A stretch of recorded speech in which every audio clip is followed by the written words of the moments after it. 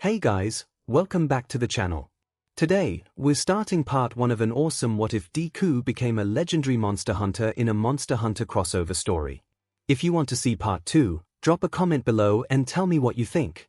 Don't forget to like, subscribe, and share. Now let's jump into the story. The secluded valley, 𝐒𝐭𝐴𝐺 lair. The fate of the new world rested upon these 4 hunters. They could not allow the dragon to roam free. 4 legendary hunters, each with an extremely high hunter rank and experience to match. Miles, hunter rank. He was raised 100 ranks several months back, when he not only survived, but had also slain a 𝐒𝐻𝐽𝐺, 𝐿𝐵𝐺 and 𝐿UNASTRA on the same day. The 3 dragons were at their prime, posing as MSTR rank threats, and Miles was the one to accomplish the feat of slaying 3 elder dragons in such a short span of time. He proudly wore the equipment crafted from the materials of a ruined 𝐒𝐻𝐽𝐺 as he struck true with his hammer. Ryu, hunter rank. In his time in the New World, he had slain a 𝐭𝐴𝐺, a 𝐵𝐿𝐾𝐼𝐺 and even a 𝐼𝐺𝐼𝐿. All of them were MSTR rank threats that had strayed too close to the research base in 𝐒𝐿iana and had to be put down. He donned the armor made from 𝐵𝐿𝐾𝐼�'s hide and sliced away at 𝐒𝐭𝐴𝐺 with his longsword. Sophie, hunter rank, the Sapphire Star of the New World, and despite being the youngest among the group, she had the 2nd highest hunter rank. The guild had given her a hefty amount of contribution points after slaying 𝐭𝐺 and 𝐵𝐺 𝐵𝐺. She was also the one who led a group of hunters into the caverns of El Dorado to repel the illustrious Kulve Taroth. It was her name that they used to name the Elder Dragon, as she was the New World's pride and savior, and it felt appropriate to name 𝐒𝐭𝐴𝐺 so. These 3 hunters were the New World's strongest, having their stories spread even among the Old World. They were also present to repel Zora Magdaros. The 4th hunter, however, was a different case. Hunter rank 999, the highest possible rank given by the guild, with only a dozen or less hunters bearing such rank at any given moment in the entire guild. It was the proof of surpassing normal hunters and being among the pillars of monster hunting. Izuku Midoriya, age 38, 20 years of service and 5 years under the tutelage of another veteran hunter. 25 years of experience in the field. A name talked about in great reverence in the Old World, and perhaps also in the New World. Arriving 2 years ago on the 5th Fleet, he became sort of a trainer for B-listers who needed pointers regarding their weapon of choice. Izuku, being proficient in every guild-approved weapon type, was able to show them the ropes. His time in the New World was treated as his long-deserved break, after that fateful day another year back. The day he and 3 other pillars of the guild faced off the Black Dragon, Fatalis. While not the one from the legends, it was more than strong enough to be considered a G-rank threat and had to be dealt with quickly, or it would be Shade Kingdom all over again. Slaying the Fatalis proved to be more than enough for his rank to skyrocket and brought up to what it was today. Only when MSTR rank monsters made their appearance did he go back to the field to do what he did best: monster hunting. His most notable feat in the New World had to be when he had personally dealt with a raging Brachydios and a furious Rajang before they caused too much damage to the environment. Izuku also had a history in the New World for slaying tough Old World monsters that showed up in the New World. But even if one were to compliment him about it, all he'd say was that he was just there at the right time and that any other MSTR or G-rank hunter could do the same. Now fighting against a monster that could prove to be powerful enough to be classified as a Black Dragon, Izuku had pulled all stops and donned his strongest yet at the same time most dangerous equipment: Fatali's armor. His mental fortitude was strong enough to ignore the whispers that urged him to betray his humanity, but he was not one to take big risks, this moment being only the 2nd time he had worn this armor. Having the highest hunter rank among the group, he felt obligated as a senior to look after his juniors, so he went into the battle with a heavy bowgun to attack from a range while at the same time bring support to his teammates with recovery ammo. The battle had been going on for a little over 10 minutes, with plenty of stamina and energy to spare from the hunters. It seemed like the fight was about to be over. Oh! Izuku's eyes immediately locked onto Sophie, who was cradling her leg with a wince. Broken limb. Not good. If my observations are correct, she's already consumed all of her max and ancient potions and had yet to find time to make more. Miles and Ryu jumped into action, with the hammer user taunting the dragon for its attention while the other hunter rushed to the huntress. 𝐒𝐭𝐚𝐲 checked his ammunition bag for his recovery ammo only to freeze at a revelation. He had run out. And that wasn't the only misfortune that happened right then and there. Because Ryu was attacking 𝐒𝐭𝐴𝐵's tail and 𝐒𝐿 herself had been immobilized beside the dragon, the distance to close was too great and all three hunters were pushed back by a large gust of wind made by the flap of 𝐔𝐬's wings. And the elder dragon left the ground. Just when they were about to lament about its escape, 𝐒𝐿 breathed sapphire haze downwards, encompassing the ground and bringing great worry to everyone present. Then instincts took action, Miles and Ryu running behind the conveniently fallen crags. The same thing happened for 𝐒𝐿.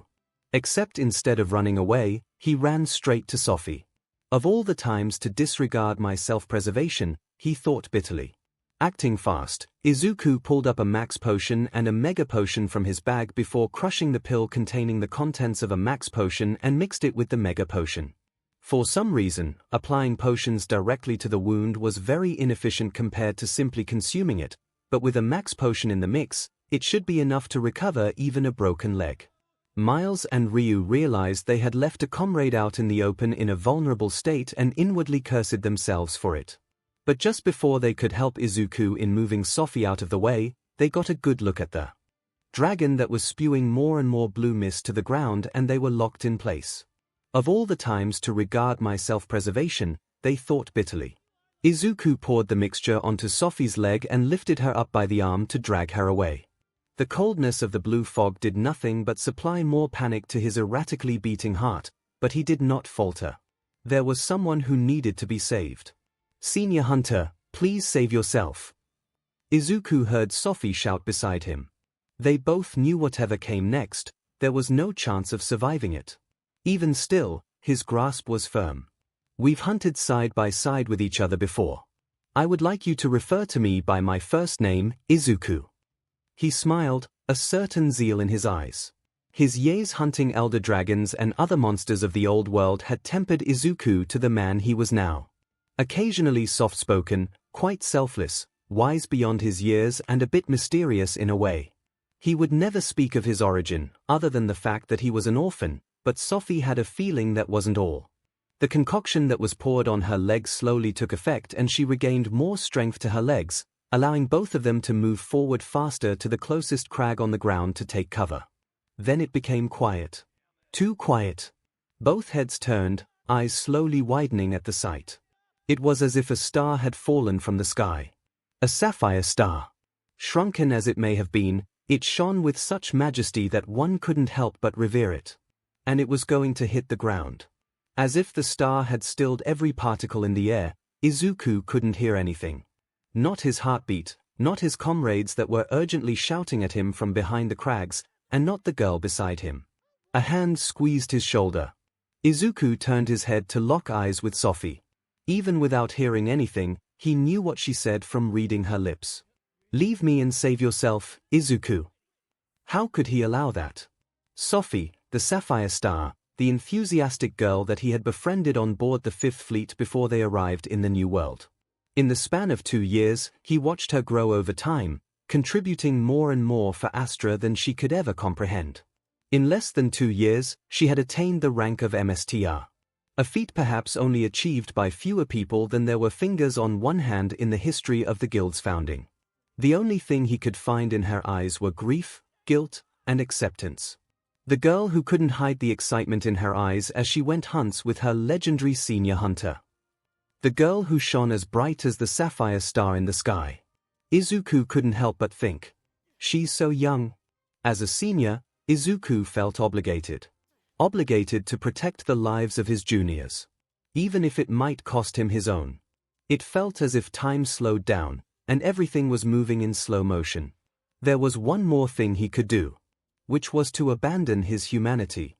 "Fatalis, you want my body? Then take it." As quickly as the voices ceased, the pain began. The scales in the interior parts of his armor dug into his flesh and 𝐒𝐿 felt something crawling beneath his skin. An unbearable headache overtook his senses and he stumbled, 𝐒𝐿 almost tripping down herself. As painful as it was, he still received what he was hoping for. A drastic boost in strength.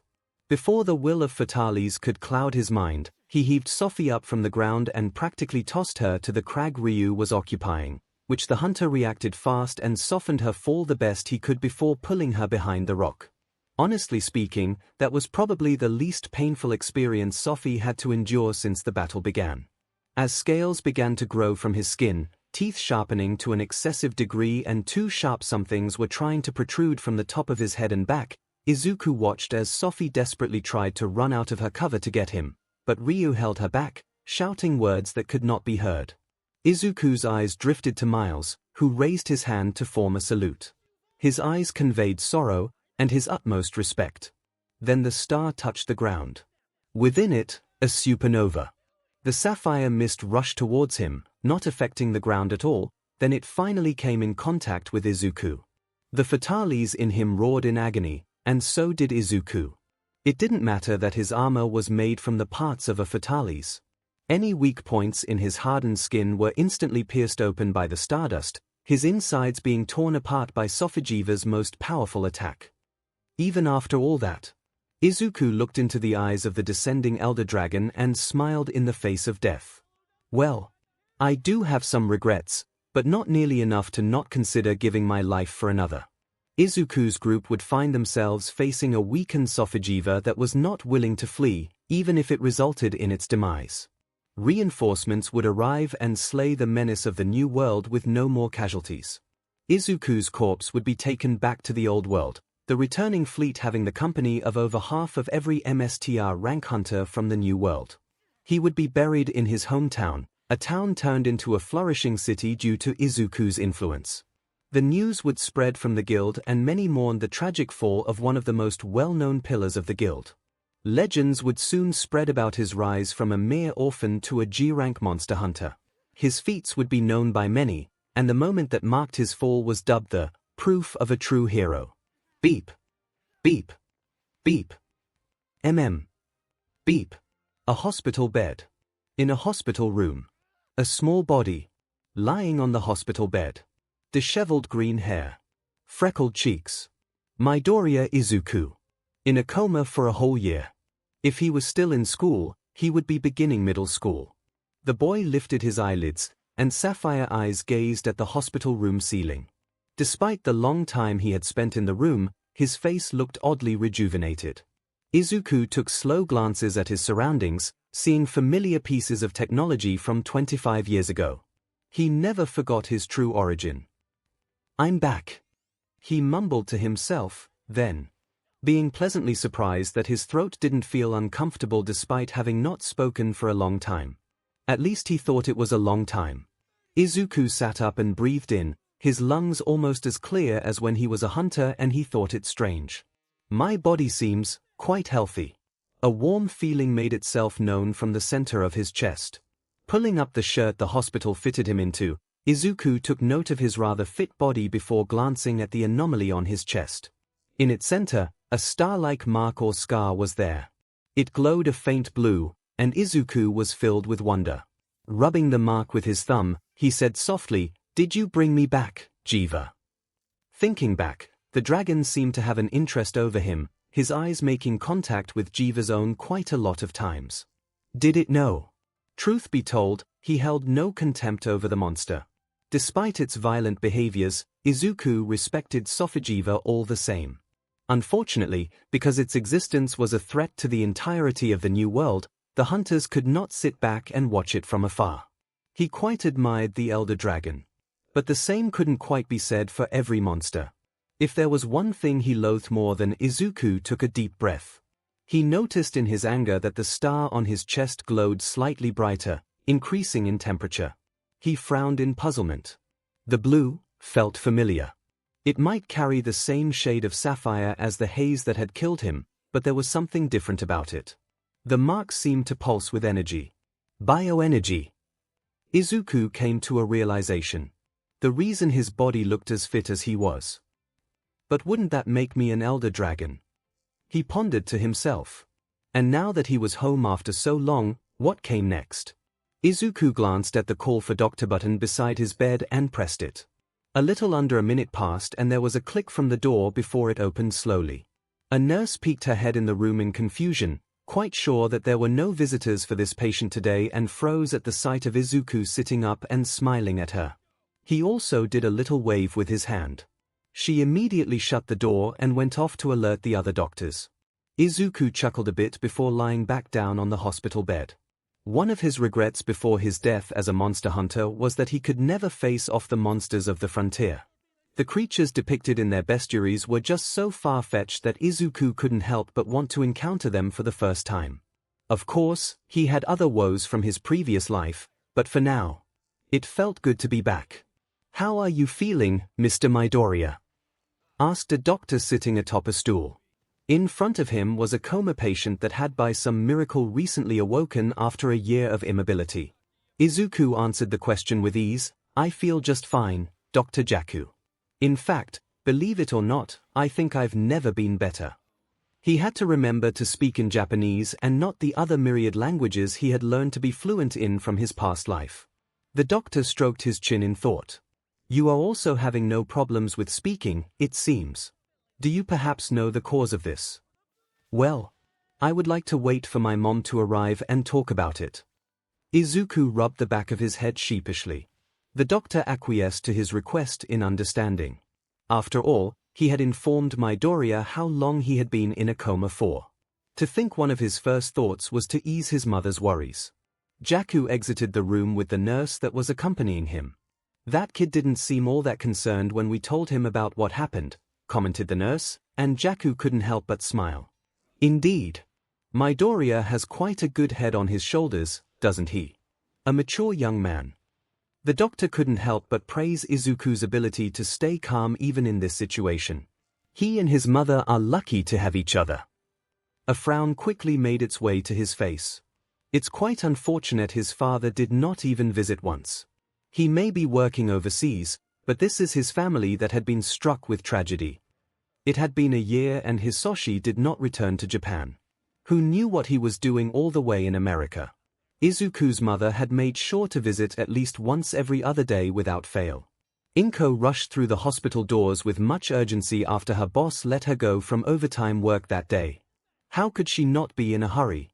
Her baby, Izuku, for so long she had not seen the light of his eyes. Could today mark the end of her year-long and constant despair and melancholy? Making her way up to the counter and almost slamming her arms on top of it, she said with haste, "And my name is Midoriya 𝐒𝐭, and I believe about half an hour ago my son you may visit his room, Ms. Midoriya," said the receptionist, a face she had seen quite a few times before. The receptionist had a kind smile on her face. "Who am I to stop a mother from visiting her son?" "Thank you," 𝐒𝐭 replied before fast walking to the room that held Izuku. Standing right outside was Jaku, a man she had familiarized herself with. She assumed he was waiting for her. The doctor gestured to her to come closer to the door before he slowly opened it with a click. "Your son is waiting." 12 months ago. A villain accident. She had almost lost the light of her life that day. 𝐒𝐭 had spent countless nights with her own thoughts keeping her awake. Had she done a good job as a mother? No. 𝐒𝐭 didn't think so. All she had done was keep Izuku fed and enrolled him to a school. Every weekday she had to leave her house to go to work an office job, spending very little time with her son. And the worst thing she had ever done to warrant labeling herself as a bad mother, she had crushed Izuku's dreams simply because he didn't have a quirk. But no more. Seeing her son sitting up with his head turned to her with an unreadable expression, it didn't matter that his eyes were a cool sapphire instead of a bright emerald. She would say the words that Izuku had always wanted to hear, and she would mean it. 𝐒𝐭 rushed forward to engulf her son in a hug. The first time the whole year. Izuku heard hurried footsteps outside of his room. Could it be? There was some muffled conversation before he heard the door open. His mother was here. He wanted to apologize to his mother for keeping her waiting for so long, and then talk about his many adventures in his past life. If there was anyone who would believe him, it would be his mom. Izuku felt a bit excited. It had indeed been a while. The door swung open, a year for his mother since she had seen him awake, and he was greeted with the sight of his mom, 25 years since he had seen her at all. Izuku vaguely felt arms wrapped around him and he could not hold back his tears. "Oh, Izuku, why you're finally awake," 𝐒𝐭 said through her sobs. "Mom. I missed you so much." Izuku clung onto her as if she would disappear if he let go. 𝐒𝐭 felt as if her world was filled with color again, and from the back of Izuku's mind, his worries were put to ease. This was not a dream. He really was back. They opened their mouths and said at the same time, "I'm so sorry, Mom Izuku." Let it be known that both of them didn't think highly of themselves. 𝐒𝐭 believed herself to be a bad parent for not allowing her son to have a normal childhood. Izuku blamed himself for forcing his mother to wait so long before he finally woke up. Yet they thought the world of each other. After some incoherent sentences and giving apologies back and forth, they finally calmed down enough to hold a normal conversation. Reining in his beating heart and drying his eyes, Izuku breathed slowly once more. He waited until his mom composed herself. "Izuku, I believe you can be a hero, quirkless or not." Ignoring the surprised look on her son's face, she continued. "As dangerous as it can be, if it's you, then I believe you can do it." He blinked owlishly, before easing a small smile onto his face. "Thank you, Mom, and I'm sorry for worrying you for so long." She shook her head, facing downwards. "And no, it was something out of your control. I should be the one apologizing to you for not supporting you as a mother." "You were only doing your job," Izuku said quietly. Their eyes met and they pulled each other in for another hug. "Izuku, why are your eyes a different color?" asked 𝐒𝐭, addressing the elephant in the room. Both of them pulled back and she watched as her son's sapphire eyes shone a luminescent light. "There are many things I want to tell you, Mom. But let's talk when we get home, all right?" he said, and she agreed easily. Opening the door closed by Deku so they could talk by themselves, 𝐒𝐭 allowed the doctor to enter and check on Izuku's condition more thoroughly and to speak about his strangely healthy body. After Dr. Deku and his mother had taken a seat, Izuku began. "I've awakened a quirk." The reactions were instantaneous. His mother's eyebrows shot up and her eyes widened comically. Deku's eyebrows also raised, but much slower, and every second brought more surprise to the man's expression. Not letting them speak up, Izuku pulled up his shirt to reveal the mark on the center of his chest. Their expressions became even more exaggerated. Lips twitching in amusement, he concentrated deeply, locating his bioenergy reserves and pulling it outwards.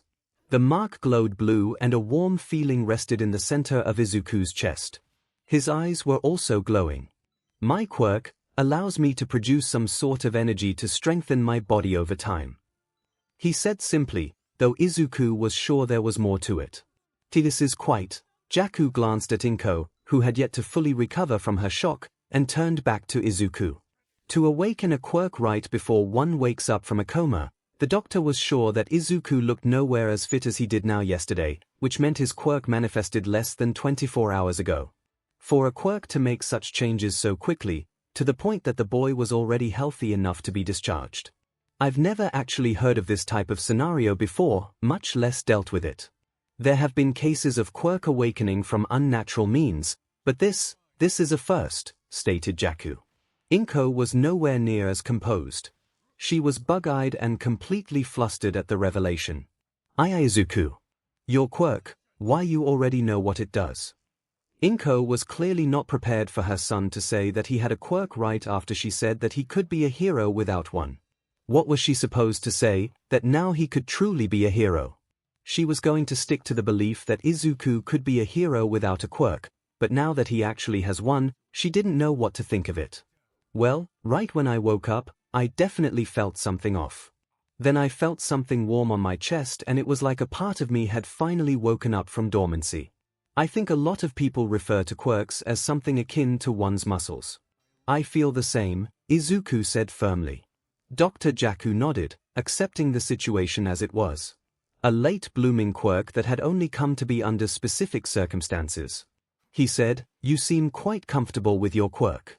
Do you already have a name for it?" Izuku breathed in, and opened his mouth to give a name. Then he paused. Before his brows furrowed. Deku let the boy think. Izuku did indeed have a name for his quirk, but that name barely gave a hint to what his quirk was actually all about, so he had to change it if it was to be recorded. He decided to go for the easiest name. Bioenergy. The doctor raised an eyebrow in intrigue, looking somewhat impressed. That sounds oddly fitting, doesn't it? I dare say it's the perfect name for your quirk. Izuku only nodded with a smile. While it was fitting from an outsider's perspective, he had another name for it that he decided to keep for himself. All right then. Dr. Jaku got up from his seat. I'll handle all of this, while you two can get ready to go home soon. 𝐭𝐽 looked at her son with eyes full of hope, and Izuku basked himself in tranquility. He couldn't wait to go home. After 𝐭𝐽 bought a change of clothes from a nearby store that could properly fit Izuku, she hailed a taxi to take them home. They had already expressed their thanks to the doctor for helping out with the paperwork for Izuku's discharge from the hospital. Their ride home was quiet, but 𝐭𝐽 was burning with curiosity over Izuku's words. He said they would talk when they made it home. Once they arrived, 𝐭𝐽 unlocked the door and opened it, letting her son step inside. Izuku was instantly hit with nostalgia. This seemingly plain apartment room that was a bit cramped in space had a kitchen that cooked his favorite katsudon, and in this place carried his best and worst memories. Even the air inside had a certain coziness to it, like it was approved by his subconsciousness. This apartment room was no private suite, but it was home. But there was something off. His mother closed the door behind as Izuku looked around the room with inquisitive eyes. Shouldn't the room be a bit more cramped? He could have sworn there was another chair in a certain corner. Then again, it had been 25 years. His mind might be playing tricks on him. Let's talk in my room, Mom, said Izuku, and for some reason his mother's eyes were not so happy anymore. They had a hint of sadness. She nodded in response and followed him to his room. The moment he entered his room, the doubts in his mind increased tenfold. His room was exactly the same as he remembered it. 𝐭𝐽 must have made sure to clean up his room, but that's besides the point. Izuku could still remember all these All Might posters just fine from so long ago, and yet the rest of his home gave him an odd feeling. It seemed there was another issue to be addressed. Izuku sat down on his bed and his mom pulled up the office chair from his desk to settle herself down.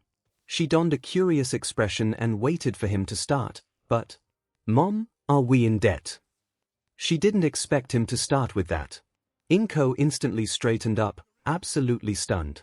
She opened her mouth to say something, but after fully processing her son's words, her lower lip trembled. She felt a pit in her stomach. I was discharged from a private hospital, right? At least, it wasn't Musutafu General Hospital. Izuku said quietly. And our home felt a bit empty. 𝐭𝐽's vision was blurred with tears, her breathing becoming ragged. The first time she cried today, it was because of the many emotions raging inside her heart. But this time around, she couldn't lie to Izuku. Not when his tone of voice was so soft. 𝐭𝐽 felt arms wrapping around her and she let herself cry once more.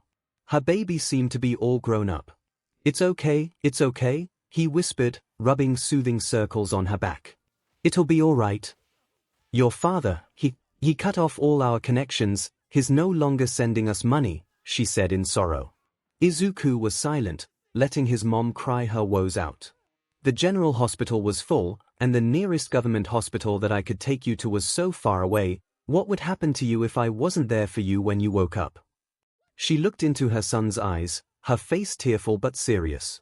I would rather pay a fortune to visit you frequently than nothing to only see you after long periods of time. Looking at her eyes that expressed no regret, Izuku was hit with an epiphany.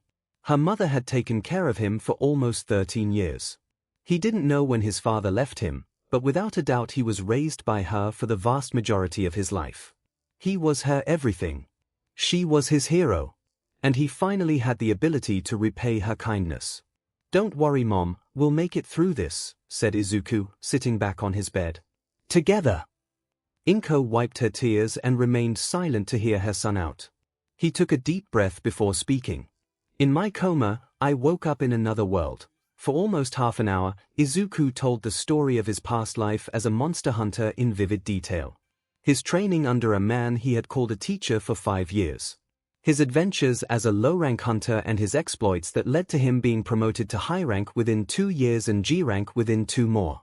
For 25 years, He had led the freest life he had ever lived and in the process made a name for himself as a hero amongst the innocents.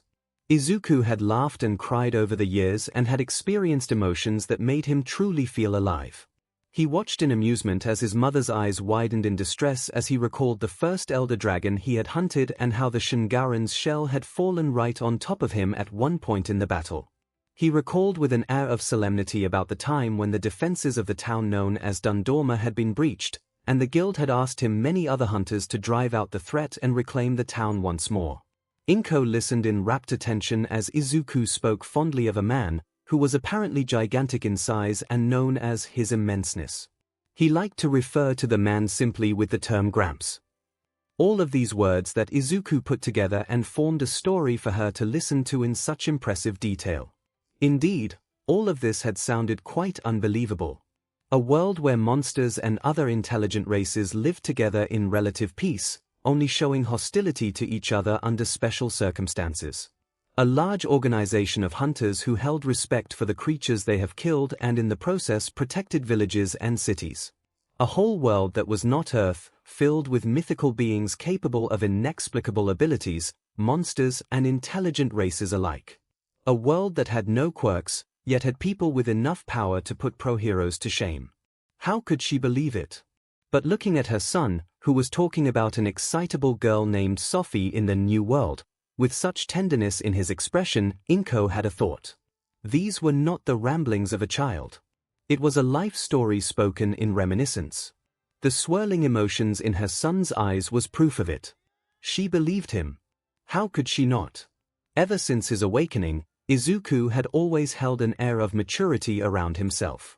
As his mother, of course she had noticed this. Mom. 𝐭𝐽 snapped her gaze to her son, having gotten lost in her thoughts. He didn't seem to mind that she didn't pay attention at the end of his talk. You've taken care of me for more than 10 years, all by yourself, he stated, voice warm. For so long, you had been my hero without me even realizing it.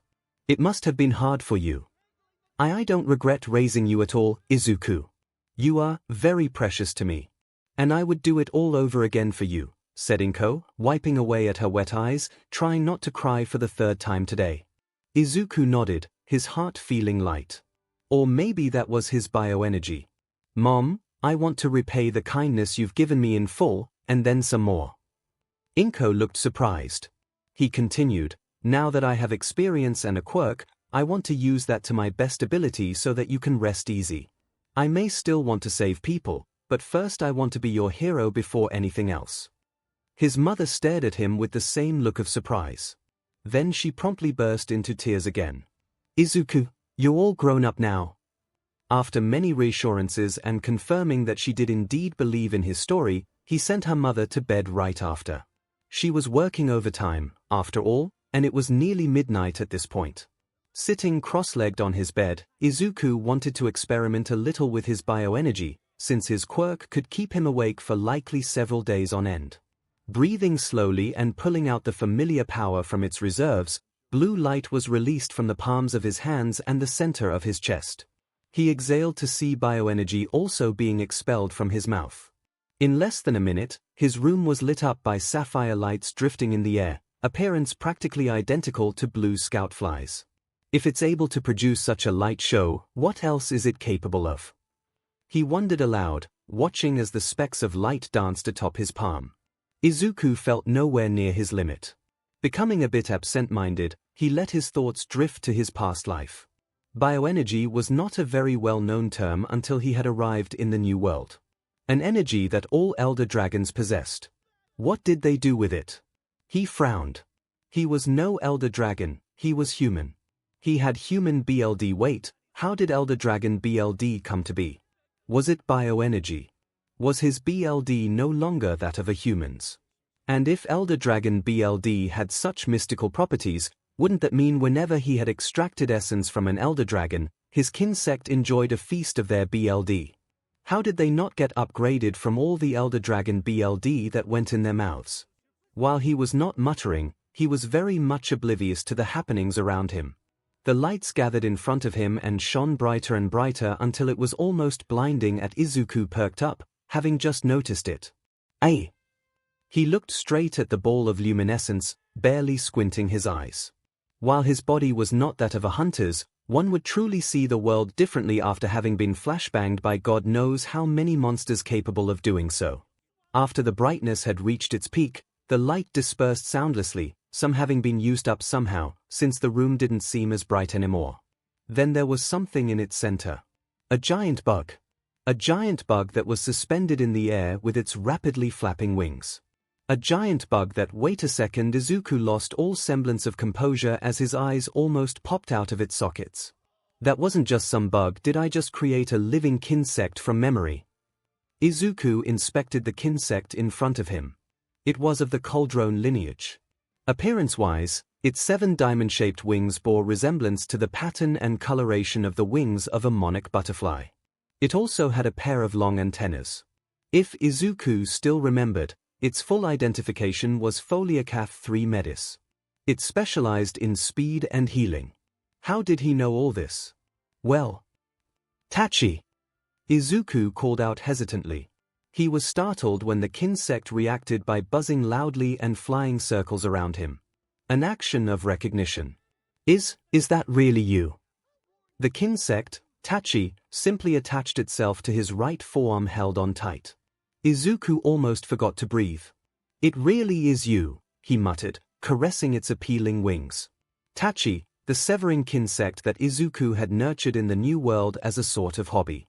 It was different than the ones in the old world, because kin-sects from there were bound to their individual weapons. Kin-sects of the new world had more life. As if it was bound to the hunter themselves. Kin-sects and hunters of both the New World and the Old World were known to form relationships of a symbiotic nature with one another. While the hunters nurtured and strengthened their kin-sects with precious items, kin-sects repaid the favor by extracting essences and putting their abilities to good use to aid their owners. But Izuku, being the eccentric and legendary hunter he was in his past life, built a relationship of trust with his kin-sects. Basically, he treated his kin-sects as more than tools for hunting. They were comrades, subordinates at worst and equals at best. Just like how he treated his palico.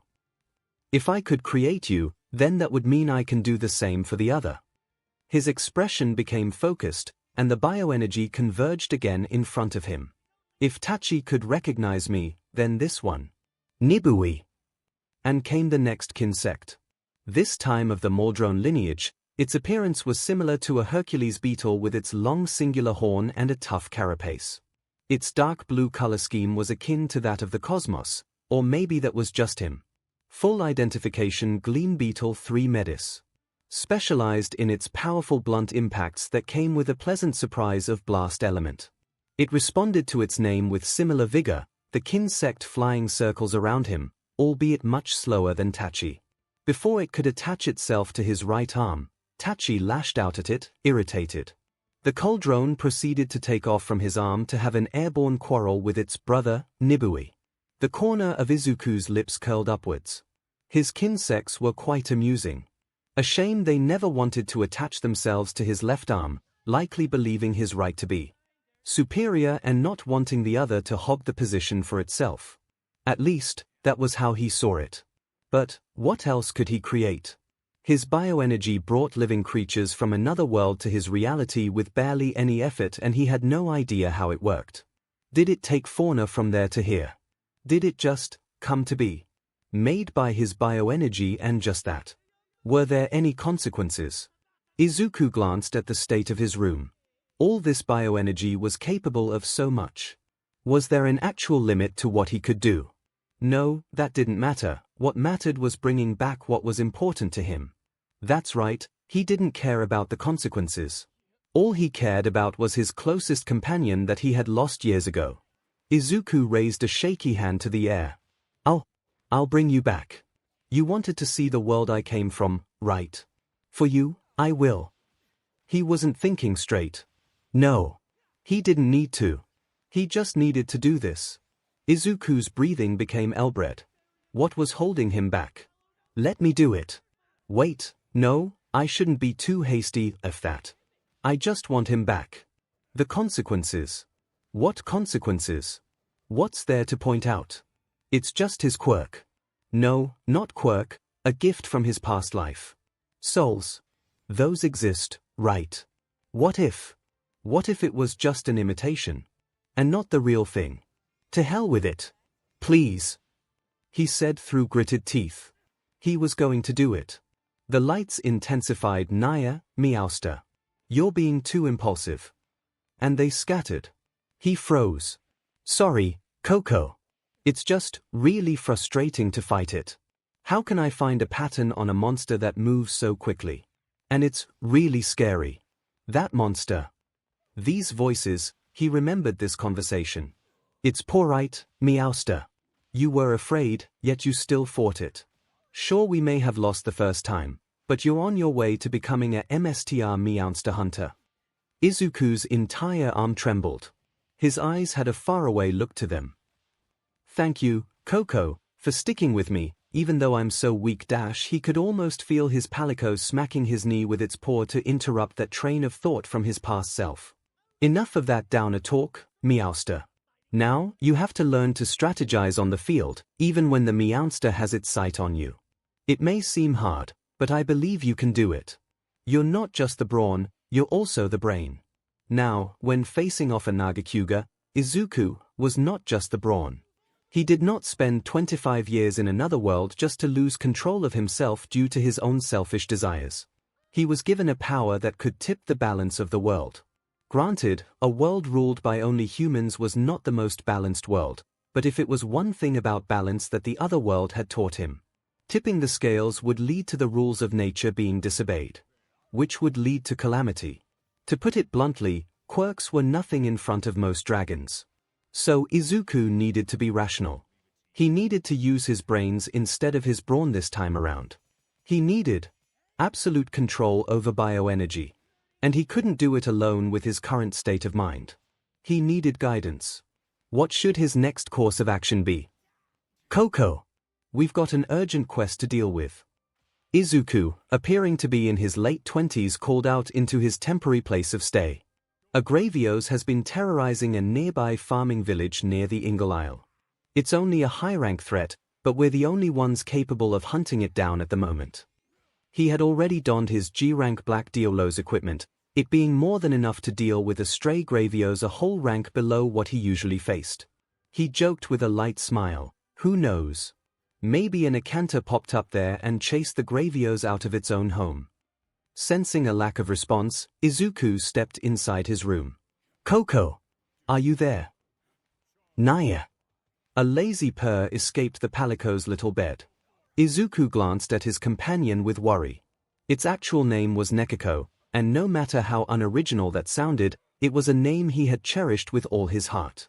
At first the name started off as just Nico, which meant cat in Japanese, so that it could remind Izuku of his origin. Then he realized that it sounded like such a lazy name for his partner in battle that he wanted to change it. So he put an extra K at the end to make their name more endearing. It worked for both of them, so he stuck to it. Izuku was months away from his 30th birthday, credit to his former teacher for making up a birthday for him after one of his most memorable days. He had been with the same palico for almost 12 years now, and both of them together were a force to be reckoned with, as if their individual strength wasn't impressive enough. Nekiko squirmed in its bed a bit, looking exhausted. Did it catch a cold? It had been a while since their last hunt, and they had been lazing around a lot. Are you okay? Do you need to stay back this time? Izuku asked softly. He was definitely very concerned now. Sorry, Meowster, Nekiko apologized, seemingly too tired to even open its eyes. Izuku patted its head for a bit. It's all right, I'll deal with the 𝐔𝐬𝐽s quickly and come back home immediately to nurse you back to full health, okay? It purred at his touch, looking almost no different than a domesticated cat. Izuku smiled a bit. He got up and felt saddened, looking at his palico that was trying to reach out for his touch once more. I'll be back soon, I promise. And he left to deal with the threat with a heavy heart. Dodging the 𝐔𝐬𝐽's charge with ease, Izuku swayed his charge blade to its sword and shield mode to gather energy into its vials. He was getting distracted way too much. Then again, he couldn't help but worry. Nekiko was feeling unwell, and it didn't sit right with him. His palico was a tough one, and some sickness wouldn't be enough to put it out of the fight. So, was that the reason why Izuku felt so much dread? Because this was the first time an illness got to his companion. Wait, what's that rumbling sound in front of him? A beam of fire struck his body straight on, sending him flying back. Oh, he definitely felt that, despite his impressive armor and natural constitution. Thing hell, he cursed, carrying himself up as he searched his bag for a mega potion. 𝐔𝐬𝐽s definitely pack a punch, if you get hit, that is. Izuku continued his fight with caution, seeing that the monster was enraged and he was not in a right state of mind. That was until something seemed to snap in his mind, and he knew. Something was wrong. I need to finish this fight now. He inserted the sword into the charged shield before triggering something that flared the weapon into high gear, electricity crackling all over its form. Izuku swung his weapon in a wide arc in front of him from his right to left, and he held the axe behind himself before slashing it down with all his might, performing a super-amped elemental discharge. Right on top of the charging 𝐔𝐬𝐽's head. The aftereffects of the discharge caused cracks to form all over the 𝐔𝐬𝐽's carapace, and the impact to its fleshly body destroyed its brain and several other internal organs, killing it instantly. Well, that fight could have been shorter. Izuku took a deep breath before remembering why he ended the battle right then and there. I need to return immediately. So he did. And he was greeted with tragedy. A low-rank hunter ran up to him with urgency. Senior hunter. Your Palico, Izuku couldn't hear the rest of it. There was a somber atmosphere coming from the entrance of his place of residence. When he approached, the crowd of hunters quickly parted for him to pass. The hunters and villagers lowered their heads solemnly. No matter how much he wanted to deny it, the undeniable truth was right in front of him. 𝐒𝐻𝐿 had passed away of old age after over 11 years of service. The Palico's body, now out of its bed and placed atop a wooden table, was being watched over by one of the village doctors. The man heard Izuku's entry and stepped away so the hunter could see his companion. Your Palico, no, your friend, the doctor began, voice quiet. Passed away of natural causes. The man took off the hat he was wearing and held it to his chest, head lowered. I'm sorry, hunter, for not being able to do anything about it. I don't blame you. Izuku replied, just as quietly. The doctor pulled something out from his pocket and presented it to him. One of the hunters heard your friend fall from its bed with this in its hands. It was something for you. Izuku took the rather large piece of folded note and unfurled it as the doctor left to give him some privacy. He could almost hear Coco's voice. Heya, Meowster. If you're reading this, then that probably means I'm no longer around.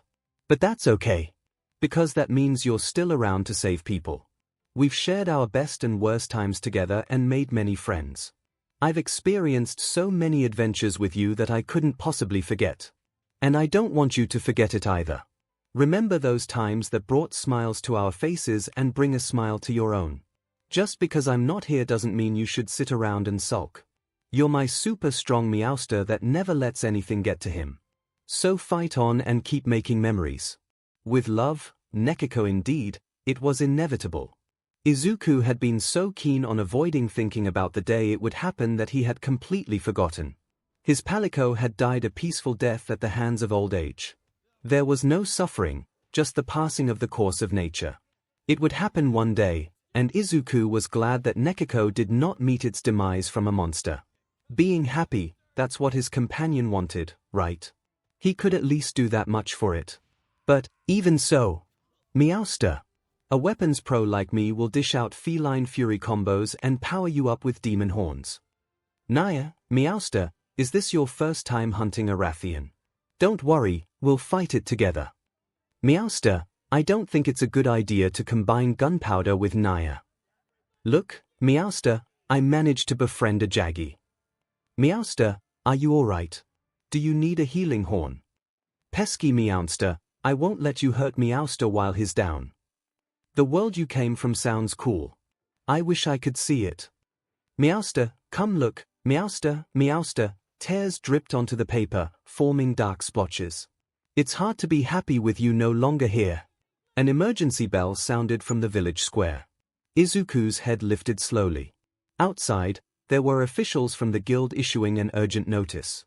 An 𝐿 has been spotted residing in the 𝐒𝐻𝐽𝐽.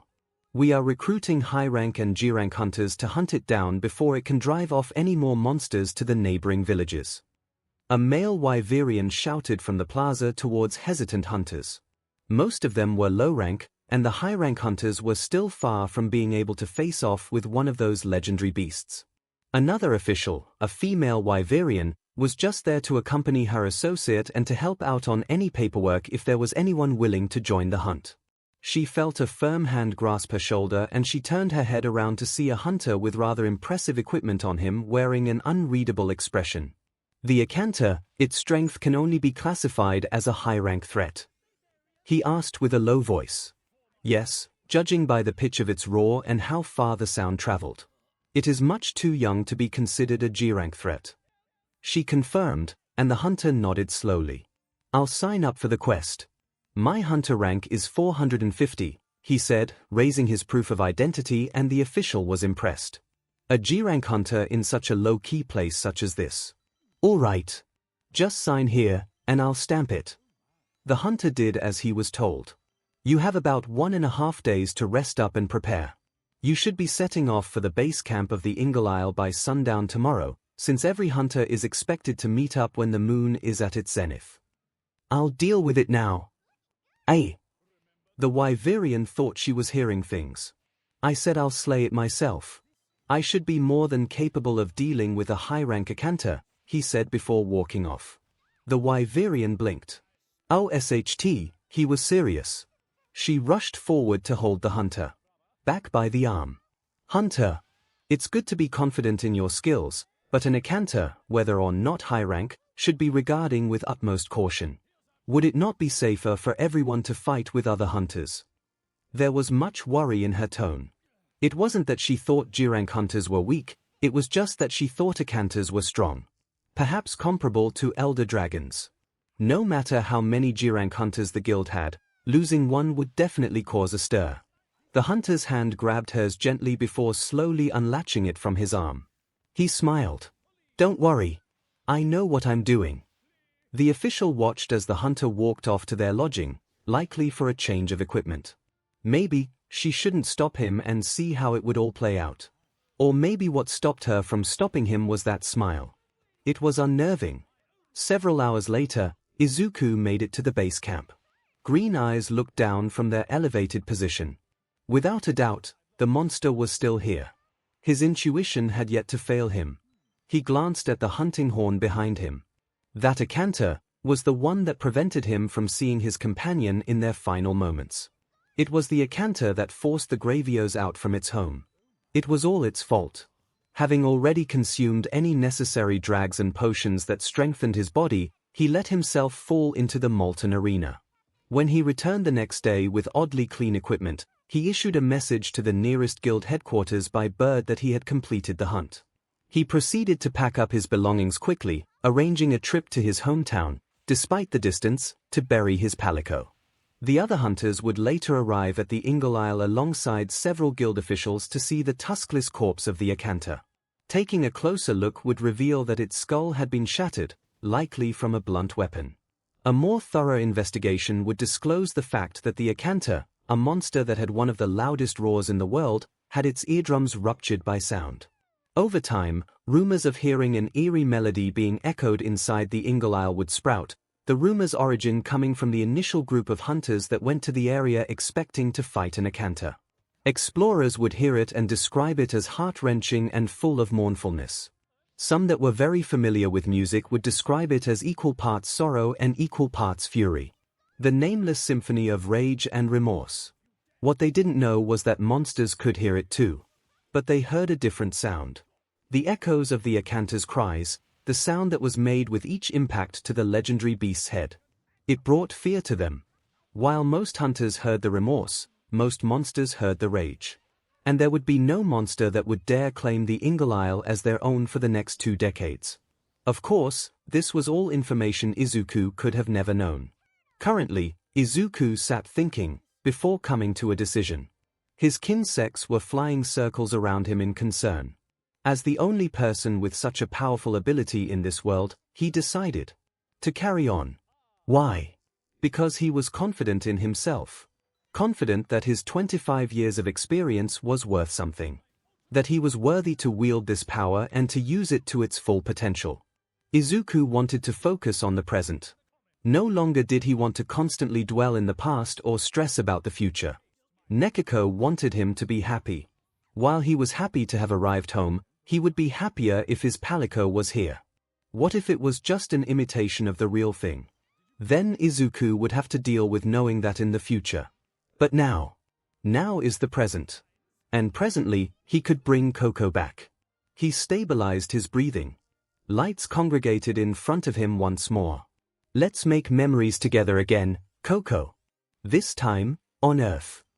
The ball of brightness increased and increased, until it could do so no longer. Everything dimmed in an instant, and in its place. Izuku looked at the calico cat in front of him standing on its hind legs. No more tears. Just a long-awaited reunion. His smile slowly grew. Coco! The palico looked up into his eyes in surprise. Then it spoke in its feline language. Meowster. They both stared into each other's eyes. Then Nekiko jumped into Izuku's open arms. A long-awaited reunion indeed. 𝐒𝐭𝐽 was preparing to leave for work after making breakfast for her son. It was a simple sandwich that she had time to make since she had woken up a little later than planned. It pained her to leave the house so soon after having just seen her son recover from his coma, but she thought he must be exhausted. Mental fatigue worked differently compared to physical fatigue, after all. So she was understandably surprised when she heard the sound of her son's bedroom door opening with a low but audible sound. 𝐒𝐭𝐽 turned around and was about to wish him a good morning before she was put in a stunned state by what she saw. Coming out of Izuku's room was himself, but with a few additions. Atop his head was 2 giant bugs clinging onto his unruly hair as if they had made a nest out of it. Then there was a cat almost glued to his leg, the feline walking on its own hind legs. Hey Mom, I guess I can do a lot more than just strengthen my body with my quirk. Izuku said with a laugh. The cat waved at her with its little paws and made a sequence of meows that sounded like it was telling her something. Coco says good more. A paw smacked his thigh. Izuku rolled his eyes. I mean, good meowing, Mima Midori. Of course her son could speak cat. Because why wouldn't he be able to? And that pun was just the cherry on top before her eyes rolled to the back of her head and Midoriya 𝐒𝐭𝐽 promptly fainted. The last thing she heard was, oh sh. It took a minute for his mom to regain consciousness. Izuku introduced his friends to his mother. His kin-sex didn't fully get what he was saying, but they understood that the new person was someone their MSTR trusted, and in turn took a liking to her. He had already told Nekiko of their current circumstances, so it knew who 𝐒𝐭𝐽 was, so despite the language barrier it still cozied up to her. That was Meowster's mother, after all. After bidding her farewell and downing breakfast with a few chomps, Izuku went to busy himself with overhauling his room interior. He removed the All Might posters, as he deemed them unnecessary and a bit of an eyesore in his room. Izuku highly respected All Might as a hero, but his past self was on another level, practically worshipping All Might and pretty much developing an obsession. Yeah, that had to go. His kin-sex were a big help, taking down the ones stuck to the ceiling. Though he would have preferred if the aftermath didn't include the posters being shredded up from their mandibles and claws. He couldn't help but wonder who would win in a fight. A furious Rajang in its prime or All Might. He had fought and slain one of those two, and he wasn't planning on facing off the symbol of peace anytime soon. All Might and the Admiral could probably get along well. Izuku decided to keep the pro-hero figurines, since they seemed like niche things to collect. When he was done, he had a thought. I'd always wanted to go to UA. Looking at his palico that was belly-flopped on his bed and feeling the 2 kin-sex settled on his head, he pondered deeply. His body's age was only 12, and he should be in his first year of middle school. It would be about 3 years before he could be admitted to UA high school. But as an old soul in a young body, it felt unfair to join as a student. Indeed, UA could pave a path for him to become a hero and assist in pulling out the full potential of his quirk, but he had other ideas. What if he could be accepted into UA, not as a student, but as a staff member? 𝐒𝐿 had fighting experience and also impressive control over his bioenergy. He was young, sure, but perhaps with his mannerisms he could persuade his employers into hiring him. UA was Japan's best hero school, and eccentricity came with being at the top. They might actually ignore his age in favor of his capabilities. Accessing his laptop and pulling up the school's website, it didn't take long to find the online application form for applying to be part of school staff. Of course, as a prestigious high school, there were many requirements needed before applying. There was a checkbox that asked if he was a pro hero. 𝐒𝐿 decided not to check that, since he believed UA would not discard serious applications just because the applicant was not a hero. There were a lot of details to fill in, the vast majority compulsory. With how many text boxes there were, it could probably deter most internet trolls from sending fake applications. It also showed how seriously UA was taking this, and how they would only give someone a chance once that person offered their trust first. Then came the type of staff he wanted to be, and 𝐒𝐿 came to a realization. The drop box that listed out the options was also a text box. He could type in it. Feeling a bit cheeky, instead of choosing undecided, he typed out, "Surprise me." He giggled foolishly to himself. At one point there was a question of why he wanted to be part of UA. He paused, mulling over it. Was it because of his want to help others? Sure, there was that to take note of. Was it so that he could allow his mother to live a comfortable life? Undeniably. But there was something else. His fingers hovered over the keyboard. Then he started typing. 𝐒𝐿's soul was not young. His worldview was different than most. He was no longer a child shooting for the moon, to be a hero. He was an adult who had already landed amongst the stars, the monster hunters. It was time for him to focus on the younger generation. To be the guide that would help them find their path to be their own type of hero. And also their protector, who would watch over them until the day they were prepared to leave the safety of their nests. There was a spot to put a photo of himself, and he posed for the selfie with 𝐒𝐿. UA's principal was an animal with a quirk, after all. His palico would be quite the attention grabber. Knowing that the hospital was likely unable to hide the information that someone had awakened from a coma with a quirk, 𝐒𝐿 was planning to use that publicity to his advantage. Good thing there wasn't anyone knocking on his door requesting to meet him, or else he would have to take drastic measures to make sure it wouldn't happen again. And, send. He clicked on the button before relaxing back on his chair. He glanced at his window. Getting up, 𝐒𝐿 opened the window to let the fresh air and sunlight fill the room. It may not be as fresh, but it's home, eh? Coco, said 𝐒𝐿. It's so different here, meowster. 𝐒𝐿 wiped its face with its paw. I can't wait to learn more about your hometown with you, Naya. He smiled at his companion before an idea popped up in his head. He opened the door to leave his room. Stay here for now. I'll bring you out of the house another day, so be patient, alright? 𝐒𝐿 made what looked like a thumbs up with its paw before he left. 𝐒𝐿 made sure to pull the kin-sex out of his hair. Now out in the streets, 𝐒𝐿 followed the directions on his phone to the nearest gardening shop. He wanted to experiment a little more with his bioenergy. Purchasing 2 small flower pots with his allowance, he turned to leave. Then he walked back in to buy soil of all things, but he didn't want to be seen as a weirdo who dug playground soil with his bare hands. At least this soil came with packaging. He decided to take a shortcut through an alley. In hindsight, this was a terrible decision for a kid, but 𝐒𝐿 was no kid, was he? I feel like someone's gonna mug me.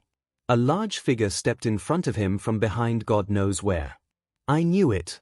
Cracking his fingers, the mugger looked down on 𝐒𝐿 with a glare that would intimidate any middle school kid. Give me your money and no one gets hurt. 𝐒𝐿 was decidedly unimpressed. Did this dude think he had a lot of cash to spare? Putting on a brave face. Don't bother. There's no one here for you to impress, the thug said before turning and grabbing the lip of a nearby dumpster and bending the metal with ease. Now don't waste my time. He turned back to face the kid again only to be greeted by quite a sight. 𝐒𝐿's face conveyed an emotion that he had not felt in a while. Disdain. The thug felt like questioning his whole existence. And he should. Because using a strength quirk and their naturally large frame to scare kids into giving him money. Of all the things to do with one's life. What a waste, he muttered to nobody in particular, but the man heard his words. What did you say? You think you can just insult me to my face and get away with it? Recovering quickly, the mugger swung at Izuku's face. Izuku walked out of the other side of the alley as he pocketed his phone after making a call. It was time to go home. And if one would look deeper into the alley, they would see a large man on his side, curled up and clutching his broken nose. Blood was flowing out of it and tears were leaking from his eyes. I'll change my ways. I swear. He gritted out in pain, a look of fear plastered all over his face. That kid? No, monster. Using your quirk for something like this? I don't know how long you've kept this up, but you may be redeemable. Depends on what the authorities say, though. He tried to act smart and say that he would accuse the kid of assault and not tell the truth. Like an idiot. What did you say, mister? Shivers went down the man's spine when he heard that tone of voice. You, the one who swung first. You, the one who mugs little kids. And you're saying you want to deny these claims. And no. I won't. I'll tell the truth. So please don't hurt me, he said aloud, but there was no one around to hear him. Hey, mister, the mugger had made the mistake of sparing a glance. And that face would be etched into his mind for the rest of his life. Glowing blue eyes that carried an intent that he was too afraid to decipher. A bright smile commonly seen on children. The contrast between the two was so large that he was terrified. Your quirk is quite cool, you know. I think you can do better things with it. The kid had said before leaving. It would have been somewhat comforting if it hadn't felt like he had been dunked into a freezing lake. Faint sounds of sirens echoed in the alleyway. Once in the comfort of his own home with Tachi and Nibui back on his head, Izuku filled the 2 flower pots with soil before letting his bioenergy circulate through his body. With the image in his mind, he held out his palm and 2 small objects materialized on top of it, bathed in blue light. A might seed and an adamant seed. The might seed was a dark red color and the adamant seed was a dark yellow. Both of them had the shape of a pea, but their size was much larger than peas. Izuku planted the might seed in one pot and the adamant seed in the other pot. In his previous life, both species of plants grew at the same rate, so he wasn't afraid to use 2 different seeds to conduct the experiment.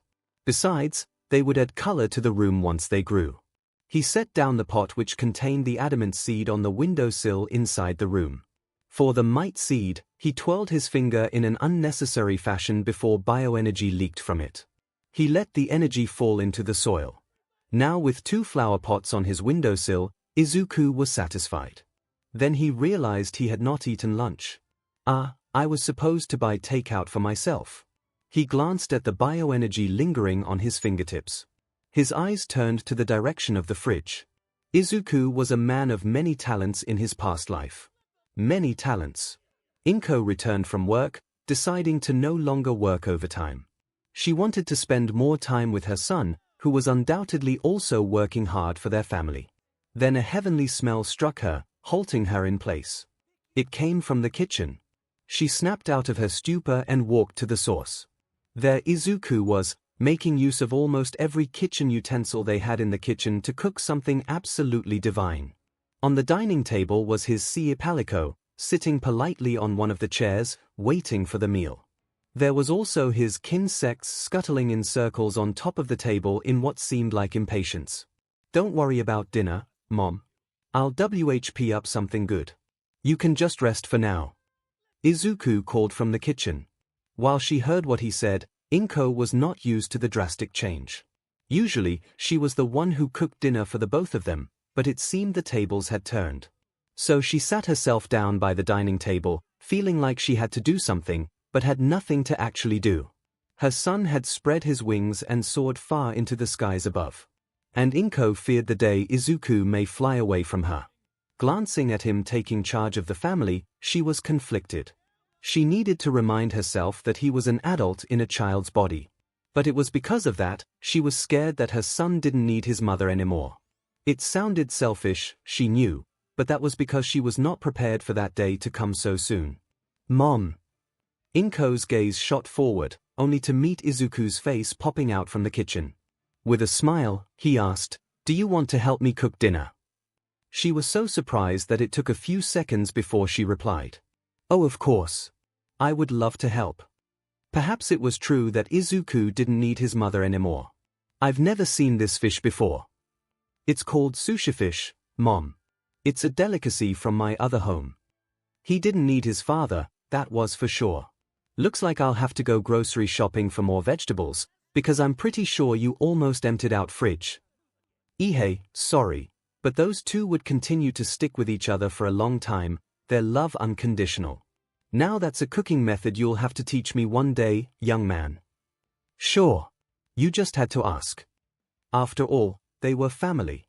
You don't plan on eating all of this tonight, are you? Oh yeah. I forgot I'm no longer in my previous body, we can reheat it for tomorrow's lunch, then. Perhaps not even death can do them apart. Laying on his bed, Izuku prepared to go to sleep. His might seed had already sprouted its leaves and was on its way to lengthening its stem. His adamant seed had yet to sprout out anything, however. That was to be expected. Nekiko was sleeping on the foot of his bed, and his kin-sex was settled dormant on his desk. As much as he wanted to experiment more on his bioenergy, there was no need to rush things. Tomorrow, he would check on his plants and go from there. Closing his eyes, Izuku's consciousness faded to black. Only for him to wake up stumbling on solid ground. He inspected his surroundings quickly, seeing broken walls and the same bricks of a dull gray color. The place looked familiar somehow. Then he spotted the Dragonator and the ballistas. Oh no, no, no, no. Izuku's breathing hitched, his posture straightened. His body was no different, but the world. He looked up, seeing the fast-moving dark blue and purple clouds. His hands clenched so tightly it drew blood. This place, the same place as that day. The wall and the floor were the same color. The surroundings were akin to ruins. Why am I here? His visage contorted in rage, his teeth audibly grinding against each other before his expression settled into a snarl. His eyes turned bloodshot. 𝐶𝐻𝐿. As Izuku stood atop 𝐶𝐻𝐿 with nothing but fury in his heart, unwanted memories came rushing to his head. He shook his head. Losing his temper would not do him any good. If it was here, he would be hopeless before it by himself. Death to humanity. Familiar whispers echoed in the wind. Izuku stood frozen in place, cold sweat dripping from his chin. Unforgivable. There was movement from the corner of his eyes, and Izuku turned to look at it, only to see nothing. Vengeance for the dragons. Fatales. He muttered to himself. As far as he knew, he wasn't wearing any Fatales equipment. So how could he hear these voices? Izuku was also in his young body. You think you could escape from me? Izuku's eyes widened in shock. It was indeed the same black dragon he and his comrades had slain those few years ago. But how was he here? How was the Fatales here? His soul. The will of Fatales. It had followed him back home. And he was going to pay the price for it. No. Izuku wasn't going down quietly. In a one-on-one, the Fatales would most likely be superior. He needed to use another method. The chances it would work. DMN close to 0. But not 0. He whispered as he sat down cross-legged. As long as the Fatales was intelligent, there was a possibility that he could get out of this alive. So he calmed his heart and shut his eyes. Then he began to sing. When the world is full of wyverns, the legend is revived, meat is eaten, bone is crunched. And blood is sked up dry. Izuku could hear heavy footprints from everywhere and anywhere. He paid it no mind. He burns the earth and melts through iron. He boils the rivers and mows down trees. He awakens the winds and lights an inferno. Sounds of the dragon's tail being dragged on the ground was audible. Still, Izuku continued. He is called Fatales, the wyvern of destiny. He is called Fatales, the wyvern of destruction. Call for help, run for your lives, and don't forget to pray to the skies. A low growl. Fatales made itself known. He kept singing. He is called Fatales, the wyvern of destiny. He is called Fatales, the wyvern of destruction. Fatales. Fatales, heaven and earth are yours. Fatales. Fatales, heaven and earth are yours. After singing the legend of the Black Dragon, 𝐒𝐿 opened his eyes and stood up. He turned around. And sure enough, the Fatalis was behind him. Over 40 meters long from its snout to the tip of its tail. White spines lined its body of black scales and its large wings were tucked into its body. It stood on its hind legs as it exuded a menacing air. 𝐒𝐿 was in the presence of humanity's perfect enemy. And he wanted to talk to it. He felt something on both his hands and glanced down to see his left hand clutching onto a sword and his right hand held a shield. 𝐿𝐼𝐼𝐼, the sword and shield of 𝐔𝐬𝐽𝐫. Both the sword and shield were drenched in the Fatalis's blood. The black dragon licked at its missing eye with its long tongue. There was also a broken horn on its head. Being watched by an eye of hatred, both of them knew very well who caused those injuries. The Fatalis wanted a rematch. And as much as 𝐒𝐿 desired for the same, there were more important things to focus on. If he lost, chances are, there would be a Fatalis wreaking havoc upon Earth. He couldn't allow that. Firming his resolve, 𝐒𝐿 spoke, "I do not wish to fight." And the Fatalis tilted its snout upwards, "I still locked on him. Is it, looking down on me?" 𝐒𝐿 could not tell if its eye conveyed condescension, but its actions caused his blood to boil. Then he smelled the sweet yet sickly familiar smell. The Fatalis opened its mouth as it bent its head forward to look straight at 𝐒𝐿. A fire burned in its mouth and the Fatalis spewed out an inferno. 𝐒𝐿 had barely enough time to dodge imminent death. "I only wish to talk." It did not listen. Why should the Fatalis hear out its most hated human? The same one that took its life. It had awoken in this place with its memories intact. The Fatalis remembered when the pesky hunter had surrendered to its will, only to have its host be killed by another dragon. It had hid in this mindscape of sorts, to learn that the one holding him was the same hunter that had supposedly died. Looking at 𝐒𝐿's small body and the weak humans around him, it wanted to laugh. The Fatalis possessed shared vision with its host. It was also intelligent. Frighteningly so. Their souls were linked, but nothing suggested that one soul couldn't live without the other. Weak, weak. Its roars resounded all over the castle in its path of destruction, its target constantly managing to dodge, but only by the skin of his teeth. This world has weak humans, the dragons will rule over them. Weak green brat, weak mother. The Fatalis's tail slammed into a tower which fell onto 𝐒𝐿. "I may already have the heavens all for myself, but humans do not deserve the earth." Its body slammed onto the fallen tower, sending debris flying everywhere. 𝐒𝐿's body was also sent into the air and he landed ungracefully with a tumble. Blood flowed out from his scalp and there were bloodstains on his nightwear. He could feel all of it, despite knowing that his original body was asleep at home. He got to his feet with shaky limbs and gritted teeth. It was still possible to get out of this alive. "Fatalis, you are an intelligent dragon, so please," 𝐒𝐿 cursed the shudder in his voice. How was he supposed to gain its interest in speaking without him putting up a fight? His chances were already slim, but it just got slimmer. 𝐒𝐿 heard heavy footfalls in front of him as a large shadow was cast in over him. He looked up to see the imposing figure of the black dragon in front of him. 𝐒𝐿 despaired. He hated the fear in his heart. There was a trace of mockery in the Fatalis's eyes, and it was that day all over again. "Please, get up. Senior Wolfgang." Midoriya 𝐒𝐿, hunter rank. There were tears in his eyes as he tried to drag a hunter to safety. Wolfgang, hunter rank. After taking a likely fatal hit from the black dragon, the man could barely do anything as he watched his junior try in vain to save him. 𝐒𝐿, my friend, please save yourself, he said with much effort, his grasp on his consciousness slipping. "I cannot be saved, no. I will save you. People need you, so please." 𝐒𝐿 had heard the tales of Wolfgang, and how he had slain a 𝐔𝐬𝐽𝐫 and prevented any more frenzy outbreaks from happening in his region. He had witnessed as the man came out of retirement to pursue and hunt down another 𝐔𝐬𝐽𝐫, much older and stronger than the first. The dragon was hiding, biding its time until a perfect opportunity came for it to spread its frenzy virus in the most efficient way. Unfortunately for the elder dragon, Wolfgang was already hot on its trails. 𝐒𝐬𝐽 was the one who had fought alongside Wolfgang against the 𝐔𝐬𝐽𝐫 and won the battle together. It was only a year later when a 𝐹𝐺 was reported to have been spotted in 𝐾𝐠𝐿. Both of them had met up with 2 other living legends to slay the Black Dragon. So how did it end up like this? A shadow was cast over both of them, and 𝐒𝐬𝐽 froze. The 𝐹𝐺 loomed over them like a death god, its eyes of hatred piercing through 𝐒𝐬𝐽's soul.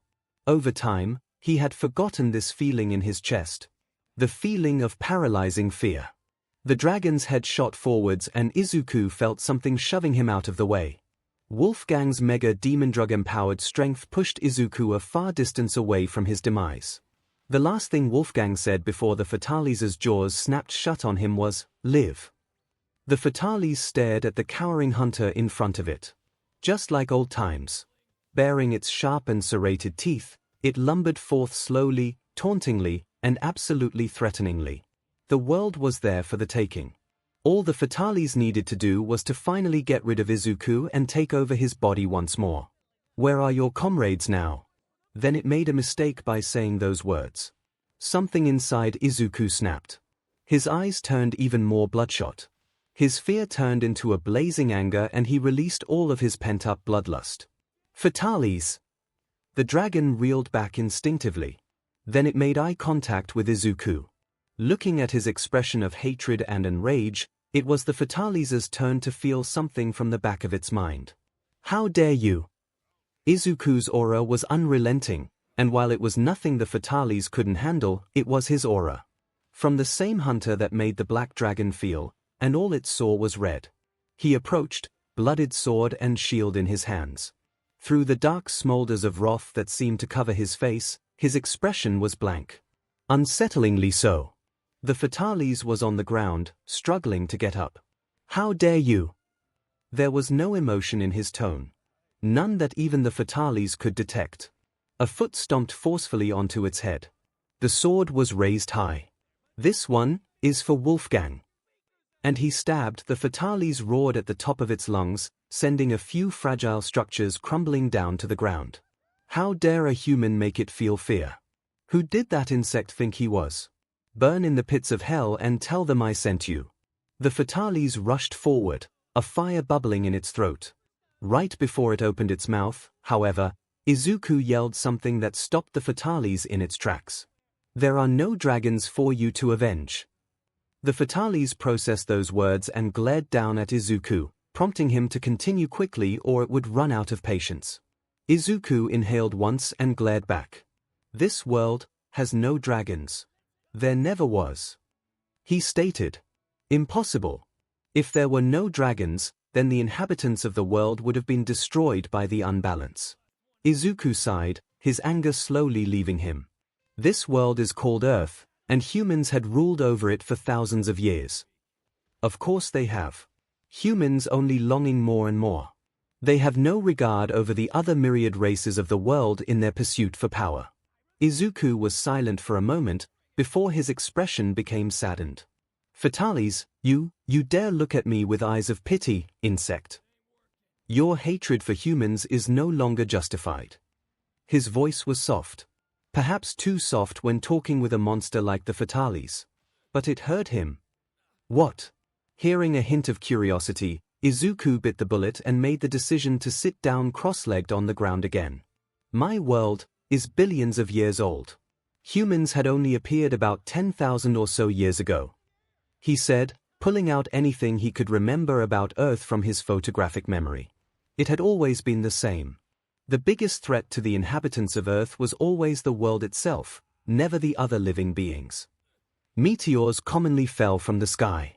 The affected areas of earthquakes spanned several kilometers. Tidal waves came from the sea and crashed onto the land.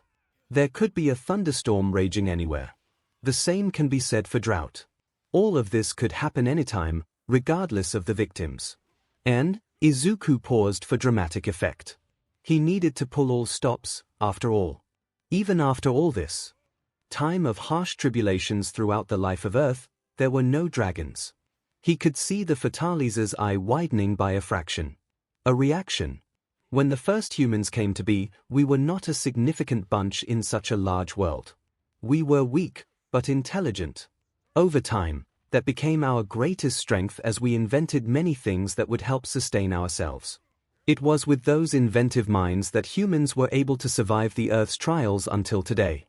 And even when our technology surpassed that of your world, there was always conflict between us. Humans have never truly united as one. We had no wars with dragons. We had wars with each other. The 𝐼𝐺𝐼𝐺 gave a knowing look as it settled on all fours. While humans killed each other, they have never made structures out of living creatures. Our civilization has learned and is still learning.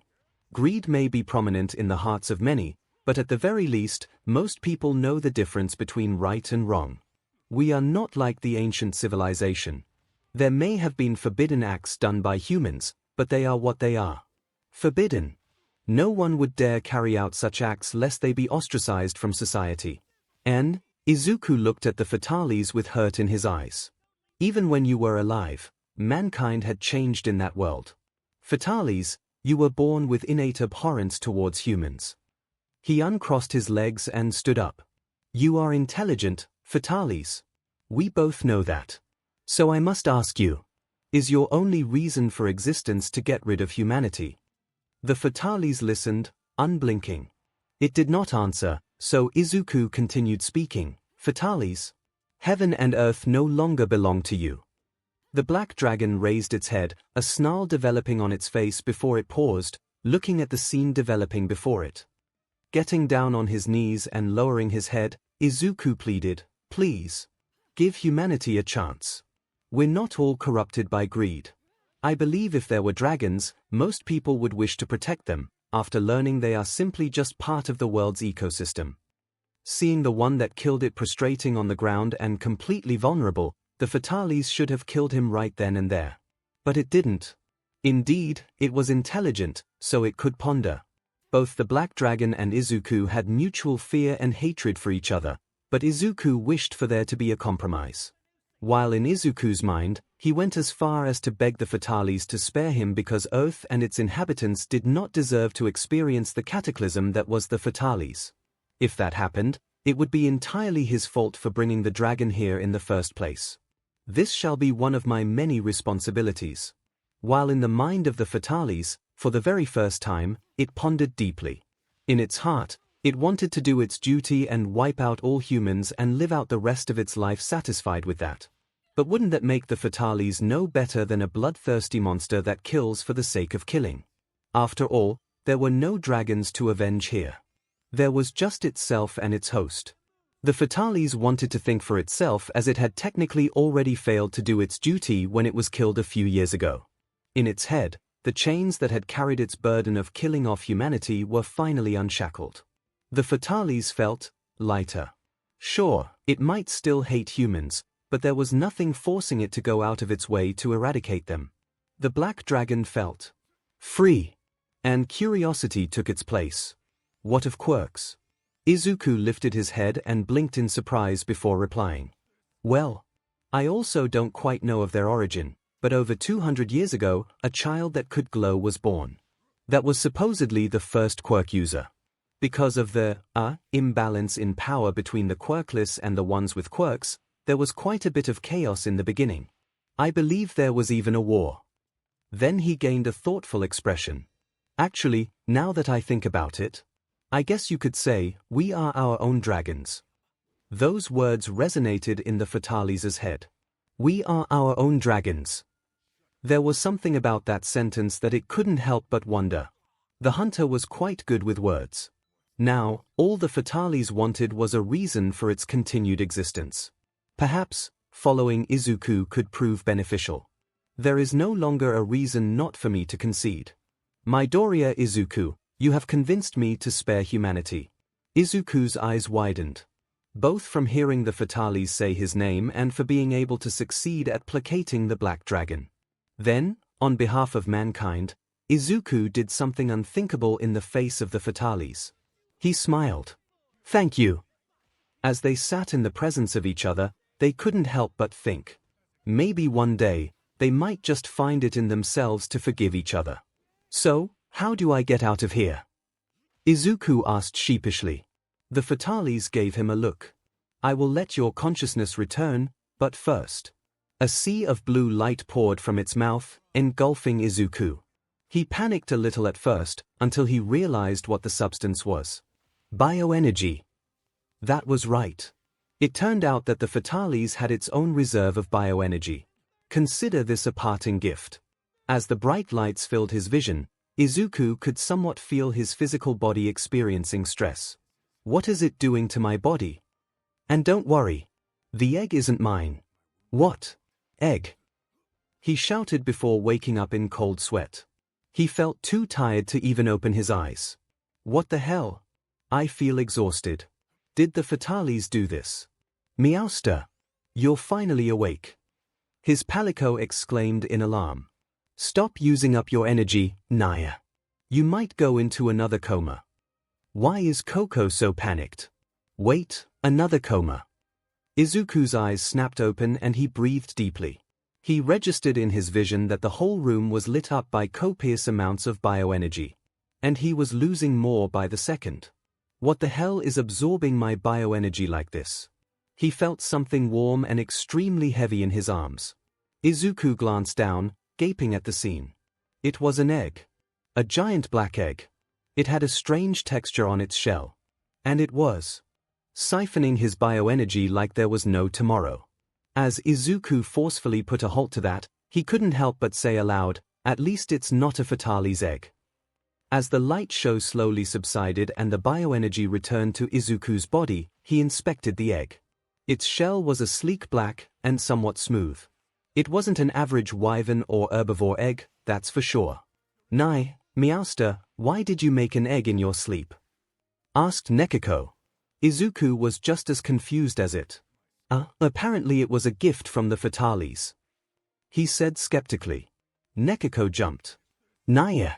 A Fatales? The big bad dragon. Where? Did it come here with us? The palico began to panic a bit. Izuku had to calm it down by explaining his circumstances.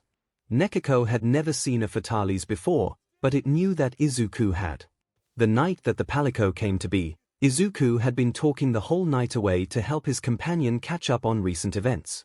Nekiko was also curious about what had happened to its Meowster after its passing. That sounds a bit fishy. What if the Fatales put itself in the egg? Nekiko pondered out loud. Izuku voiced his thoughts. I don't think Fatales would lie. It's extremely powerful, and in turn, very prideful. I doubt it wants to be known as a liar. But I still don't know why it gave me this. He pulled the large egg into an upright position. It was actually much heavier than himself. Izuku inwardly praised the quality of his bed's frame. We've come to a truce. If it wanted to stab me in the back, there's no reason for it to go about in such a convoluted way. The Fatales would have just flaunted its strength and killed me on the spot when I was vulnerable. Izuku knocked on the shell, surprised at how sturdy it was. This thing could probably survive falling off a cliff. That means that whatever monster is inside isn't completely soft-bodied. They would need something powerful to break the shell from the inside. Or maybe the egg hatches when the time comes. We can't be 100% sure about monster eggs.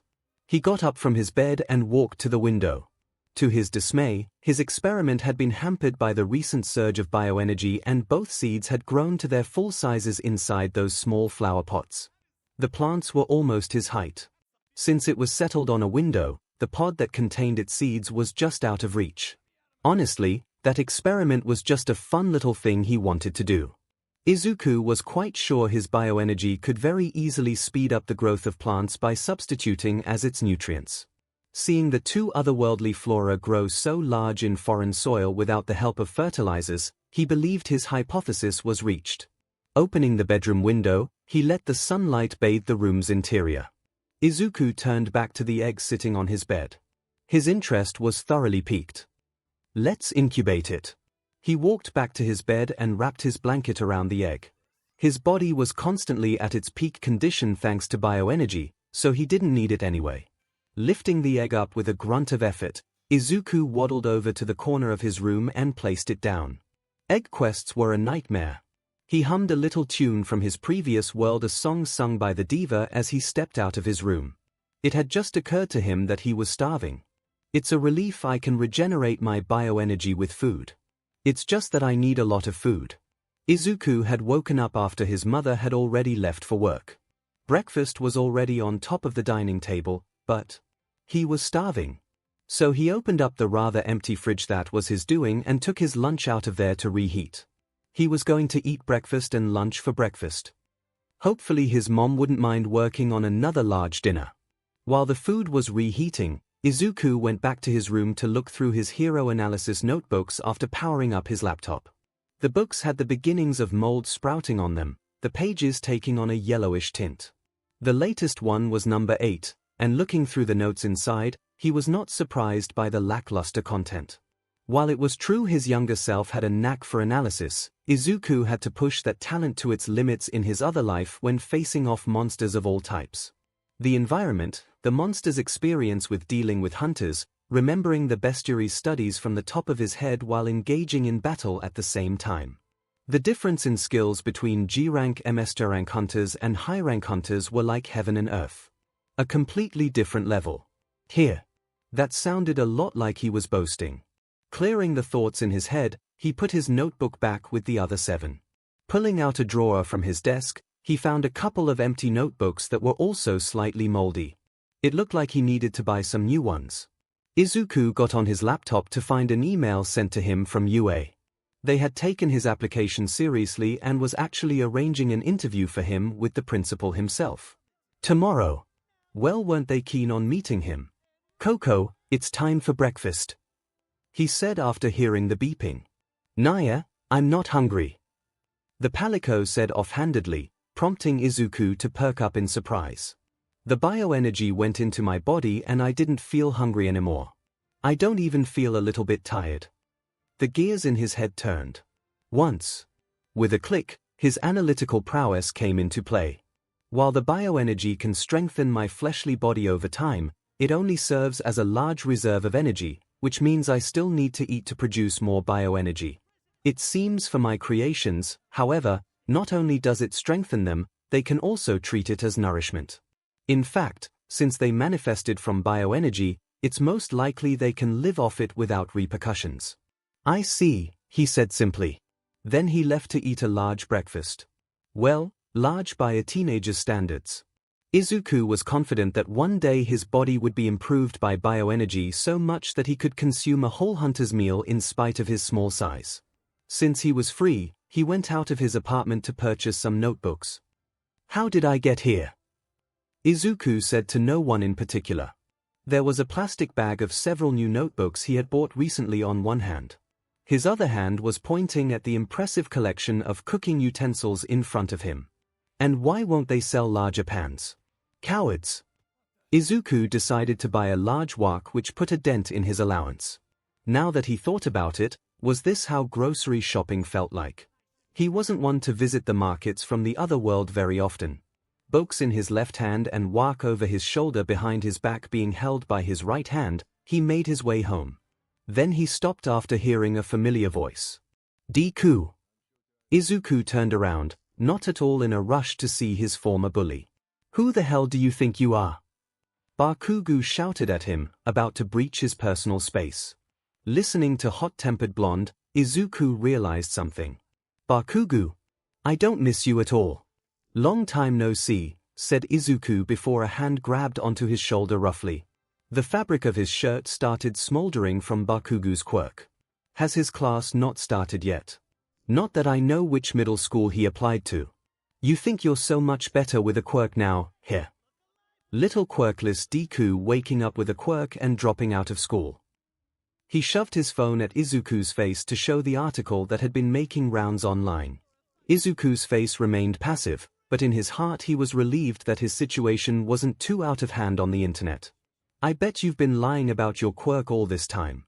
You probably used your coma as a perfect excuse to reveal your quirk to gain a bit of fame. Then the next thing everyone knows, you're in UA with your own little fan base cheering you on. Well, I can see through your tricks, Deku." Bakugo's grip tightened, and if this was a year ago, Izuku would have been trying his best to appear smaller. But this wasn't a year ago. His face took on an expression of disappointment. "Bakugo, you are smart, but because of your grudge with me, your anger clouds your rationality and it resorts to these claims. Looking at Izuku's face, Bakugo quickly realized that the formerly quirkless nobody formerly quirkless, his still a nobody, was looking at him with pity. Why the F are you looking at me like that? He all but screamed as his quirk began heating up and blackening Izuku's shirt. And how are you not fazed by the pain? Bakugo. He froze in disbelief. Izuku had called him by his last name. Firmly. Even when Izuku grabbed the offending hand and pulled it from his shoulder, Bakugo did not understand why he didn't react. Then Izuku spoke. You're being delusional. Bakugo snapped out of it, hearing those words very clearly. His anger was renewed. Firing up his quirk, small explosions crackled atop his palms. What the F did you just dash? Before he could finish his sentence and begin putting Deku in his place, the upper half of his vision was obscured by something black. Then a whack slammed onto the upside of his head. Bakugo was seeing stars. He heard something along the lines of "see you later" from Izuku before he tripped over himself and fell to the ground. It took a humiliatingly long time for him to recover. Since rush hour was already over and class had already started for most schools, there wasn't anyone to hear the enraged scream from Bakugo. Deku. Except Izuku himself, of course. He had decided to leave, knowing that it was highly unlikely Bakugo would listen to him in that state. The burn on his shoulder. Barely first degree. He had been blown up point-blank range by the scales of a seething Betelgeuse before. What was Bakugo's quirk compared to it? What about a giant omelette for dinner? He thought, a herbivore egg in mind. Izuku, where are you going this early in the morning? Asked Inko. Izuku was putting on his shoes, kinsex on his head and palico sticking close to him. He hadn't even had breakfast yet. I'm going to get interviewed by UA. Probably by the principal himself.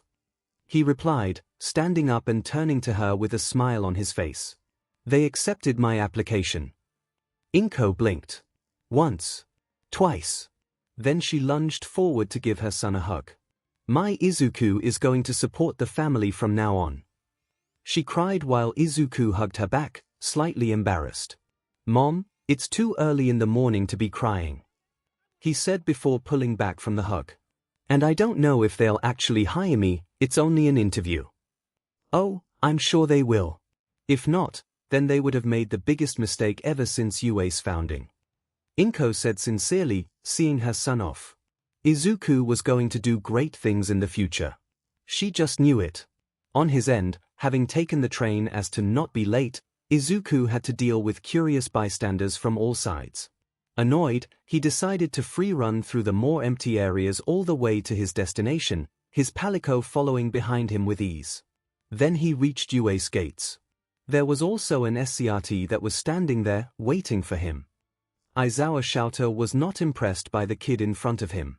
This one, Midoriya Izuku, had somehow caught the interest of the principal himself. His pets though? That made him curious. A bipedal cat and 2 giant bugs. The media had said the kid had a body enhancement quirk, but Aizawa wasn't one to blindly believe the media.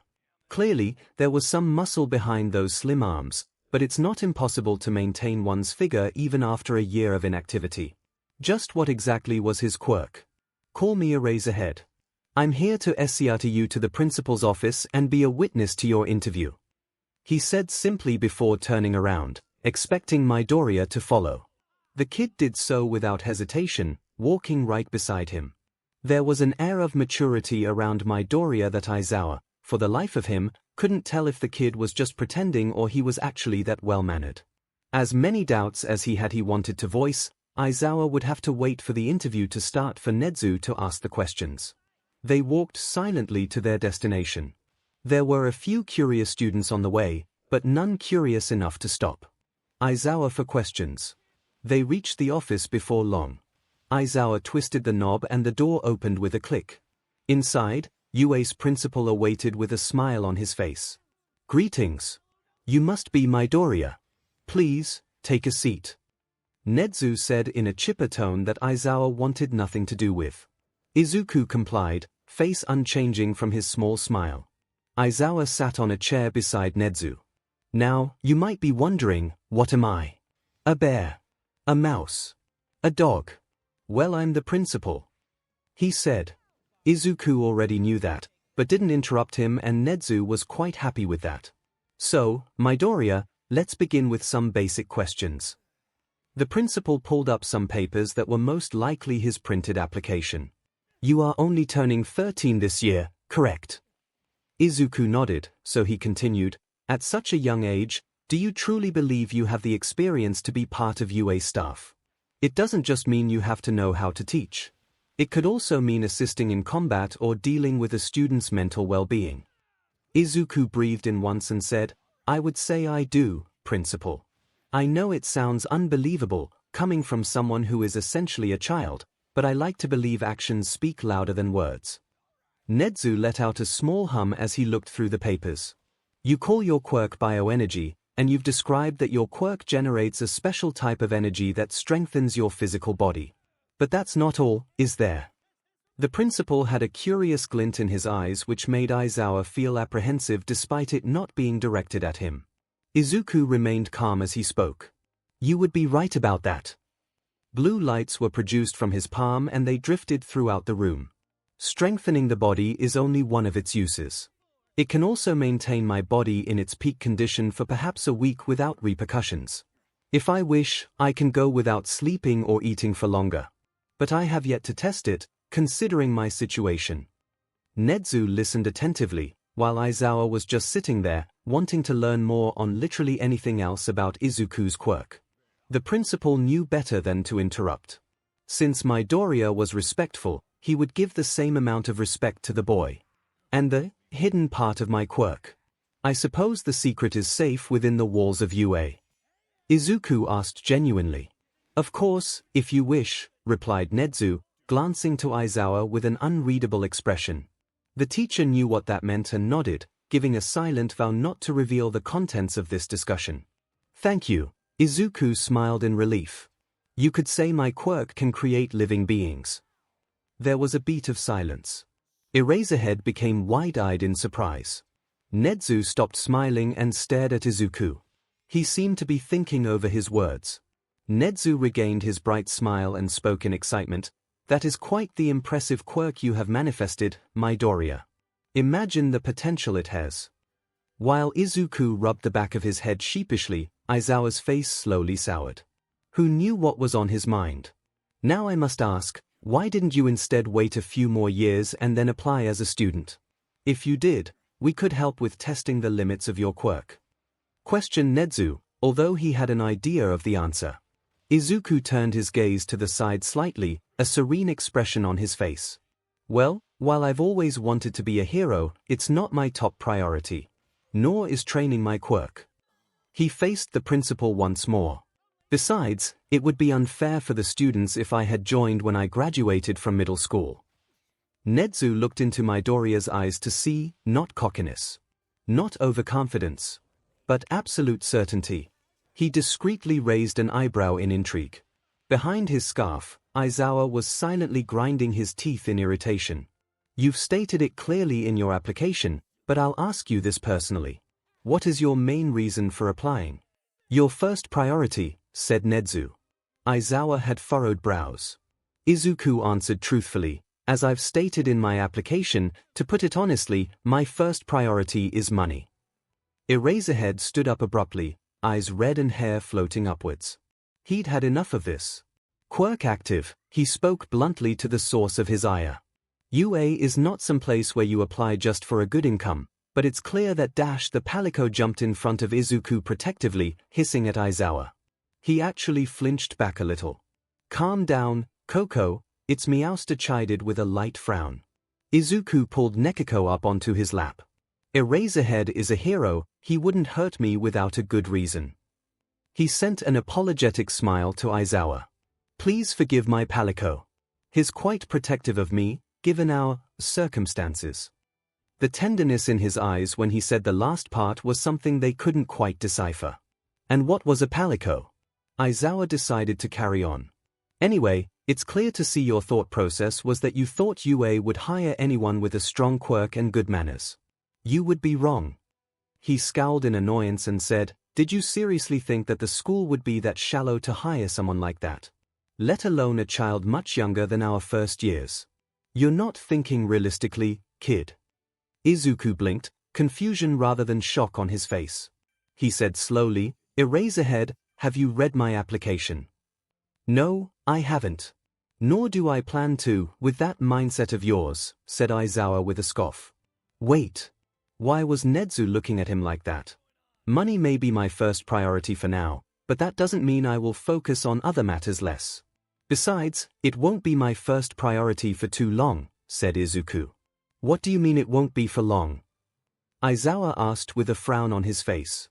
I need the money to settle my mother's debt. He froze. There was disappointment towards him in the principal's eyes. The hospital debt for keeping me in a private hospital for a whole year has really affected our financial situation. Plus the fact that my father is out of the picture, my mom did not have a day without stress. Izuku said firmly, I want her to live a good life to repay her for being my hero. And also because we are family. The silence was almost palpable, with Aizawa no longer having his quirk on and not knowing what to say. Nezu broke it by praising him softly. That is a very noble goal, Midoriya. I respect that. Thank you, Principal. Nezu gave his papers another once-over before deciding to conclude the interview, despite it being much shorter than the usual ones. Hearing the sincerity in your voice, I feel inclined to believe the words in your application form. As you said in the beginning, actions speak louder than words. Would you mind coming over tomorrow morning, same time, despite it being a Sunday? I would like to carry out a few trials to see if you truly have the skill to back your claims. Izuku shook his head. I wouldn't mind that at all. He stood up from his chair after placing Nekiko down on the ground. The Palico gave Aizawa a stink eye before hopping to right beside Izuku's legs. Nezu was preparing to reprimand his fellow teacher. Then his instincts flared. Keeping a level expression as he turned to Midoriya, who had just opened the door to walk out, Nezu sunk into his chair and went underneath his desk. Aizawa looked at his superior strangely. Eraserhead, the addressee glanced at Izuku. Your quirk when activated, if I'm not wrong, erases the quirks of those you focus on, right? There was something in the kid's voice Aizawa could not point out. Yes, I'm surprised you actually know about me dash. So if your quirk had worked on me, and my friends were erased because of you, the hair on the back of his neck rose. That tone of voice was dangerous. How would you have taken responsibility? The atmosphere was so thick Aizawa could hardly breathe. Throughout his entire career as an underground hero, he had never faced anyone that could command such an intimidating presence. The kid turned his head slightly to look into Aizawa's eyes. And Eraserhead was paralyzed. Then, as quickly as it came, the imposing aura vanished from Midoriya's body. He said kindly, Thank you, Principal, for taking me seriously and giving me a chance. Izuku walked out, footsteps audibly becoming softer with each step as he left the school grounds without an SRT. Silence overtook the office once more. Well, that could have gone better, said Nezu, climbing back to his chair. His smile was more subdued than usual. Aizawa sighed before pinching the bridge of his nose with a frown. I made a mistake. That, and a radical misjudgment. The principal poured himself a cup of tea with a slightly shaking arm. You should apologize to Midoriya when you get the chance. Aizawa huffed, feeling a headache set in. I guess I really should, here. Looking at the door frame, there were cracks on the spot Midoriya had grabbed onto. He really hoped that the danger he felt was another application of Izuku's quirk. He didn't want to imagine what the kid might have gone through to create such a presence naturally. What a problem child. Aizawa Shouter would soon realize the term problem child couldn't quite be used for every kid he knows. Early in the morning, the next day, Izuku was making his way to UA to have his skills tested. He admitted that he may have overreacted a bit when he lost his cool, since he already knew Eraserhead's quirk wouldn't work on him. Bi-energy wasn't a quirk, after all. But Izuku really didn't want to recreate his friends and experience the same doubts he had that night. He stood outside the gate to wait for an SRT, Kinsex atop his head and Palico standing right beside him. Occasionally, there was a passerby or two that glanced at him suspiciously. His eyes turned when he heard the soft buzzing of a motor coming towards him from the other side of the gates. A little robot with wheels came out to greet him. "Good morning, Midoriya. Apologies for not being able to fetch you personally. I have my hands full over some paperwork. It is the beginning of the semester." Nedzu's enthusiastic voice came out of the speaker hidden inside the robot. "It's quite all right, Principal," replied Izuku. "I've been waiting here for a while, so can you lead me to where my trials will take place?" The robot turned its body towards a large facility a distance away. The motor inside whirred slightly louder. "Of course. Follow me." After walking a rather far distance while engaging in small talk, both man and robot and Palico and Kinsex made it to a large training facility with a spacious interior. Most likely, there was nothing inside the building because of how different each quirk was and how there was no one way to train them. Perhaps whenever the place was in use, the surroundings could be molded into an appropriate training ground to cater for individual students. That was what Izuku thought, stepping into the large building. "Welcome to Gym Gamma," Nedzu's voice exclaimed from the robot. This facility was built with the purpose of allowing students to develop their own techniques to use in many situations, such as the hero license exams and hero work studies. Eraserhead and another pro hero could be seen standing in wait as Nedzu continued speaking. Even so, it's not unheard of to use Gym Gamma as a large training ground for heroics classes. Hearing the taps every time his feet came in contact with the ground, Izuku was sure the whole place was made of concrete. Cementos, his mind supplied. That hero could manipulate the interior to his wish. They stepped up right across from Eraserhead and the other hero. Eraserhead had his yellow goggles on and capturing weapon veiling his mouth, so Izuku couldn't read his expression. The other hero wore a trench coat-esque cloak that covered their body from the neck down, stopping several inches short of touching the ground.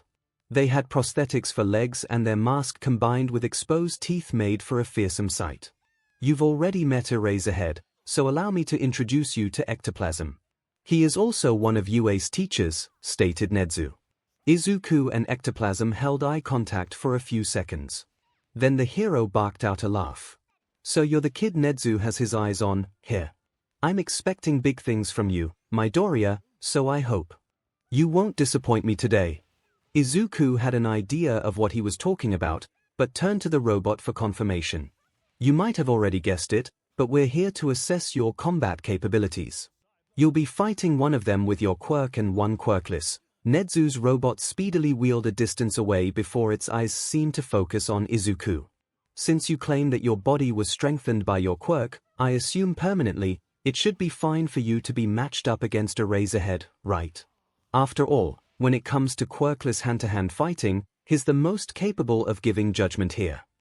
Izuku nodded, getting into position several meters away across from Eraserhead. Ectoplasm moved to where the robot was to not get in the way. His Palico and Kinsex did the same. "Ectoplasm will be fighting you while you go all out, so don't hold back on either fights, alright?" Nedzu said, to which Izuku responded with a curt nod. He lowered his body, bending his knees slightly. He widened the position of his legs a bit, shoes scraping against the solid ground audibly. The air surrounding Izuku stilled. Eraserhead tensed, grasping at his capturing scarf. The kid wasn't in any stance he knew of, but the way Midoriya was standing positioned his center of mass quite well. To put it simply, Aizawa didn't think he could knock Izuku off his feet if he maintained that stance. So both of them stood waiting, on the defensive. Then Izuku moved. He shot forward, almost cracking the ground as he sent a fist at Eraserhead's face. Aizawa reacted quickly, tilting his head and dodging the blow that whipped wind at his face. His scarf had unfurled at the same time and it wrapped around Midoriya's arm. Izuku pulled back before the cloth could tighten. He twisted his body and sent a roundhouse kick to his opponent, who opted to jump back from the attack. Izuku maintained in the offensive, his face devoid of emotion. Fighting against someone who relied on brute force but had a small stature was a bit awkward for Aizawa, since he couldn't quite decide which one of his counters could work against Midoriya. He could not take any of the kid's attacks at all cost, if the sound of air being pierced was any indication. But then again, that was a flaw he could expose. Midoriya relied on strength and speed, but not technique. Aizawa was superior in that aspect. Izuku sent another punch forward, and widened his eyes ever so slightly when Eraserhead moved much faster than the man had previously done. Eraserhead flawlessly redirected the punch before sending one of his own not even half a second later. Eraserhead's fist had landed squarely on the side of Izuku's jaw, and if he was another person his age or an untrained adult, his jaw would have definitely been dislocated. But Izuku wasn't like any other person. Aizawa had to bite back a curse, because that hurt. Wasn't he the one attacking? How did Midoriya look so unfazed while his fingers felt as if they were another punch away from completely breaking? Taking advantage of Eraserhead's momentary surprise, Izuku's other arm lunged at his opponent's wrist like a snake, grabbing hold and tightening his grip. Aizawa was fully convinced the kid was going to snap his wrist in like 2 seconds, so right after ducking under a powerful haymaker, he went for a pretty unconventional attack. He jabbed at a spot between Midoriya's elbow joints with his fingers, and it hit its mark on a certain nerve. Eraserhead just struck at Izuku's funny bone. A static shock of sorts ran up his forearm to his pinky finger, followed by a numbing sensation and a dull pain. His grasp loosened slightly and Eraserhead jumped back, hoping to gain some breathing room. Aizawa gripped at his scarf, deciding to use them after stalling too long for his liking. Midoriya massaged his elbow as he stared at the weapon with an odd amount of intensity. The kid leapt forward on the offensive once more. The capturing weapon flew into action, about to wrap around their target. Then Izuku dodged. To describe it in more detail, he jumped into the cloth. And then he spun a full 360 while airborne, the weapon narrowly missing his body as Izuku landed on his feet. He looked as surprised as his spectators, vaguely registering hands clapping from where Nezu's robot stood. Adept style is actually possible with this body, Izuku whispered so quietly even Aizawa couldn't hear what he had said. But the hero did pick up something. Experimenting techniques in the middle of our fight. With a few moves, Aizawa's capture weapon wrapped Midoriya up right before he had snapped out of it. Izuku shifted to his steadfast stance in an instant right as Eraserhead pulled with all his might. Izuku pulled right back. Izuku might have been stronger, but Aizawa knew most about how his scarf worked, so they were both stuck in a deadlock. Then Aizawa's boot skid across the ground towards Izuku slowly. The boy had been steadily increasing his strength over time, but Aizawa was not fooled. As strong as Izuku was, he had yet to take a breath for his efforts. Then he did. And Eraserhead pulled. One of Izuku's feet left the ground and Eraserhead heaved once more. The foot stomped on the ground with so much force that it cracked the concrete below it and ruined his shoe. Veins popped on Izuku's forehead and in his seemingly blank gaze, a predator. There couldn't be two predators on the board, could there? Then it was his turn to pull as if he was reeling in a gabelle, and Eraserhead was in the air. But he recovered quickly. Aizawa was able to right his body and deliver a roundhouse kick midair, aiming for his opponent's head. Izuku raised his arm. Against all expectations, even as Eraserhead's shin impacted Izuku's form, he had barely budged. The tip of Eraserhead's boot was almost touching the side of Izuku's skull. Then Midoriya pulled back his other arm and Aizawa could not dodge the devastating punch that came an instant later. His feet finally touched the ground and Aizawa could not help stumbling back several steps, curling in on himself due to the pain on his abdomen.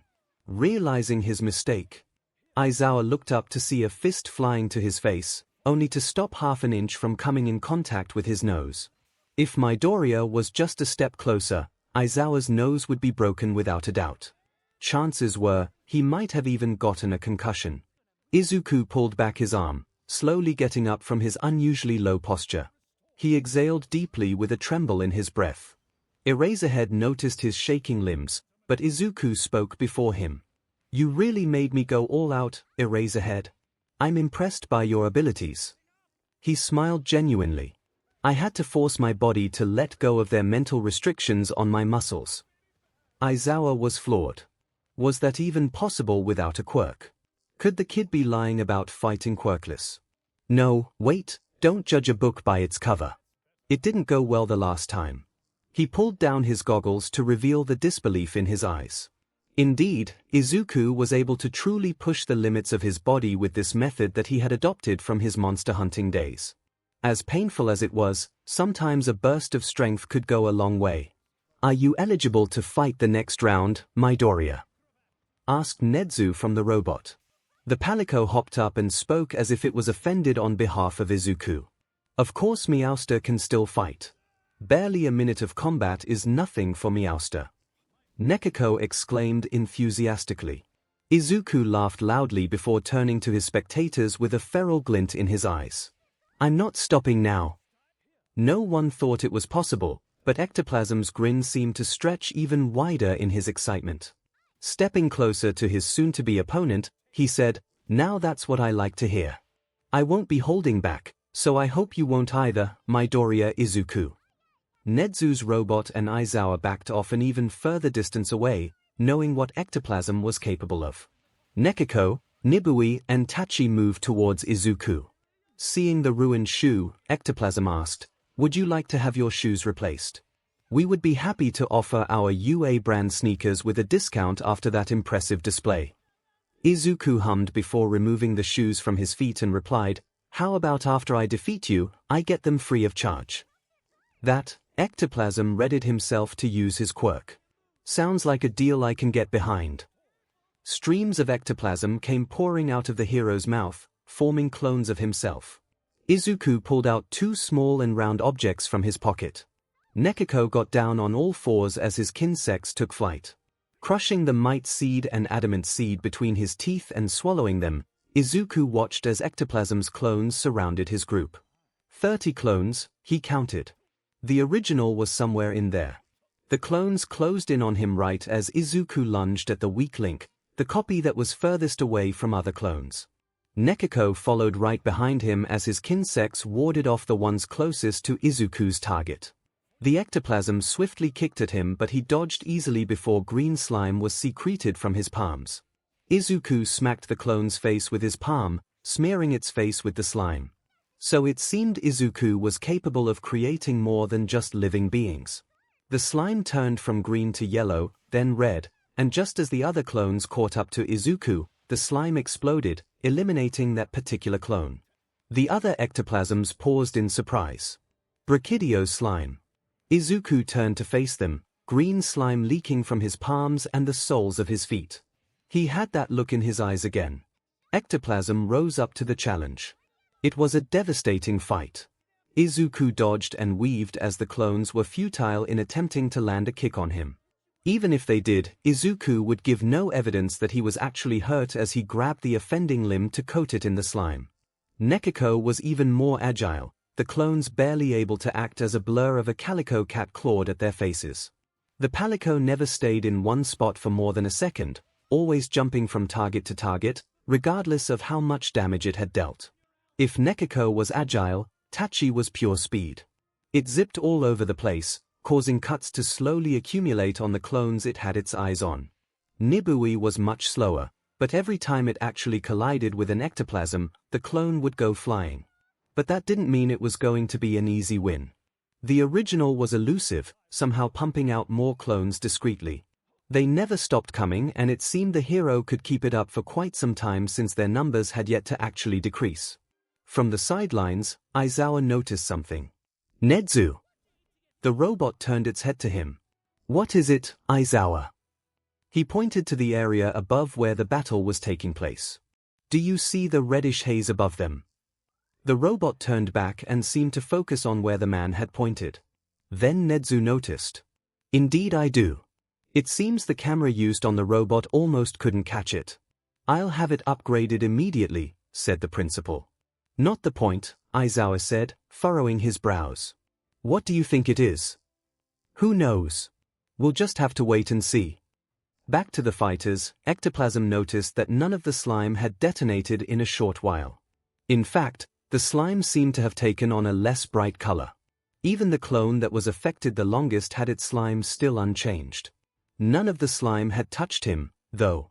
"I don't know how much control you have over your explosive slime, but if you're planning on detonating all of my clones at once to reach me, you've got another thing coming." He decided to speak up, revealing his position right as he dispelled his quirk. Except for the clones that had managed to get a firm hold over Izuku's kin-sex. ectoplasm threw his head upwards before tilting it down and producing a large amount of ectoplasm that engulfed the insects. Forced internment giant bites. The ectoplasm was molded into a giant clone of the hero himself. Izuku stopped in his tracks before a frown marred his face. Instead of the slime, a viscous and transparent liquid was secreted from one hand and he splashed it onto the slime. Brachydios saliva. Combined with the mucus on the floor turned all of it into Brachydios slime that glowed a much brighter green before it transitioned to red and exploded, destroying the concrete ground. So much for that method. The giant was unfazed, its head lowering and quickly approaching Izuku and his palico. Its jaw unhinged, revealing the darkness of its insides as the ectoplasm took a bite out of the ground, taking his opponents with it. Normally, that would spell for the end of the fight, but the look in Midoriya's eyes as he was consumed by the giant. He wasn't out for the count yet. Ectoplasm finally noticed the red mist in the air around his large clone. He also noticed the glowing yellow slime on its face. Residue. No, a last-ditch effort. But what would that little slime do? It turned red. The hero had a really bad feeling in his gut, but was too late to react when it finally went off. And the air ignited. The red gas surrounding his clone burst into a blindingly bright inferno and ectoplasm almost fell on his but from the shockwave. The building shook, but was able to stand strong. Teostra's explosive powder. In his shock, he hadn't realized the two insects had already escaped from his clone's burning carcass. Tachi was hovering right in front of ectoplasm's face, its sharp wings threatening to cut him while Nibui was behind him, its horn almost poking the back of the hero's head. Ectoplasm had lost. He was also at a loss of words. It seemed that sentiment was also shared with the spectators. As the fire died down and the giant was slowly being dispelled, Izuku and Nekiko were finally free. Izuku dusted his clothing, his plans coming back to him. At first, he had planned to simply give the clones a patch of Brachydios mucus before spraying its saliva in the air to prime them for detonation, but ectoplasm was an experienced pro-hero. It would be an insult to underestimate them. So Izuku made up a backup plan on the spot. During the fight, his scalp was constantly expelling the explosive powder that could be produced by a Teostra. It would spread to his hair before getting carried into the air. The powder was naturally high in temperature, so it was carried upwards. Hot air rises, after all. So Izuku wasn't concerned about setting off the powder prematurely with the slime.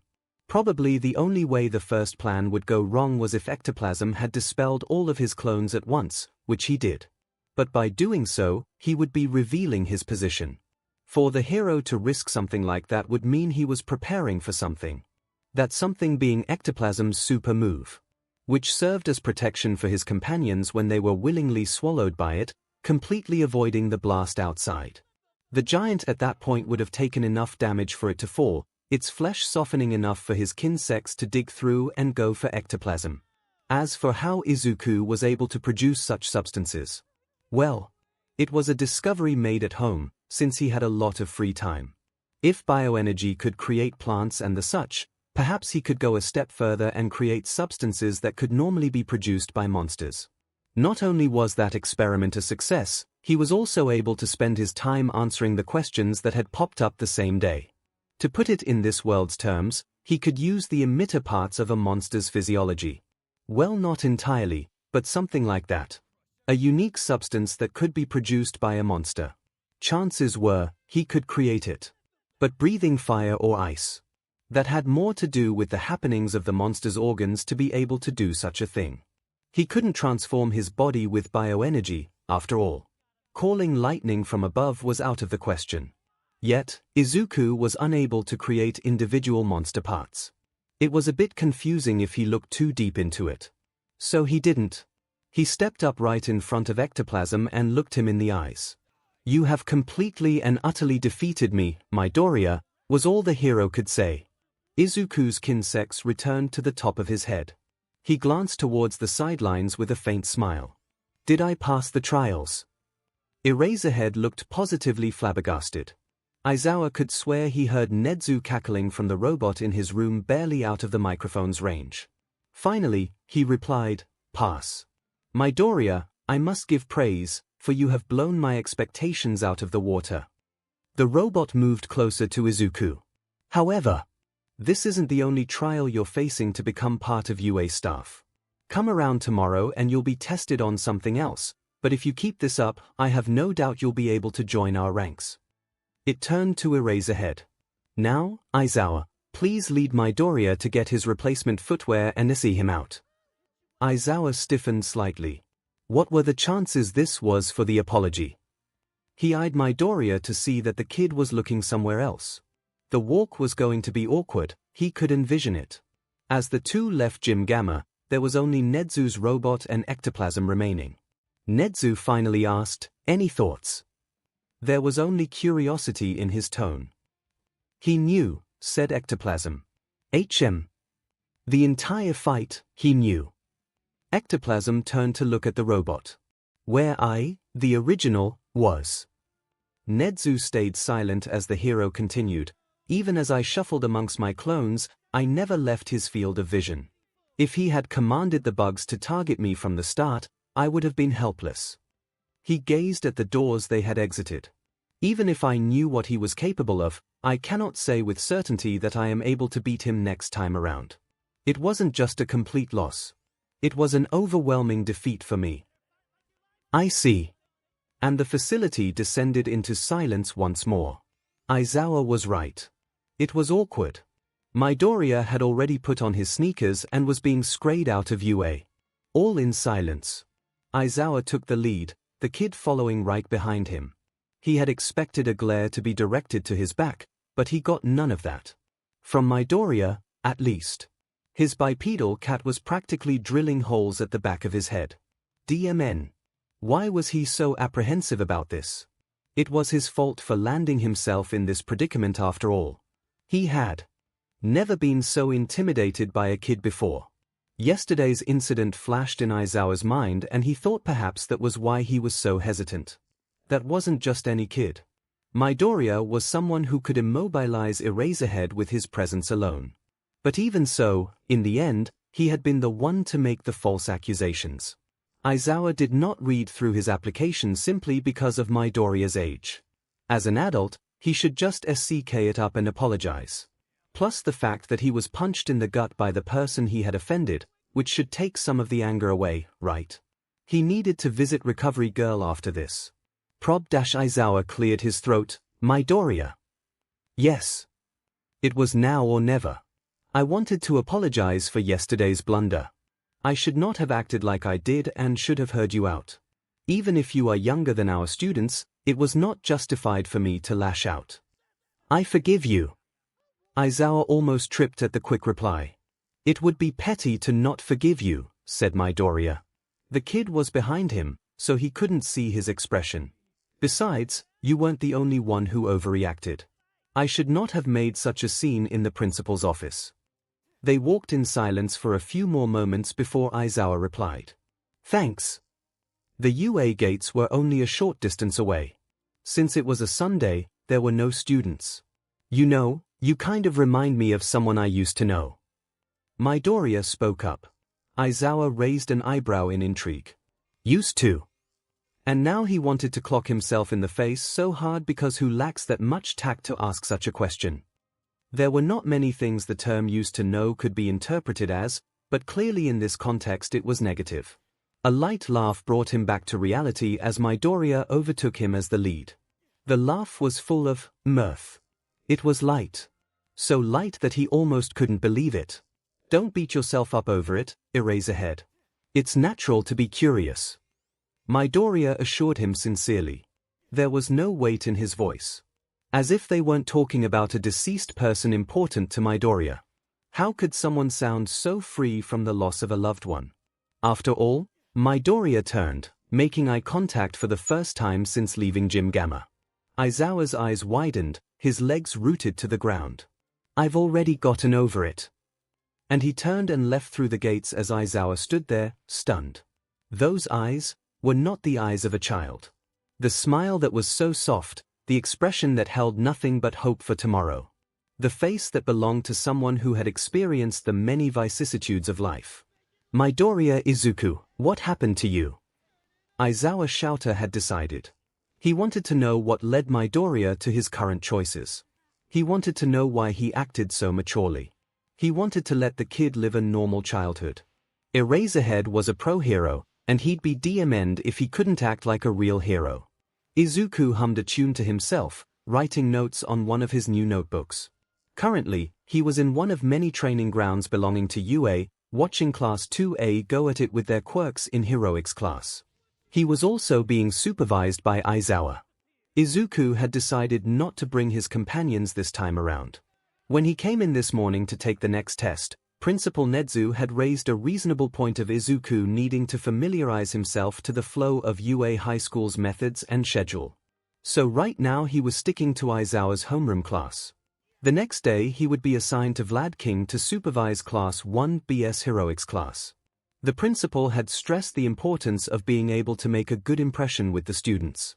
Considering the fact that Izuku was a few years younger than UA's freshman, that would prove to be a challenge. If he didn't start by intimidating anyone, that was.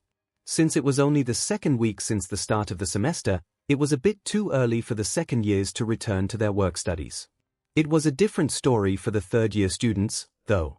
He had come in trailing behind Eraserhead to his homeroom and into the scrutinizing eyes of the 12 students of 2A. Eraserhead had expelled 8 last year. One of them had straightaway asked if Izuku was their teacher's son, to which Aizawa shot back with the threat of expulsion.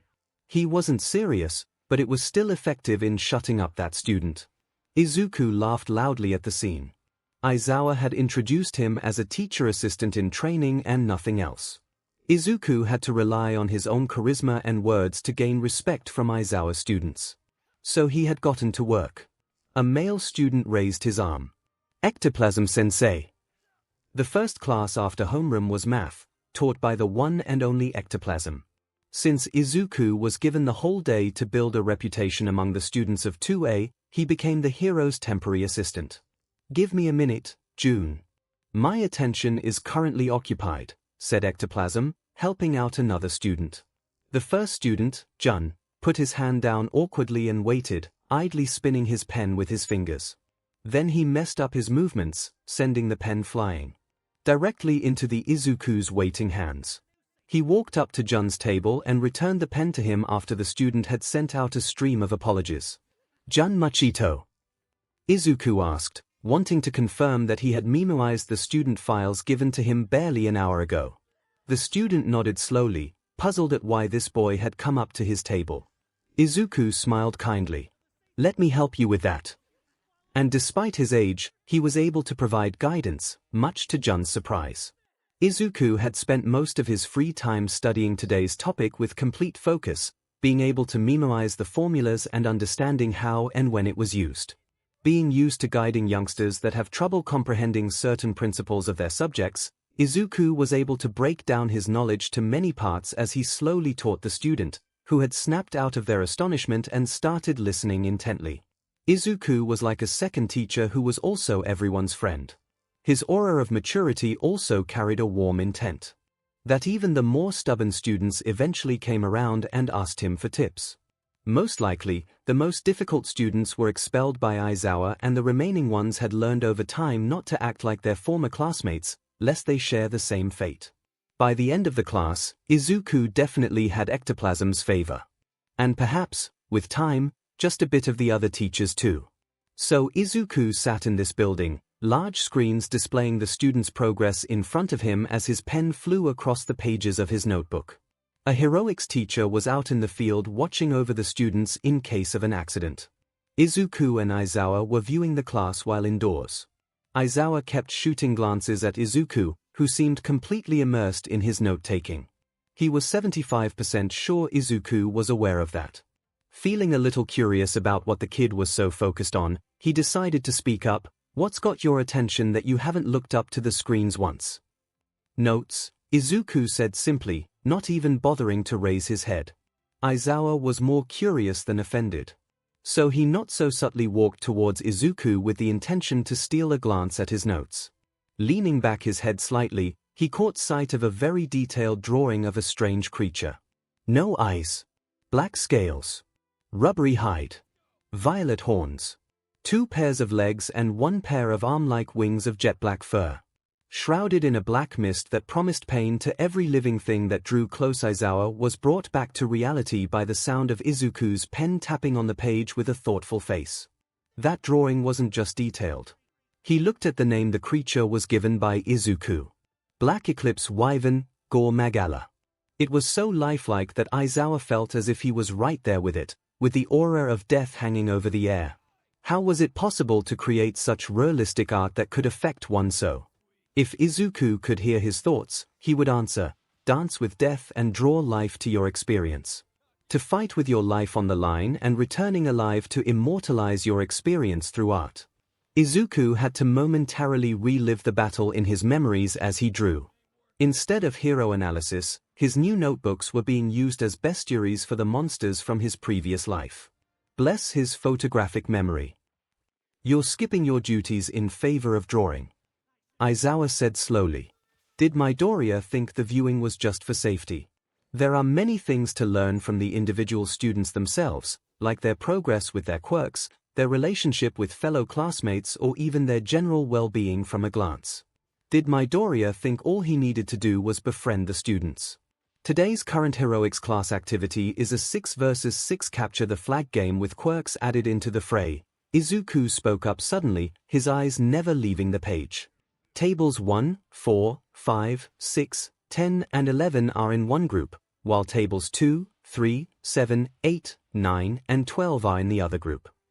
Words graced the surface of the paper once more, Izuku having pulled out additional information from his memories as he continued with the conversation's topic.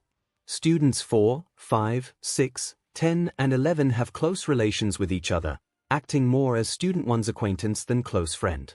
I have reason to believe student 1 has a friendly rivalry with student 12. Similar to the first group of friends, students 2, 3, 7 and 8 are quite close to each other. I wouldn't call student 9 an outcast, but he doesn't share a tight bond with anyone in his class. He's a bit antisocial. Izuku's eyes softened. Student 9, that was June. Students 9 and 2 have trouble working together, likely because of. His eyes flitted across the screens, taking focus on one scene to the next, before stopping on a conversation between 2 particular students. One of them was Jun, and the other was a girl that was usually soft-spoken, yet both of them were currently quite flustered with each other's presence. The corners of Izuku's lips curved upwards in amusement. Mutual romantic interest with each other. Aizawa listened silently, very much impressed by his observations. He quashed any concern from his facial expression. But he was still curious about something. "Do you draw as a hobby?" he asked.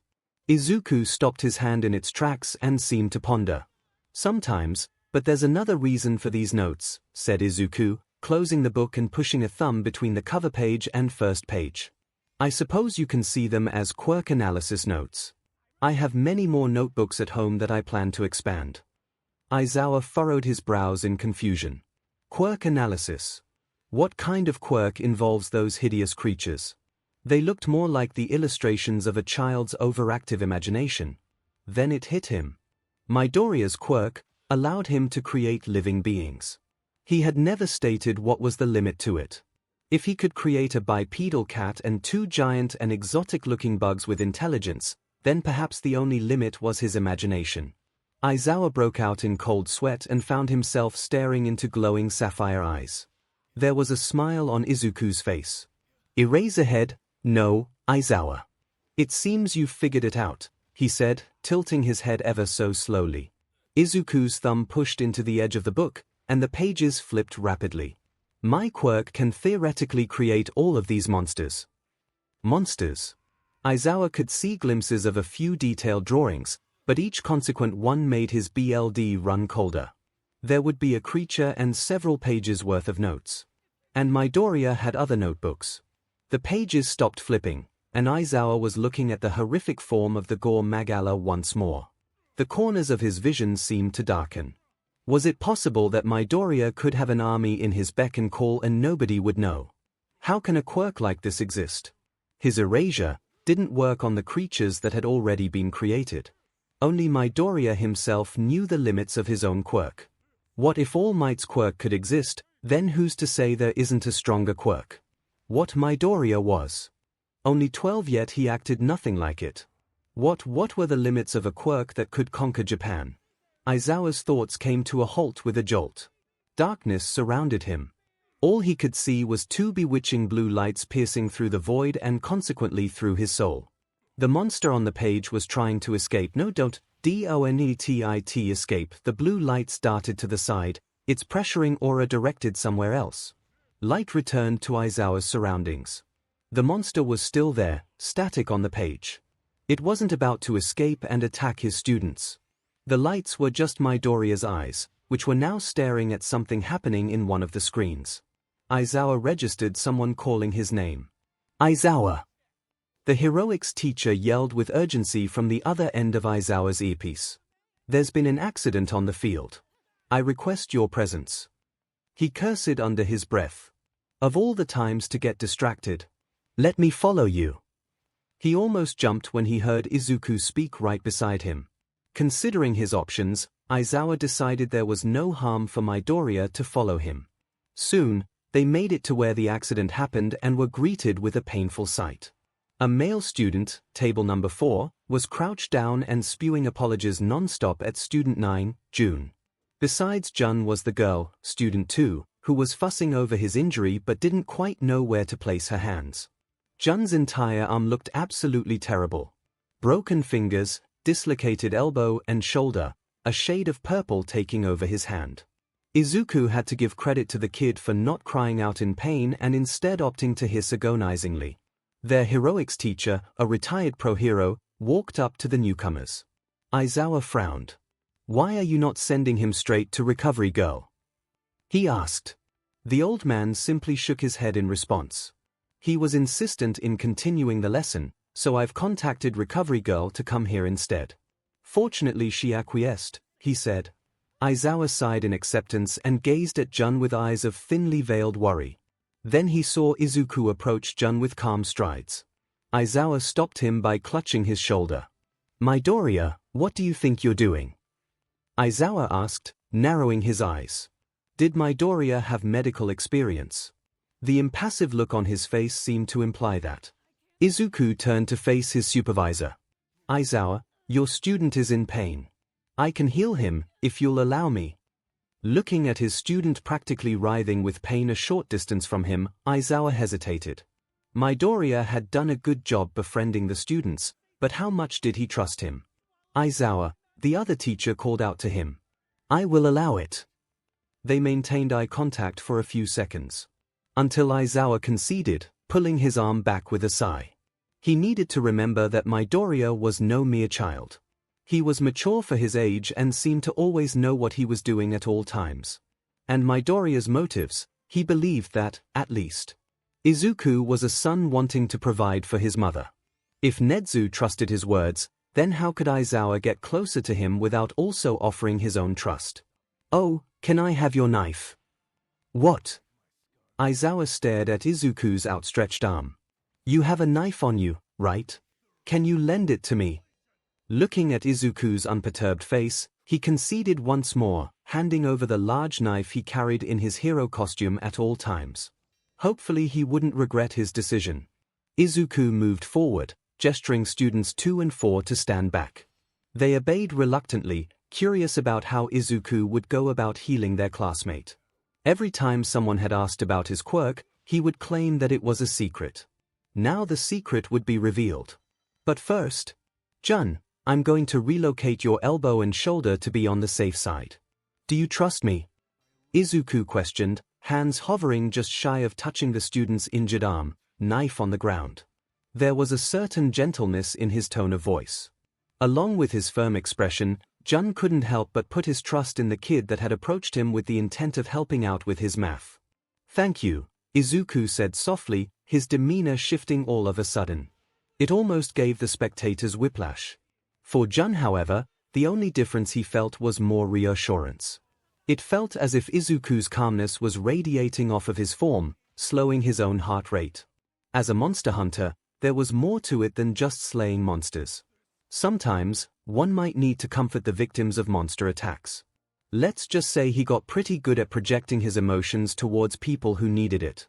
𝐒𝐿 waited for 𝐵 to stabilize his erratic breathing before laying his hands on the arm tenderly. Try to bite down instead of screaming. 𝐵 gave him an inquisitive stare. Bite down on what? 𝐒𝐿 pulled. Pop pop. He somehow managed to relocate both joints at once. In the next instance, his hand shot to 𝐵's mouth, which started to bite down with impressive force. There was a collective wince from the audience as the side of 𝐒𝐿's hand went in between the students' teeth. There were also a few students that had inhaled sharply through their teeth, making hissing sounds. The two teachers had to stop themselves from interrupting the procedure. 𝐒𝐿 didn't even flinch and paid the spectators no heed. His eyes glowed with the use of bioenergy and blue lights were produced from his free hand. An image came to his mind and the bioenergy did the work.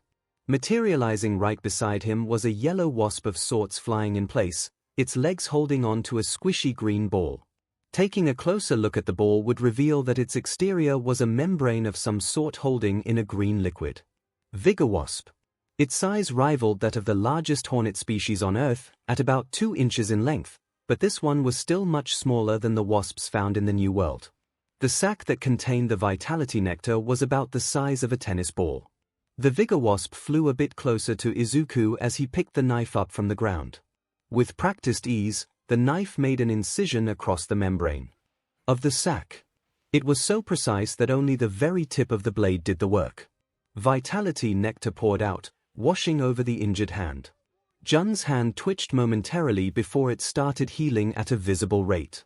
The purple was fading back to a more healthy color. Any bleeding was halted immediately and his broken fingers slowly straightened themselves, producing low sounds as they popped back in place.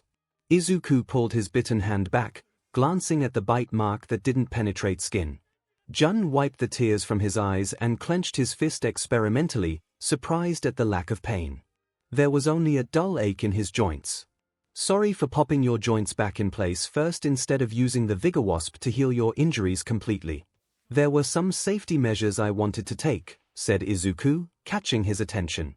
Vitality nectar and potions fixed dislocated limbs a bit too slowly for it to be painless. No, it's fine. I've been through worse, 𝐵 replied. 𝐒𝐿's expression soured slightly at that statement. Thank you for healing me. 𝐒𝐿 nodded mutely, grabbing the wasp before it could fly away. It could probably make for a good 𝐾insect snack. There were some exclamations of awe, looking at their classmate's broken arm heal as quick as if Recovery Girl was the one doing the treatment. After getting a look of approval and a clap on the shoulder from their heroics teacher, class continued normally. Recovery Girl had arrived shortly afterwards and 𝐒𝐿 spoke with her about his method of treatment.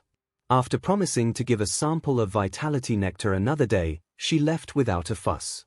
By the end of the day, the students had said their goodbyes to both their homeroom teacher and their new friend. Midoriya, Aizawa addressed 𝐒𝐿, pulling out a few sheets of paper from his desk drawer stapled together by the upper left corner. I hope you're not planning on going home so soon. You have to fill this in today. It contains questions about the students of my class. The answers will be checked by me and confirmed by the students themselves. 𝐒𝐿 took the papers given to him and skimmed through the questions curiously. After briefly inspecting the last page, he looked up at Aizawa with a confident smile. Got a pen I could borrow? Midoriya, are you in a hurry to return home? 𝐒𝐿 turned his head, seeing the principal himself walk up to him. Not in particular, no. Why? Will you accompany me in this walk down the hallway? Nezu asked with his usual bright attitude. 𝐒𝐿, seeing no harm in it, decided to agree. So both mammal and boy walked through the corridors of UA, engaging in small talk. Usually I'm not one to rat people out on their secrets, but I feel that you should know this, Nezu began with mirth in his eyes. Believe it or not, Aizawa was the one who requested I put you in his class. I cannot say the reason, but it would seem that he has an interest in you. 𝐒𝐿 chuckled lightly, not at all worried. If that's true, then I believe I'm in good hands, to be honest. I hope to become his friend soon. Besides, he had already gotten a read on Aizawa during heroics class. Although, he might have been a bit too forward. The teacher had that look in his eyes, suggesting that 𝐒� had gone a little too far. The principal hummed in response before saying, "I wish you luck on your endeavors, for it can be quite difficult to get close with him. But once you do, I believe it will do good for both of you. I'll take your word for it." 𝐻𝐻𝐿 made a turn in their walk. Izuku noticed, but didn't comment. "Now, there was this statement you made in your application I find interesting. Something about protecting the students until they were ready to leave their nests. And along with the rest of your words, frankly, I find that inspiring." 𝐻𝐻𝐿 gave genuine praise to the slightly embarrassed Izuku. "Ah, I was just speaking from my heart," he said, rubbing the back of his head with a sheepish smile. There it was. Moments where Izuku acted more like his age. 𝐻𝐻𝐿's smile widened by a fraction as he looked at the Izuku from the corner of his vision. He continued, putting focus on the current topic. "It's refreshing to see such passionate claims from the younger generation. Though I must wonder, you are only one person, Midoriya. You are strong, yes, but do you truly believe you are capable enough to carry that responsibility? UA is a very prestigious high school, after all." There was a glint in his eyes that Izuku did not miss. 𝐻𝐻𝐿 was hinting at something. The monster hunter in him surfaced once more. "It's understandable that you've raised these questions." The walk ended, both of them somehow ending up right outside the main building from another exit. In front of Izuku was an outdoor training ground. The principal was asking for a demonstration. "If there's one thing that you're most likely to be curious about, it would be my quirk and its limits." He walked forward as 𝐻𝐻𝐿 stood in place in anticipation. Bioenergy surged outwards from Izuku's body. "You know that my quirk can permanently strengthen my body along with my immune system. You know that I can go several days without sleeping or eating." The bright lights congregated in front of him as it kept growing larger with every step he took. "Creating living organisms, we both know how impossible it sounds, even in this world. Having a quirk that can create an army under my command from thin air, would you believe it?" Izuku stopped in his tracks, looking directly at the enlarging gathering of bioenergy. It bore resemblance to a fulgur bug infestation, those insects being able to glow with a similar brilliance to the sight in front of him. "I can do so much, and nothing short of all might can stop me. Perhaps at one point, even he would be helpless to my power."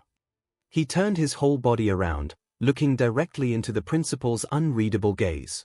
"But I will do none of that. I want to use my quirk for good. I've said it once, and I'll say it again." The brightness surged once more and it reached its peak. The bioenergy shone in such a brilliant resplendence that 𝐻𝐻𝐿 had to close his eyes to avoid being temporarily blinded. When he opened them once more, they widened noticeably. "I will be the guide that will help the younger generation find their path to be their own type of hero. I will watch over them until the day they are prepared to leave the safety of their nests. I will be their pillar." Behind Izuku was a monster. Not just any monster, but one that will eventually grow up to become stronger than perhaps all heroes, with very few exceptions. The bioenergy dispersed, and in its place stood a creature of an ape-like stature. It had black fur all over its body and a rather short tail with a furred tip. Its entire body was muscular in nature, the broadness of its arms putting all might's own muscles to shame. Its head was nothing like an ape's, as it had a visibly protruding snout with large lower canines. Perhaps its most defining feature was its large horns jutting out from the sides of its head. 𝐼𝐻𝐿. A young one, at that. The top of Izuku's head was just shy of touching the underside of its snout. Yet the 𝐼𝐻𝐿 could grow much larger. With Izuku's current control over his bioenergy, the 𝐼𝐻𝐿 he had created was much weaker than the typical ones out in the field that were classified as high-rank threats. But with time, this 𝐼𝐻𝐿 might one day be able to stand toe-to-toe with the #1 hero himself.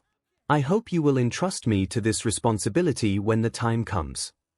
The 𝐼𝐻𝐿's face bore a ferocious expression that promised pain to whoever that hurt its creator. Without a doubt, it looked fearsome.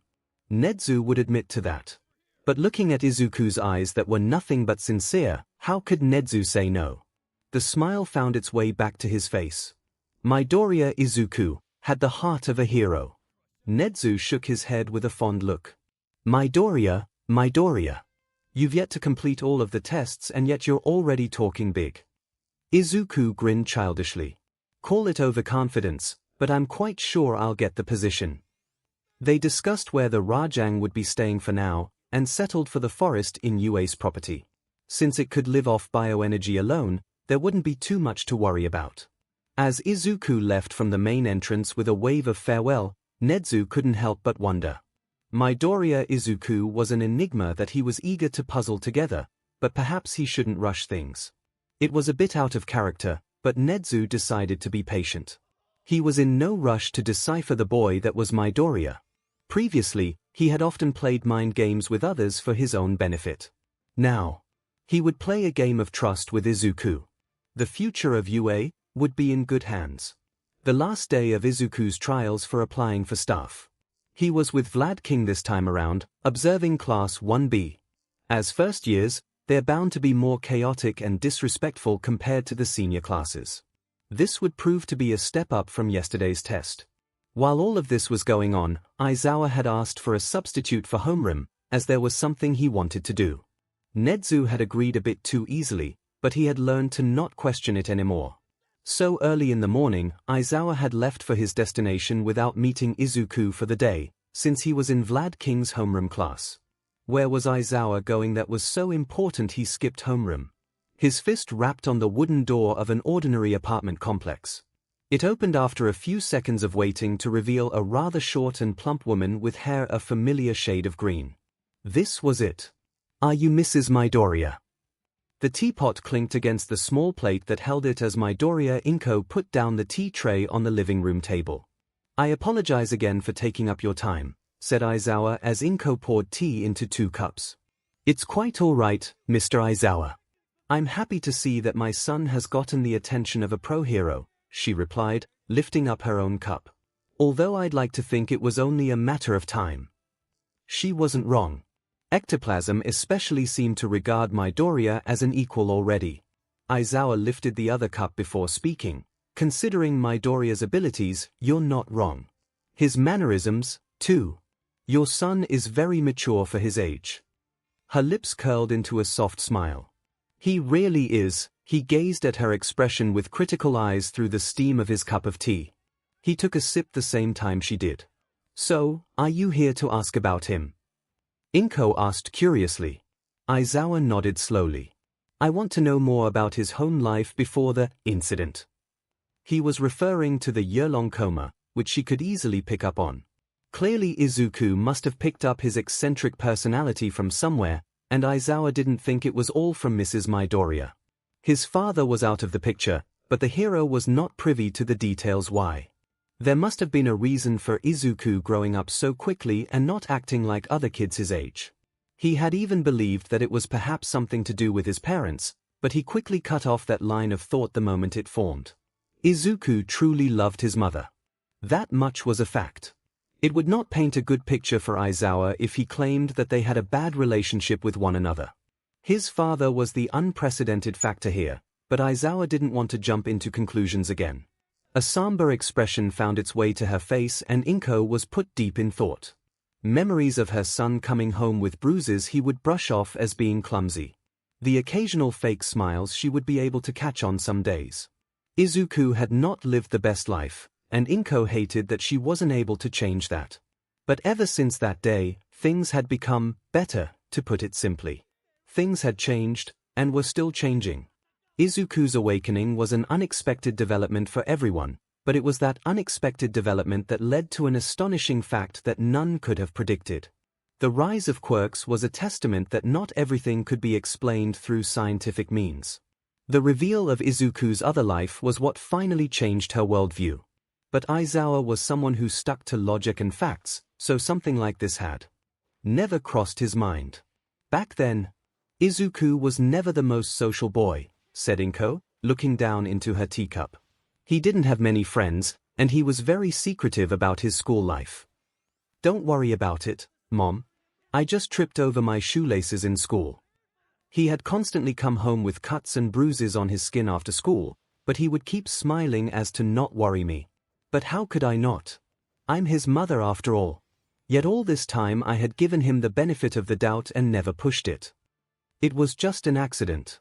The school nurse said that the cut will heal by tomorrow. Izuku, always had a kind heart. Even after being diagnosed as quirkless, his longing to help people did not diminish in the slightest. I won't lie, after that day I believed my son to be fragile simply because of his lack of a quirk. But it seemed that my worries were pointed in the wrong direction. Mom. It's not what it looks like. 𝐒𝐭𝐴𝐾 didn't mean to dash a handprint seared onto skin. He wanted to be a hero more than anything, and I wasn't there for him when he needed the support most. Wait, please. He really didn't do it on purpose. We don't need to go to Auntie's house to dash an explosion right beside them. That building would never be the same again. Even now, after the incident, I still feel conflict in my heart. Now that he has a quirk, I'm not sure if I can confidently say he could become a hero without one. He was the one who told me that it was natural for a mother to worry for their child, and that he understood, but what if Izuku didn't have memories of his other life? Mom, watch out! A collapsing building and flying debris. She had been shoved out of the way by a small body. 𝐒𝐭 shook the thoughts out of her head. Anyway, I guess what I'm trying to say here is that Izuku did not have the best childhood, and I will always regret not being able to give him one. Even now, after everything, I will still try my best for him, even if he no longer needs his mother's help. Aizawa listened to her talk, face unchanging save for a few raising of eyebrows. There was no hint of deceit in Mrs. Midoriya's voice that he could detect. But there were more questions than answers. What changed? He asked before taking his first sip of his tea. 𝐒𝐭 looked up from her cup with a near indiscernible smile. He woke up from his coma. The year-long coma. It's always the coma. How could someone have made such a drastic change in personality after simply returning back into consciousness? Was that truly the pivotal moment that led to this chain of events that involved UA High School? Can you elaborate? Aizawa pressed the matter a little more. No matter how much he thought about it, it just didn't make sense in his eyes. And clearly, 𝐒𝐭 had noticed that. Her eyes narrowed ever so slightly before her expression softened. That is not my secret to tell, Mr. Aizawa. Not her secret, so it was the kid who was hiding something. 𝐒𝐭 did not lie, he was sure of that much. Maybe if Izuku trusts you enough, he will tell you. It's only a matter of time, after all, she said wistfully, finishing her cup of tea. Aizawa did the same a short while after. Thank you for your time, Mrs. Midoriya, you were a good host. Aizawa bid his farewell after being scrayed out. Of course. Come visit anytime, Mr. Aizawa. She called out behind him. The hero left with unanswered questions, yet he felt content. He made it back to UA before long. Walking down the hallway to the teacher's lounge, he spotted Midoriya going the opposite direction as if he came from Aizawa's destination. He offered a short greeting, morning. But Izuku did not reply, simply giving a stiff nod with an impassive face as they passed each other. Aizawa almost halted in his tracks. That was strange. Opening the door to the teacher's lounge, he was greeted with the sight of Vlad King with a sour expression on his face as the man skimmed through the contents of a particular document. Nedzu was right by him with his usual smile, also looking at the paper. The other teachers were not present, busy teaching their respective classes. Vlad King caught sight of the underground hero and perked up slightly, frown still present. They made eye contact for a few moments before Sekijiro let out a troubled sigh. I would joke that Midoriya was influenced by you if the matter wasn't so serious. What matter? Aizawa inquired as he moved towards the coffee machine. The tea was good, but he was used to being in the constant presence of coffee. I failed to see that one of my students did not join the hero course with good intent, he said gruffly with a slight tone of somberness. It took over a week and also Midoriya joining our class to finally give the student a deserved expulsion. Was that the reason why Izuku wasn't in a very good mood just then? Aizawa slowly brewed himself a cup of coffee as he conversed, so the kid pointed out a couple of things to you and you took action. Sekijiro let out a huff and wore a self-deprecating smile. He didn't just point out a couple of things, he was also the one who managed to fish out the evidence from the student and initiated the expulsion with Nedzu's permission. Aizawa's brows shot up in incredulity as he turned to stare at the principal. You gave a newbie permission to expel a student. I thought it was a sensible decision after hearing Midoriya speak his thoughts.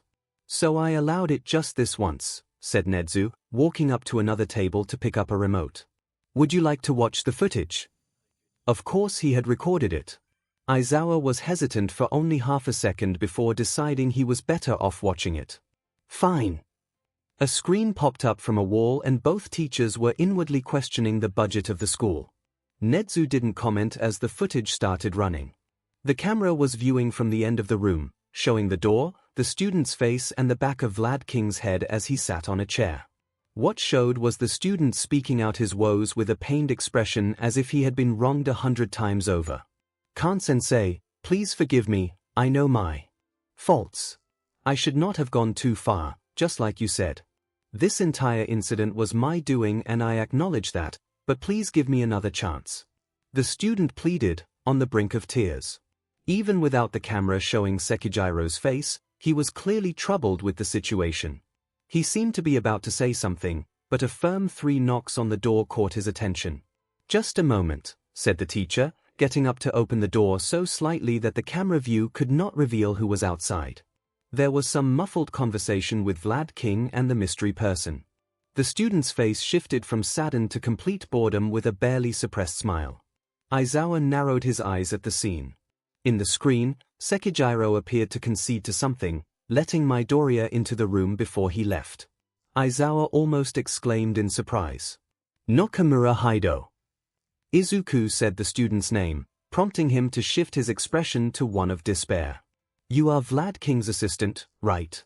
Please tell him to give me a chance. I really didn't mean to hurt my classmates so badly. He said pitifully, watching Izuku take a seat on the empty chair. Nakamura, why do you want to be a hero? He asked firmly, slightly surprising the student across from him. The words he had rehearsed before came to Haido and he spoke up with determination. I want to help people by defeating villains. Of course, the civilians come first, but sometimes it may be better to get rid of the root of the problem first. Izuku nodded with a smile. Not a bad perspective. Some heroes only go pro just for money and the likes, and while that's not exactly bad, not many can honestly say that they are selfless enough to risk their lives for others. Something flashed through Haido's eyes and he let out a triumphant grin. You get me, Mr. Assistant. UA is a school, and a school is a place for learning, so please let me learn about how to hold back from causing this accident again. He could already see himself being let off with a mild slap on the wrist. Haido would then control himself for the next 3 years to prevent something as major as this happening. He would try. No promises. But with an impressive quirk like his, the school is bound to let him off again and again until he gets his hero license. And with that license, he could. I wonder how long it took you to generate such a simple answer. Mused Izuku, not even looking at the student. Haido's smile dropped. What do you mean, mister? He asked slowly. Not only did you continue attacking an already downed classmate, you also dared to lie to your superiors. Izuku turned to him with a gaze of pity that Haido would most definitely pick up on. Why shouldn't I expel you with those 2 offenses? I'm not lying. I really want to be a hero so that I can save other people and fight villains.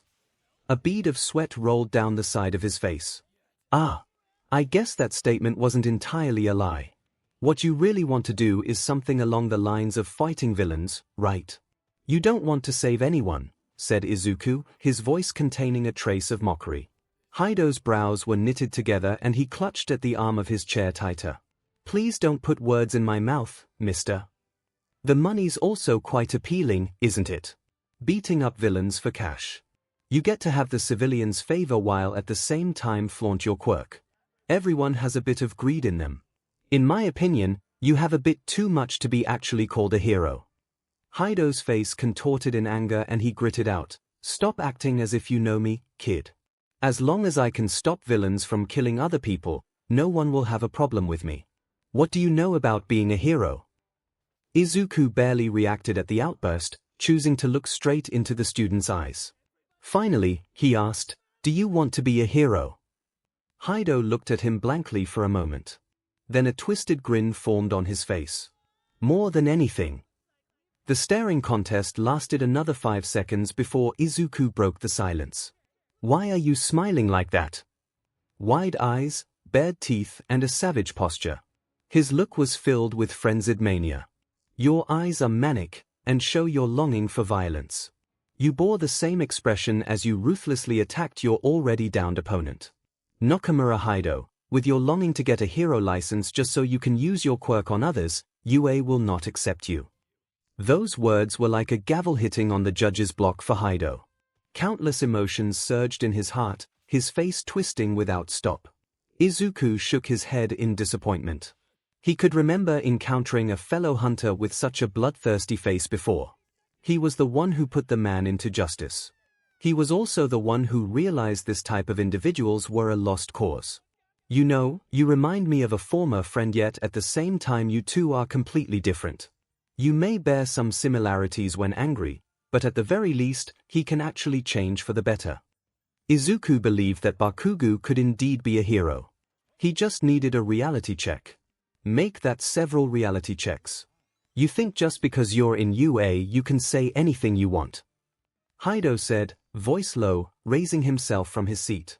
You're just some brat. Izuku frowned. My name is Dash. The student shot up, about to flare his quirk and attack the kid in front of him. Sit down.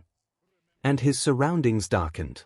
Behind Izuku was something massive. As a wave of vertigo hit and forced him to drop back to his seat, he could have sworn he saw a figure, no. A silhouette of a black dragon. Hido's vision returned, and he was suddenly aware of how much he was shaking. My name is Midoriya. You will address me with Mr. or Sensei, but since you're expelled, don't use the latter. Izuku said plainly, eyes drifting to behind the student. You? Hido sputtered, unable to formulate proper words. What? Izuku replied sternly. Don't have the authority to expel you. Well, I'm quite sure the principal does. The door to the room opened to reveal Vlad King with Nedzu himself sitting on the hero's shoulder. Indeed I do. Seeing that Midoriya had done such a thorough job at exposing you, Nakamura Hido, you are hereby expelled from UA High School and subsequently barred from entering any hero school in the country. The principal said with such a happy tone that the student didn't know how to react. Get up and pack your things. I'll see you out, said Sekijiro. Hido could only wordlessly comply. The final bell rang, and that marked the end of school. A number of teachers were able to find time for themselves to attend a sudden meeting in the teachers' lounge. Both Nedzu and Izuku were present for the occasion. Izuku scanned the crowd to see that only the pro heroes among the teachers had time to spare for the day. Inquisitive looks were pointed at him, but he didn't comment. Now! Nedzu clapped his paws, bringing everyone's attention. Since everyone available is now here, let's start. Now I know I called for a meeting, but this is more of an announcement. He gestured to Izuku who sat next to him. This here is Midoriya Izuku. I'm sure some of you have seen him but have yet to interact with him. Believe it or not, this is the newest addition to UA staff. The reactions were instantaneous. Exclamations were thrown around. The more reserved of the teachers were visibly surprised. I doubt this decision was made on a whim, so he must have impressed you enough for you to consider hiring him. Ain't that right, Principal? Said Snipe, tilting his hat slightly upwards. That is correct. Midoriya has no fixed role in UA, but I am confident that he can carry his own weight, despite his age, replied Nedzu. The crowd seemed to have calmed down. Even so, the boy is young. There are some things that can only be dealt with by adults. How are you so sure that Midoriya can make the right decisions? Hound Dog asked gruffly with sharp eyes. Izuku chimed in all of a sudden, interrupting what Nedzu was going to say. Actions speak louder than words, Hound Dog. If you are concerned about me, then allow me to prove to you over time that I can handle the responsibility. They stared at each other, Inui's intense scrutiny meeting Izuku's calm gaze. Then out of nowhere, Midnight appeared right beside Izuku before pulling him into a tight hug, his head being squashed between her chest and arms. So this cutie's name is Midoriya. Well, nice to finally know you. I saw you a few times but I could never find time to talk to you. So it turns out you wanted to be a teacher, here. I can help with that. Sounds of palms meeting faces could be heard in the room from a few individuals. "Midnight, you're seducing an underage boy," stated Izuku, his deadpanned voice muffled but loud enough to be heard by everyone. Roars of laughter filled the teacher's lounge. Hound Dog shook his head in acceptance and amusement.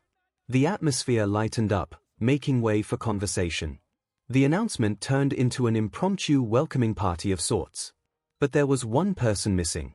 Izuku tapped on Nezu's shoulder, getting his attention. "I'm leaving for a bit to look for someone." The principal nodded with a smile, having already swept through the crowd and identifying the missing teacher. Izuku left the teacher's lounge quickly and silently, unnoticed by the chatting heroes.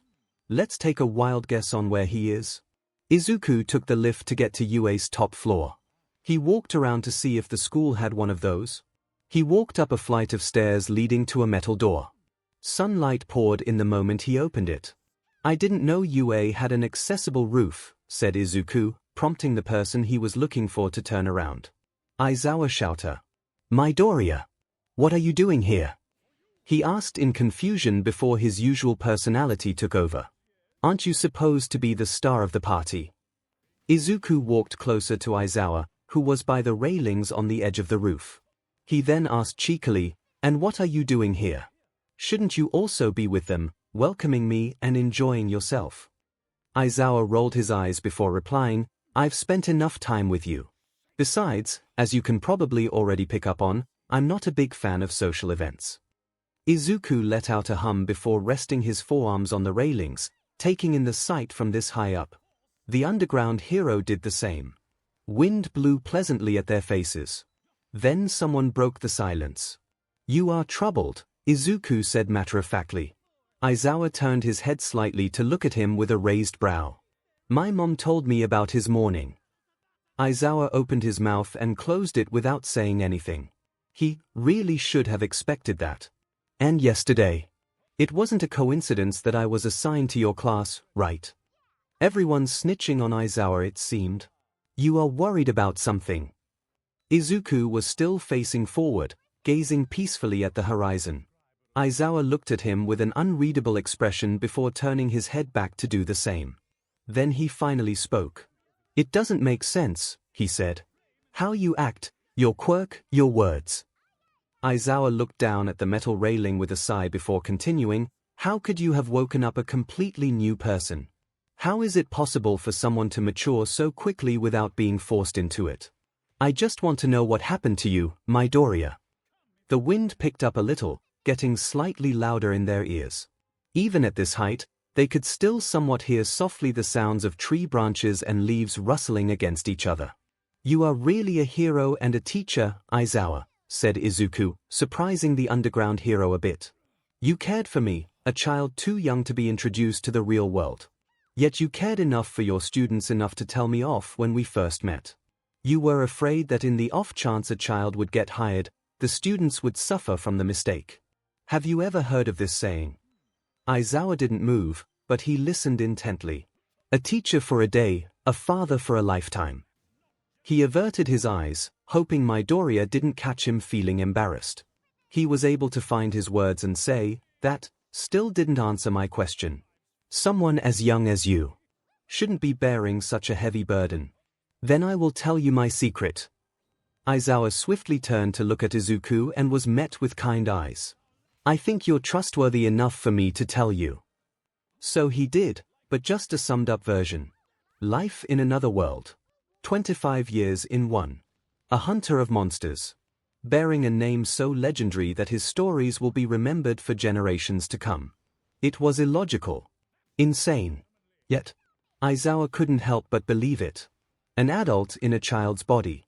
A fighter, a tracker, a teacher, even a scholar, to some extent. A legend. Suddenly, he was hit with a thought. All this time, he thought Izuku was a kid that would bring him problems. A problem child. But it turned out he was being the problematic one. A problem adult.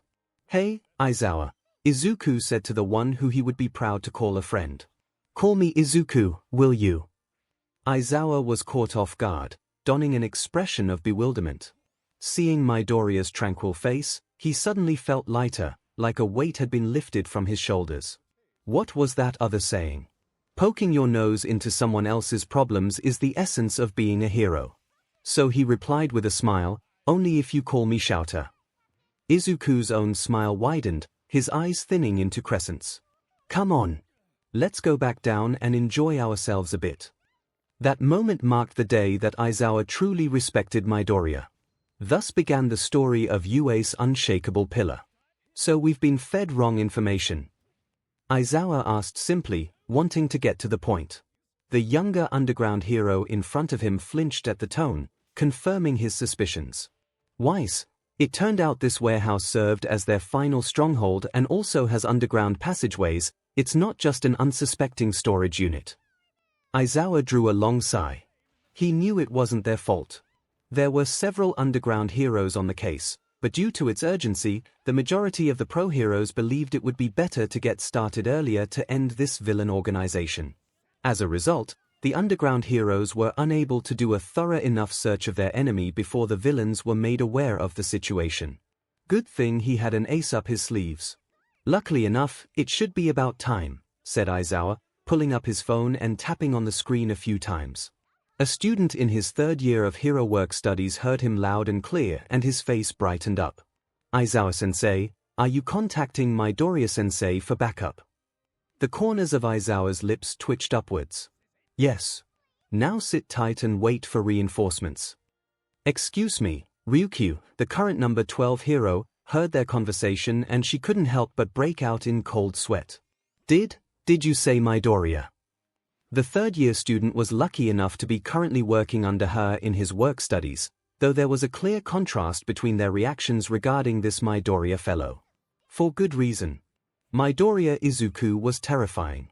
While that was known to most students over time, they didn't fear him because Izuku was a kind-hearted person who helped anyone that sought guidance in anything. As long as one didn't make him mad, then he would be that guy that everyone liked. But not for Tatsuma's case. Forget his sword-like gaze stabbing into her back in her dragon form when she used her quirk, the strange aura emanating from his form was enough to intimidate her to avoid interaction. It also seemed that she was the only one who could detect the sheer power being leaked from his body unconsciously. Ryukyu blamed her quirk for her inability to converse to Midoriya properly. Right on, confirmed Aizawa, now with his signature grin. Now we just wait. And it'll be over before we know it. Beep. Beep. Beep. Beep. Indoors, in a humid room. Glass roof like a greenhouse and sturdy walls. Bioenergy spread freely in the indoor garden filled with shelves of ceramic pots containing otherworldly flora. It was very spacious, with a circular platform near the end of the room. On the platform's center stood a young and healthy ancient tree. Its growth stagnated right before its impressive height could burst through the roof. In the very center of the room itself sat an egg atop a smaller platform. It emitted a black sheen and wasn't as smooth as it was when it first came to be.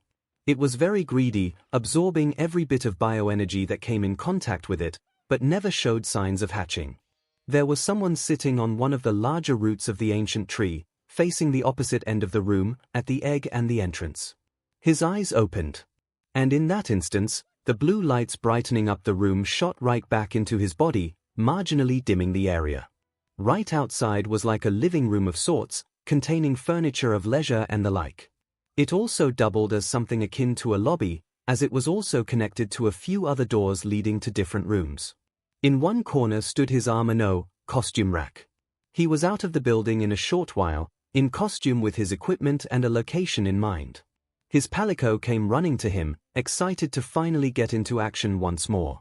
He finally put on the helmet he was holding onto over his head. From under it, a wild grin. Urgent quest, here. Midoriya Izuku had come out of seclusion. It took less than 20 minutes for Izuku to free-run his way here at speeds almost rivaling speed quirks. Nekiko had no trouble catching up to him and neither did Tachi and Nibui. Recognition flashed through the eyes of some pro-heroes and policemen, and they let him pass without a word. He entered the makeshift war room to see Eraserhead, Ryukyu, a third-year student and a few other heroes. Compared to the costumes of the heroes, his own garbs were downright menacing in nature.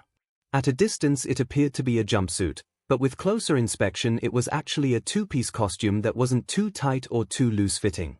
Black in color with crimson lines running down the seams, it was made of a material known only by its creators. The upper area was like exotic scale mail, lined with large, red-tipped scales. In the center of his chest, over the 4-point sapphire star marking his skin, an unsettlingly realistic illustration of a dragon's eye. He wore dark braces on his forearms paired with black gloves that had BLD red palms.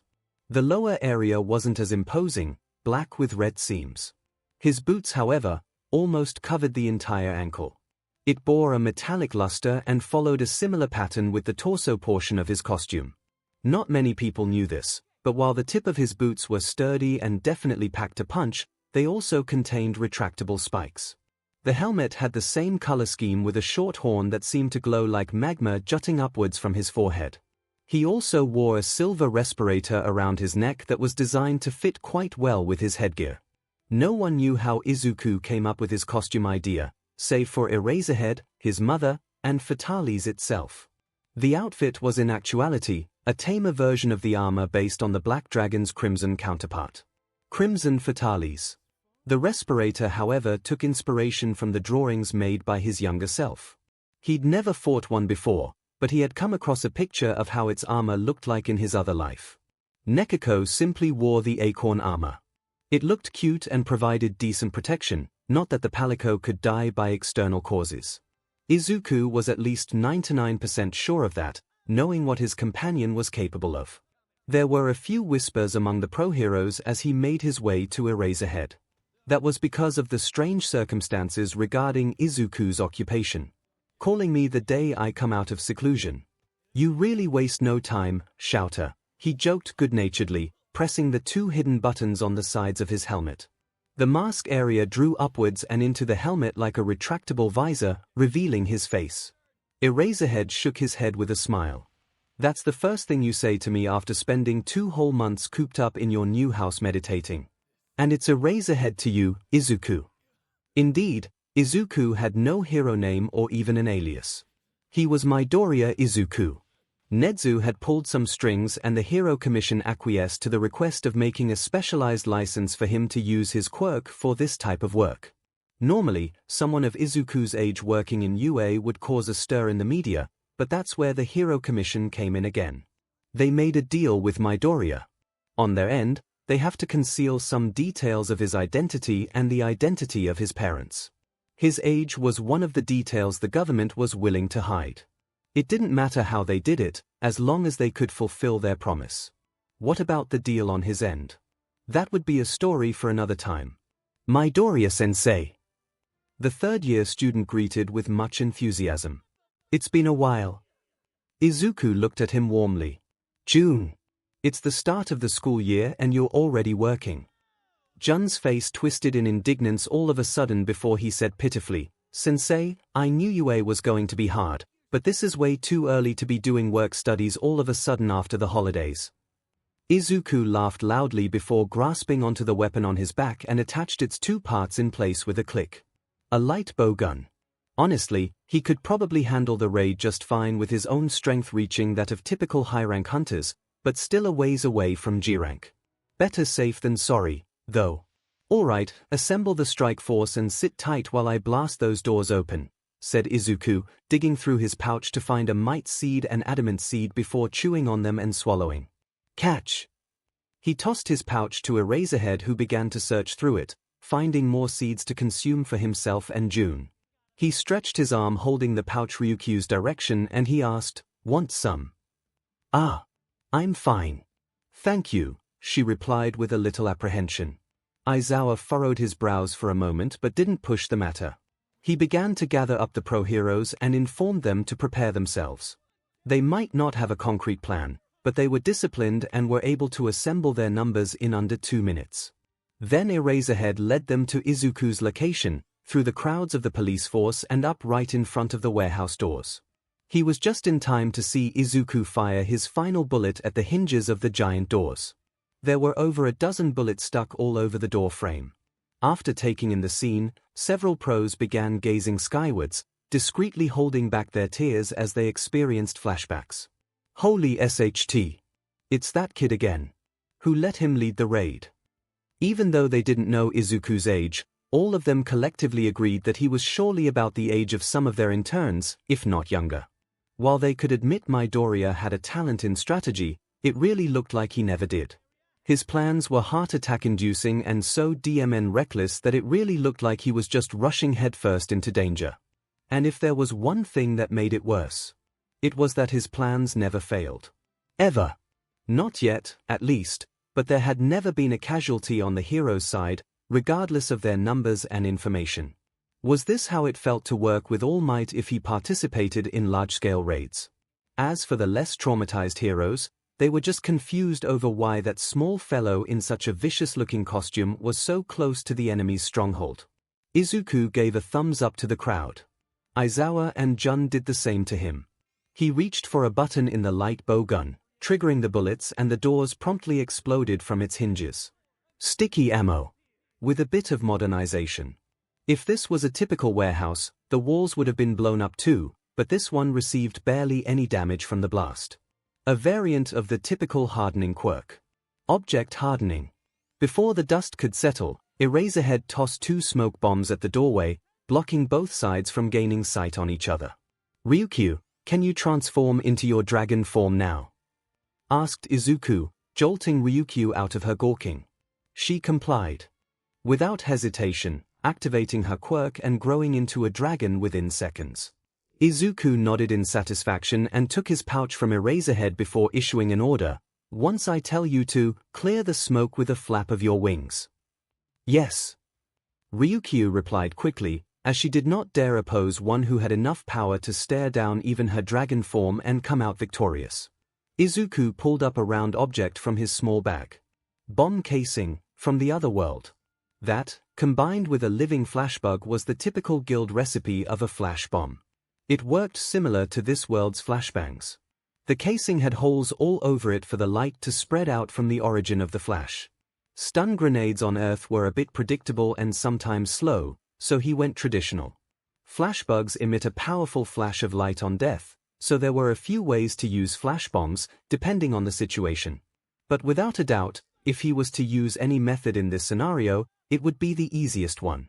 Izuku pulled his arm back, flash bomb in hand, and threw it through the smoke and into the building with most of his might. The casing broke on contact with the ground, and the shock from the impact was more than enough to kill the flashbug, setting off a bright flash.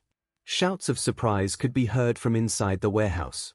His mask was back in place and he put on the respirator. Ryukyu, now. Large wings flapped, wind displacing the smoke, and Izuku moved. He made small craters on the ground when he shot forward, Nekiko zipping into action and Kinsex taking to the air, eager for combat. Eraserhead and Jun rushed forward the moment he jumped into the fray. It took the other heroes a second to process what just happened, but they eventually charged in to provide assistance. Everything was resolved in less than half an hour, with the underground passageways being assigned special force units to be combed out, and any villains present were dealt with swiftly. Eraserhead and Izuku bid farewell to Ryukyu and Jun as they boarded a police car back to UA. They made it back without much fanfare, getting off the car in front of the UA gates. Izuku's Kinsex took off to their dwelling immediately, and Nekiko stuck close to its Meowster. Thanks for the ride, Aizawa said to the officer driving the police car. It's no problem. I feel honored to be in the presence of 2 heroes, the man replied, switching gears to drive away. Thanks for your service. You too, Izuku said kindly after pulling down his respirator. The officer was caught off guard and drove off in a fluster. Both teachers entered school grounds walking side by side, ignoring the wide-eyed stares from the students. New edition of your costume? Aizawa asked curiously. Izuku answered, not really. The design's the same, but it's just slightly bigger to fit better after my small growth spurt in seclusion. Aizawa nodded with a hum. Izuku's costume wasn't made of particularly rare materials.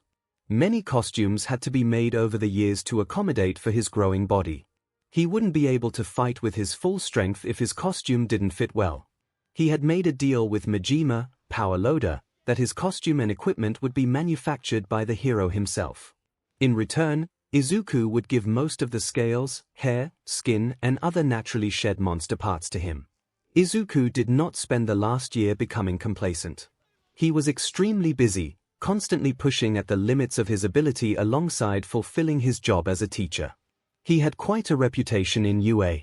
"You wanna join me for lunch, shouter?" 𝐒𝐬𝐽 asked with a cheeky grin. Aizawa's eye twitched. "Do I want to be mobbed by students in the cafeteria? Hell no. I'll stick to eating in the teacher's lounge." He made a turn and walked another direction, hearing 𝐒𝐬𝐽 chuckling behind him. He shook his head in amusement and headed to the cafeteria. Standing right under one of the entrances and somehow not catching the attention of anyone inside, he pulled up his helmet. Suddenly, an upperclassman bumped into him from behind. Sorry about that, man." The student paused, taking in the sight before him. "Are you alright?" came the voice of 𝐒𝐬𝐽. Then the student exclaimed, "Midoriya-sensei." The cafeteria was silenced in an instant. Even the first years who had no idea what was going on didn't dare breathe loudly, following their senior's lead. 𝐒𝐬𝐽 turned around, letting everyone see his face. Dark green hair with naturally wild curls reached down to his shoulders, bangs shy of reaching his eyes. An androgynous face that might leave one to question his gender, if his body shape wasn't obvious enough. 𝐒𝐬𝐽 held the helmet by his side, vibrant sapphire eyes sweeping through the silent crowd with a warm smile. He finally spoke, "It's been a while, all of you." That seemed to snap them out of it. "Midoriya-sensei." The entire cafeteria demon near burst into complete chaos with how many second and third year students getting up to crowd him. "Long time no see. Sick costume. How have you been?" Words were thrown all around as 𝐒𝐬𝐽 made his way into the cafeteria. The first year students were confused, but very few dared to ask about it. "Midoriya." Lunch Rush himself called out to him. "It's been too long. Care to judge my ability to cook one of your recipes today?" Eyes turned and they all locked on 𝐒𝐬𝐽 with hope. He had a contemplating expression. "I am quite hungry. What about the burner special?" That sent people muttering amongst themselves, wondering what this new recipe was. Lunch Rush looked fired up, as this was his first time cooking the burner special. He did not want to make any mistakes. He sped off inside the kitchen and pulled out one of the chefs from inside. "Here." The man managed to utter out before Lunch Rush lectured him. "Take the students' orders and get the others cooking. We hired you guys for emergencies like me not being able to cook fast enough for everyone. Now that emergency has come, so get to work or I'll fire you." The hero was out of sight once more, leaving a clueless chef to deal with the line of hungry students. Whichever was it that told me this was easy money again? As the random chef accepted his fate, 𝐒𝐬𝐽 had settled down on the cafeteria's biggest table, still crowded by upperclassmen. The surrounding tables were fully occupied within seconds as he put his helmet on the floor between his feet. He was able to chat with them easily, despite the clamor. "Midoriya-sensei, would you like me to tie your hair?" A female student asked thoughtfully. "If it isn't too much trouble, Ella," he replied with a smile that lifted the students' spirits for the day. They were used to the air of maturity that 𝐒𝐬𝐽 exuded, so it didn't stop them from getting closer to him. From a table in the corner, two friends watched the scene, one with great interest and one the opposite. "A sensei. Not a senpai. How interesting. It seems all of our senpais are quite familiar with Midoriya. What do you think, Tamaki?" The blonde student asked his friend before his eyes landed on the palico. "And look at that bipedal cat. It kind of reminds me of a sidekick." "Please don't get me involved in this, Mirio. I'm just glad there's fewer people here," Tamaki muttered just loud enough for Mirio to hear, prompting his friend to bark out a laugh. From another table, bright blue eyes that held the curiosity of the world stared at 𝐒𝐬𝐽 in wonder. "That smell, could it be?" That voice caught everyone's attention, and they were suddenly aware of the fragrance wafting through the air. "Lunch Rush," 𝐒𝐬𝐽 idly commented, taking in the familiar aroma. "You are truly the hero who had prepared a full-course French meal for 10,000 victims of a typhoon a few years ago." The double doors separating the cafeteria and the cooking staff area opened, and countless eyes bulged with stupefied looks. Lunch Rush pushed out a cart, the top tray containing a cheese fountain. 𝐒𝐬𝐽 sat in place as he reminisced, ignoring the mayhem happening around him from both new and old students alike. His short ponytail was done at this point, not quite straightening his hair but preventing it from touching his shoulders. Lunch Rush wheeled the cart to his table and set the large fountain atop it with surprising ease. The students were then hit with another wave of fragrance, this time carrying the flavor of meat. The lower trays were full of cooked ingredients. Many were drooling at this point, but they were patient, their example followed by their juniors. As everything was placed on the table, there was almost too little space to fit all of the delectable food.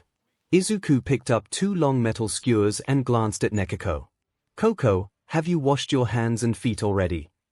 "Of course, meowster." The palico hopped on top of the table, its feet carefully placed to not touch the food. "I've always wanted to do what the proprietress does all the time." 𝐒𝐬𝐽 held the 1 skewer in each hand, ready for action. He said something that absolutely piqued everyone's appetite. "Let's show them how it's done." Nekako picked up the largest chunks of meat and vegetables and tossed them upwards in the air, emulating the bistro of Burner Village. 𝐒𝐬𝐽's arms were almost a blur, piercing them with the sharp utensils in his hands and creating giant kebabs as the crowd watched with awe. He moved them forward into the fountain, letting melted cheese coat every part of the ingredients before pulling the skewers out and letting everyone watch the cheese drip enticingly on his plate. Then he dug in with great gusto, somehow not making a mess out of himself. He had experience, after all. "I call dibs," someone said, hand reaching out for a smaller skewer only to be intercepted by another hand. "Hold on there, my little Kohai. You're only a first year, so you're not close to Midoriya-sensei. There's not enough for anyone, so let your senpais go first, all right?"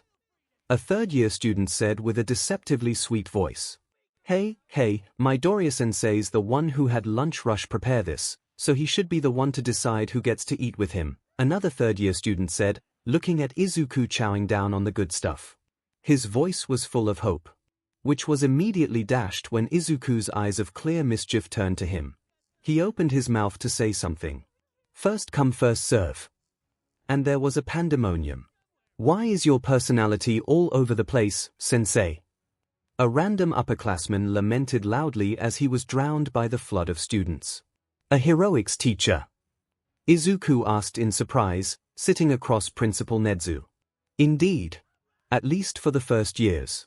One of our heroics teachers had finally retired, and I trust you enough to take over his place." "That is if you are willing to," said Nezu, enjoying a cup of tea with 𝐒𝐬𝐽. "Mori-sensei, that was the retired pro that had taught heroics for years already. I'm glad he finally retired. He can take it easy now. But I'm not sure if I can take his place. Don't we already have qualified substitutes?"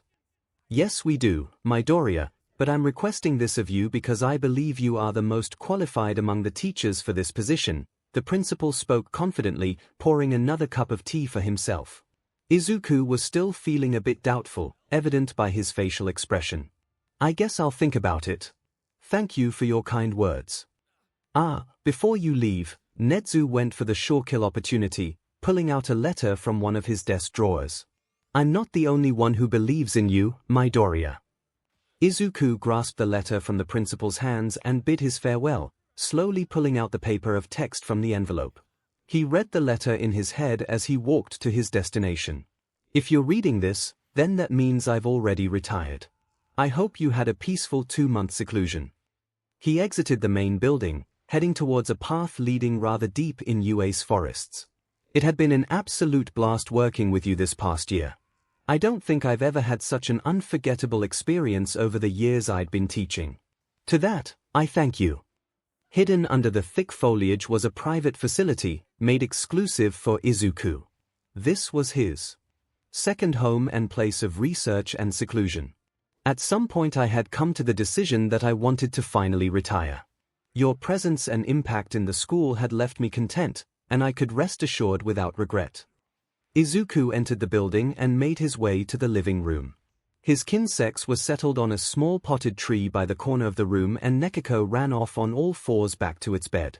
"So I would like you, Midoriya 𝐒𝐬𝐽, to take my place and teach the younger generation of what it means to be a hero. Sincerely, Mori Saisha. Izuku folded the letter after he finished reading it. A smile graced his face and he sighed in acceptance. What else can I say to that? Glancing around the room, he idly thought about returning home to meet his mom after his 2 months of absence. That would have to wait a while, as school was still in session. He had 2 classes of first years to attend to. Heroics class, the last class of the day.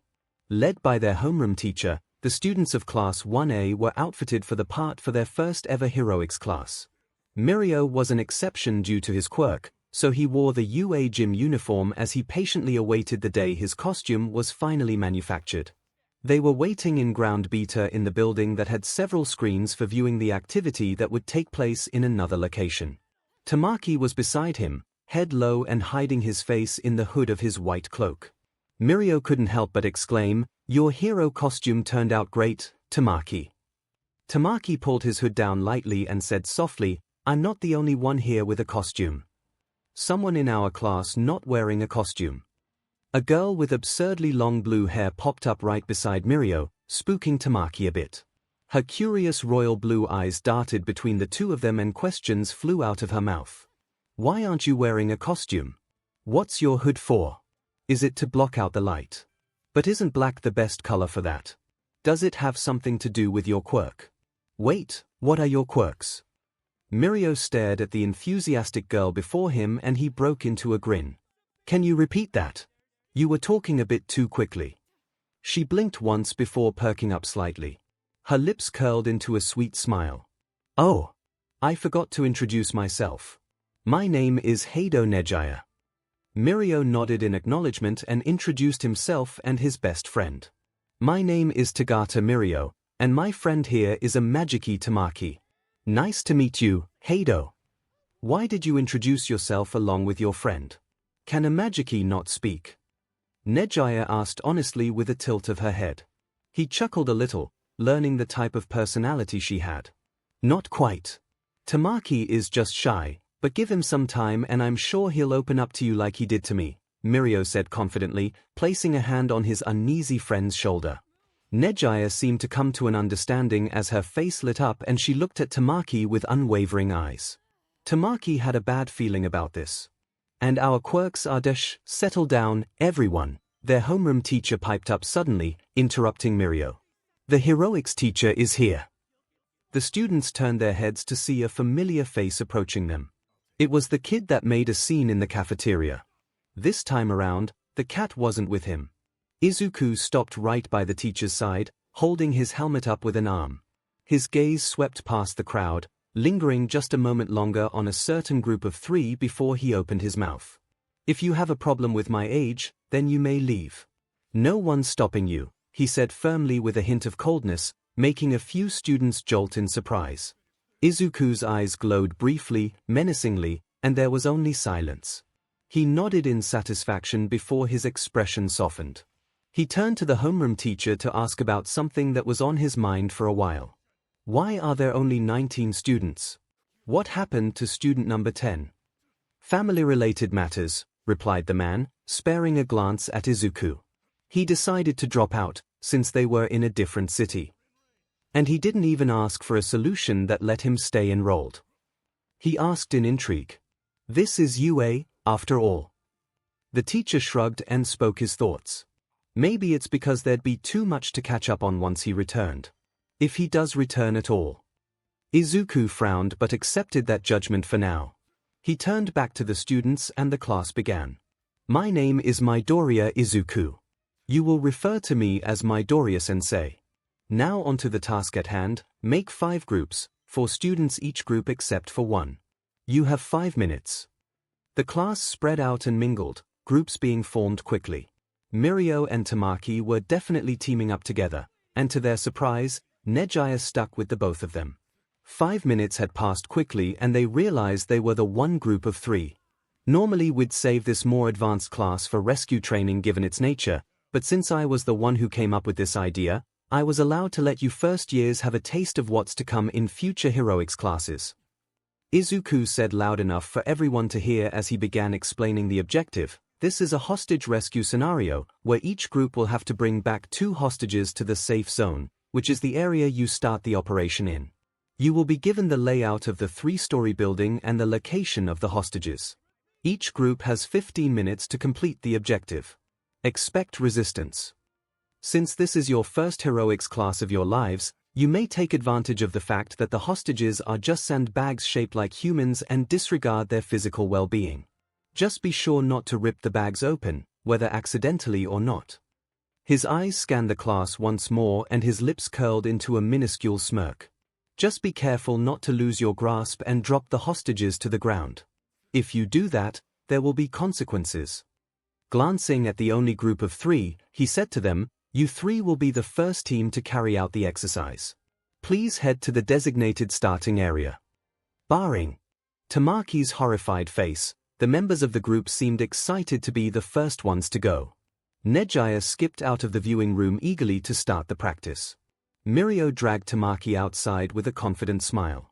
Izuku had also given them small transceivers for them to insert into their ears to communicate with one another without needing to stick to each other. The trio stood in position in the safe zone, which was basically just walls and a ceiling with a large opening in the front. A distance across from it was the main building they were supposed to infiltrate. They had 5 minutes to plan before their 15 minutes started counting down. "Let's talk about our quirks for a bit and see what we're dealing with," suggested Mirio. "My quirk is permeation, which allows me to turn myself intangible and pass through any form of physical matter." His smile fell just a tad. "It sounds impressive, but I still have a lot of trouble with my quirk despite how long I've had it, like how my clothes also pass through my body. Same goes for light, so I would be blind while my quirk is active. Also air, which leads to sound, so I won't be able to breathe or hear anything." He settled a fist on his chest as he took on a look of determination. "That's why I've come to UA, All Might's alma mater, to learn to gain more control over my quirk and be the hero I aspire to be." Tamaki stared at his friend from the corner of his vision with a hint of admiration. Seeing that Mirio had displayed his noble intent without hesitation, he couldn't help but think that it was only proper that he should speak up to tell Heido his quirk. "My quirk is called Manifest. It allows me to manifest parts of any animal I've eaten recently on my body. The more of the same animal I eat, the stronger the manifestation. Once the food gets digested, then I can't use my quirk anymore." Tamaki managed timidly, not used to saying so many words to someone unfamiliar to him. 𝐒𝐻𝐲 was starry-eyed, looking at the 2 friends in front of her.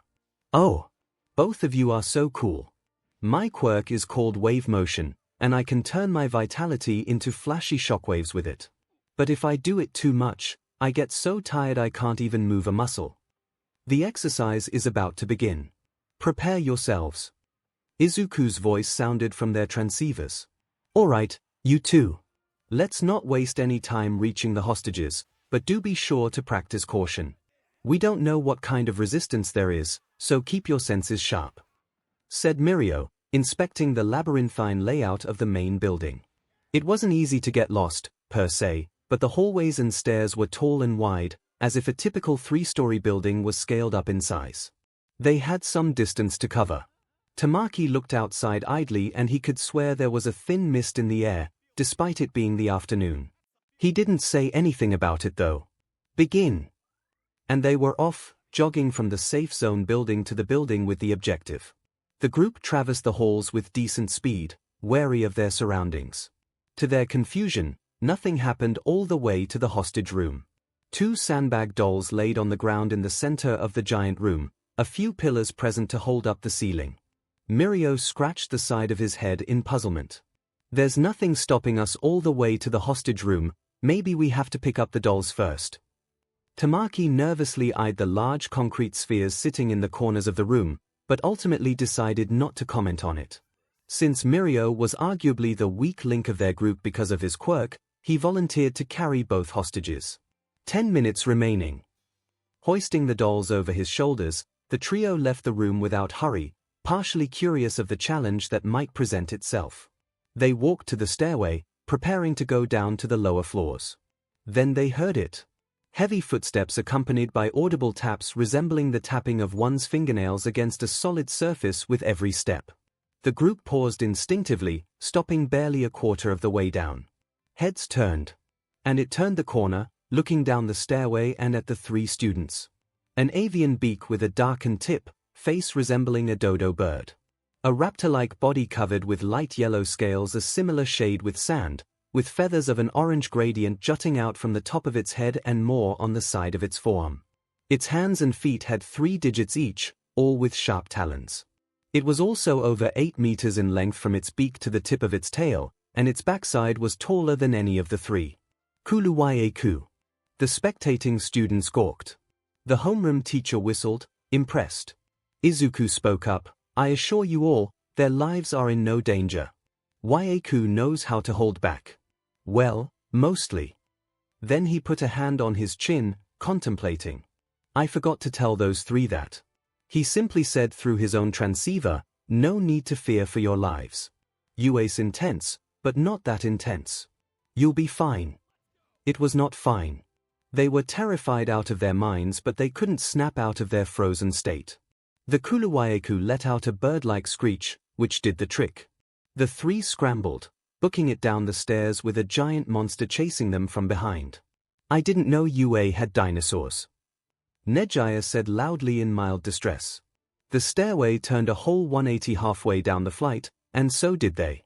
The bird wyvern's feet skidded across the concrete floor after it jumped down half of the stairs but remained unfazed, eyes locked onto one person in particular. The 𝐒𝐿𝐲 leapt down the last half of the stairs down to the first floor and turned.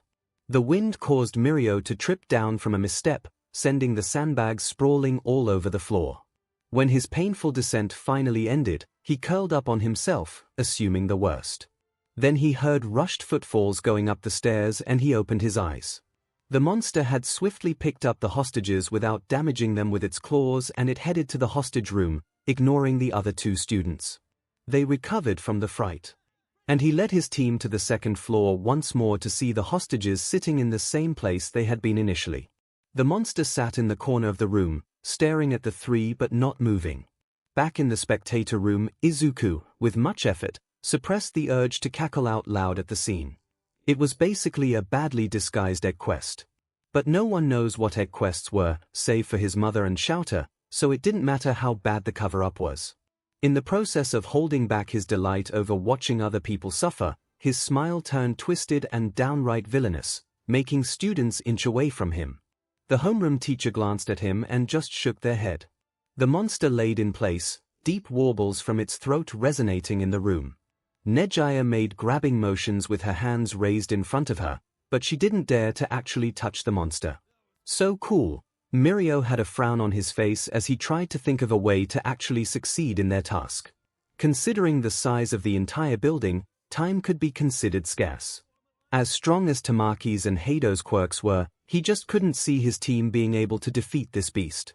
The side of his fist struck down onto his open palm and his expression conveyed confidence once more. Huddle up, everyone. I've got a plan. The way Mirio looked at Tamaki gave the gloomy boy a sense of dread. He wasn't going to like this, but to remain in UA and become a hero alongside his best friend, he had to push himself to new heights. Mirio told them of their plan, which 𝐒𝐻𝐼 was all too eager to follow along with. He patted his friend's back reassuringly, and Tamaki tried his best not to let peer pressure get the better of him as he stepped back from the other 2, getting into position. The first phase of their plan was executed and Mirio and 𝐒𝐻𝐼 rushed forward to grab the hostages. Unsurprisingly, that prompted the 𝐒𝐿𝐲 to pounce into action. It ran towards them both in an attempt to intimidate the 2 from carrying out the objective, but 𝐒𝐻𝐼 abruptly stopped in her tracks and turned to the monster, hands outstretched forward and palms open. And out came a shockwave. Sorry, Mr. or Mrs. Dinosaur. Spirals of yellow energy burst out from her palms and it made a direct hit on the 𝐒𝐿𝐲, sending it flying and slamming into a wall. It fell down on the ground and thrashed wildly, trying to reorient itself and get up. Mirio had picked up the sandbag dolls again and executed the next part of the plan. 𝐒𝐻𝐼 stood in place, back turned to the entrance of the room. Mirio ran up to her and stood back to back with her, facing their only exit. She raised her hands in front of herself once more and sent out another shockwave. This time, she turned off her body's natural recoil control. The kickback sent her and 𝐼𝐸 rocketing out of the room and to Tamaki, who was standing near the stairway. They stumbled for a moment, but didn't trip. "It's all on you now, Tamaki," 𝐼𝐸 exclaimed, taking off down the stairs with a rather spent 𝐒𝐻𝐼𝐻. The rising adrenaline levels in Tamaki's system was slowly but surely washing away the anxiety in his heart. He dug through one of the hidden pockets in his costume and pulled out a small packet containing food. The monster was able to get up, but instead of giving chase, it first picked up one of the giant concrete spheres on the ground with its claws, which it fit quite snugly between its avian extremities. Tamaki opened up the food packet and downed the contents, which consisted of a generous number of dried oysters. Izuku didn't take his eyes off the screen displaying the inevitable confrontation. He tried to taunt it, but his words came out to be very underwhelming. "Why, your opponent is me." The 𝐒𝐻𝐼𝐻 exited the room and swiftly made its way towards Tamaki. Then he noticed something. The monster wasn't paying attention to him at all. The final phase of this haphazardly put-together plan required him to stall it for as long as he could for the other two to run back to the safe zone. And he'd be DM'd if he couldn't even distract it for several seconds. I said. Tamaki's right forearm morphed, increasing in size and weight. It was shaped into an oyster shell, with its exterior uneven and jagged as he swept his rapidly growing arm high. "Your opponent is me." The man-sized oyster shell smashed into the side of the monster's face on the last syllable and put a halt in its tracks. Slightly stunned, the 𝐒𝐻𝐼𝐻 staggered, balance unstable. Tamaki's elbow hurt like hell from lugging around the heavy shell. Izuku analyzed the huge oyster shell as many thoughts came to his head. It was rough and heavy, so it packed a good punch like a hammer, but it was slow due to its weight, so it's not recommended to use it for defensive purposes. Most of the time, anyway. Clams were a better alternative to use as a shield. The 𝐒𝐻𝐼𝐻's temper flared and its focus shifted to Tamaki. It raised the ball of concrete in the air threateningly, and he was able to bring up his quirked arm to block the attack at the last second. Both the shell and the sphere cracked upon impact, but remained intact. He fell to his knees and he could only think, "I regret agreeing to this plan so much." Yet he still fought, for his team needed him and he was adamant in wanting to help them. Already breathing heavily, his eyes widened when he saw the monster raising the sphere up again, and Tamaki was able to deactivate his quirk and jump back fast enough. The ensuing strike practically shattered the concrete ground. "I'm pretty sure I should fear for my life." Seeing that he still had the 𝐒𝐻𝐼𝐻's attention on him, he used his quirk again. This time, both of his hands morphed into oyster shells almost twice the size of his head. There were quite a number of dried oysters in that food packet. Tamaki spread his arms wide, trying to appear bigger in size so that the monster would continue seeing him as a threat. It rushed forward and he tried to see if he could predict its next attack, which he couldn't, but he tried anyway. It stopped just short of reaching him and Tamaki raised his guard, the shells opening up a bit. The 𝐒𝐻𝐼𝐻 turned its body so that its side faced him.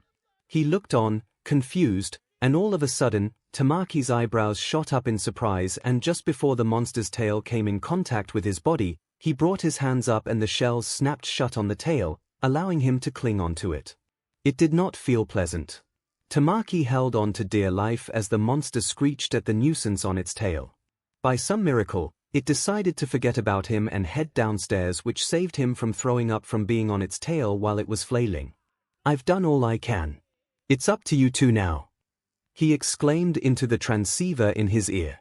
Tamaki slowly but surely inched his way to the monster's back from its tail. An announcement sounded loud and clear for everyone to hear. 5 minutes remaining.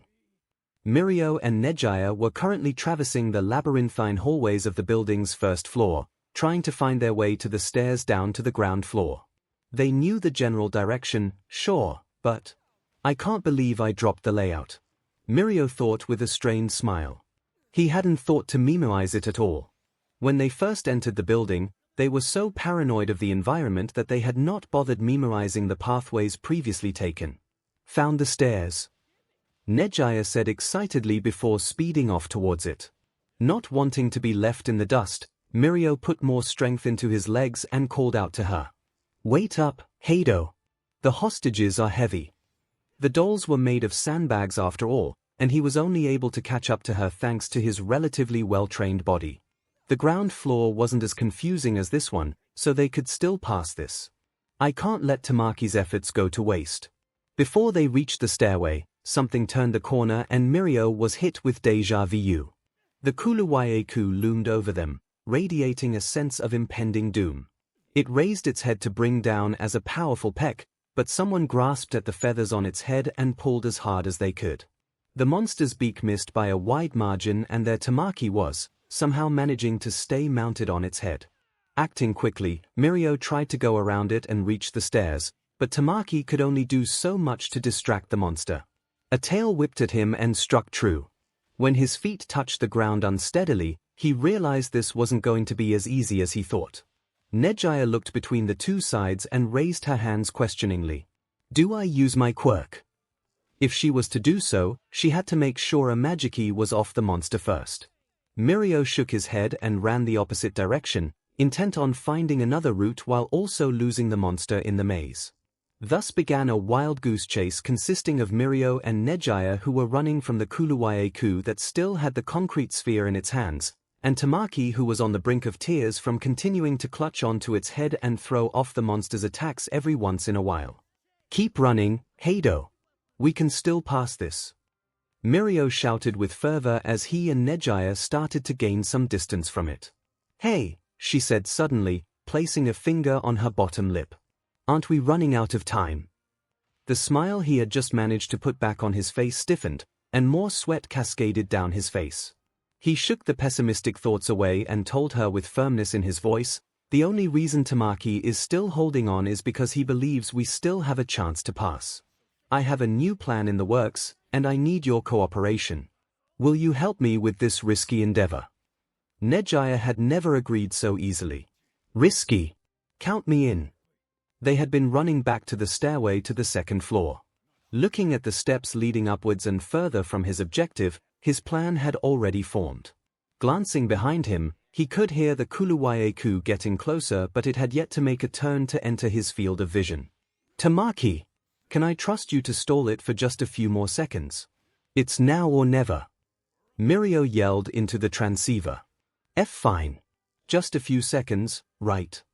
Came the shaky reply. That's right. And one more thing, but it won't be as difficult to do. The duo ran up the stairs and to the next floor to execute their final plan. The monster entered the same hallway they had taken and the only thing in its eyes were the two running away from it. It let out a screech for good measure and dashed off to its targets.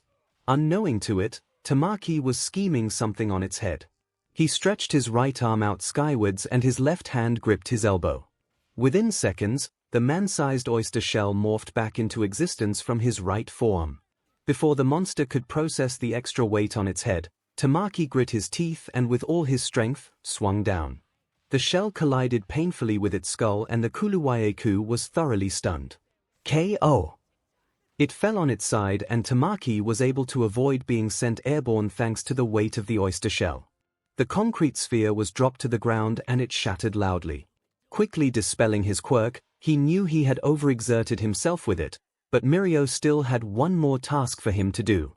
Staring at the monster trying hard to right itself, he spoke into the transceiver, I've bought you guys some time, what now? The audio crackled to life and out came his friend's voice. Nice. Now let it chase us up and follow behind it. But not too close though. Tamaki didn't know why 𝐼𝐸 put emphasis on not following too closely, but he took his words seriously nonetheless. The monster was able to shake off the stars in its vision and it continued on its chase, with Tamaki trailing it from a short distance. It rose several steps with every stomp of its feet and it barely took 5 seconds for it to reach the last step. About 15 or so meters from it sat 𝐼𝐸 with the 2 hostages. On the ground. Its first priority was always to collect the dolls at all cost as long as it was on the ground, so it rushed forward, unaware of the danger.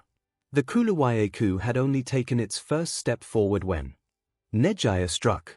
From the same corner the monster had turned to meet the group for the first time, she stood in wait with her palms moved forward. It had been caught by surprise, and it was too late to react when she used her quirk for the last time in this exercise. Bad dinosaur, fly away. Using up all of her remaining stamina, the ensuing shockwave sent the monster flying into the opposite wall. Impacted by that powerful blast, it also smashed through the wall, causing sunlight to pour into the building. The monster dropped from the top floor to ground level with mere superficial injuries, but it needed to take the long way to reach the group. 𝐒𝐻𝐼 had promptly dropped to the floor and started sleeping with loud snores. Looking outside, 𝐼𝐻𝐼 was glad to say that his calculations were correct. The hole in the wall gave a view of the outside, and in front of him, he could see the safe zone building. He could also see the monster getting up and running back into the main building. "That's why you told me not to follow too closely," Tamaki said incredulously with a tired expression as he made it to the second floor. "Yep," 𝐼𝐻𝐼 replied with a chipper voice as he cracked his neck and turned to his friend. "Also, the last thing you have to do is throw the hostages down." "What?"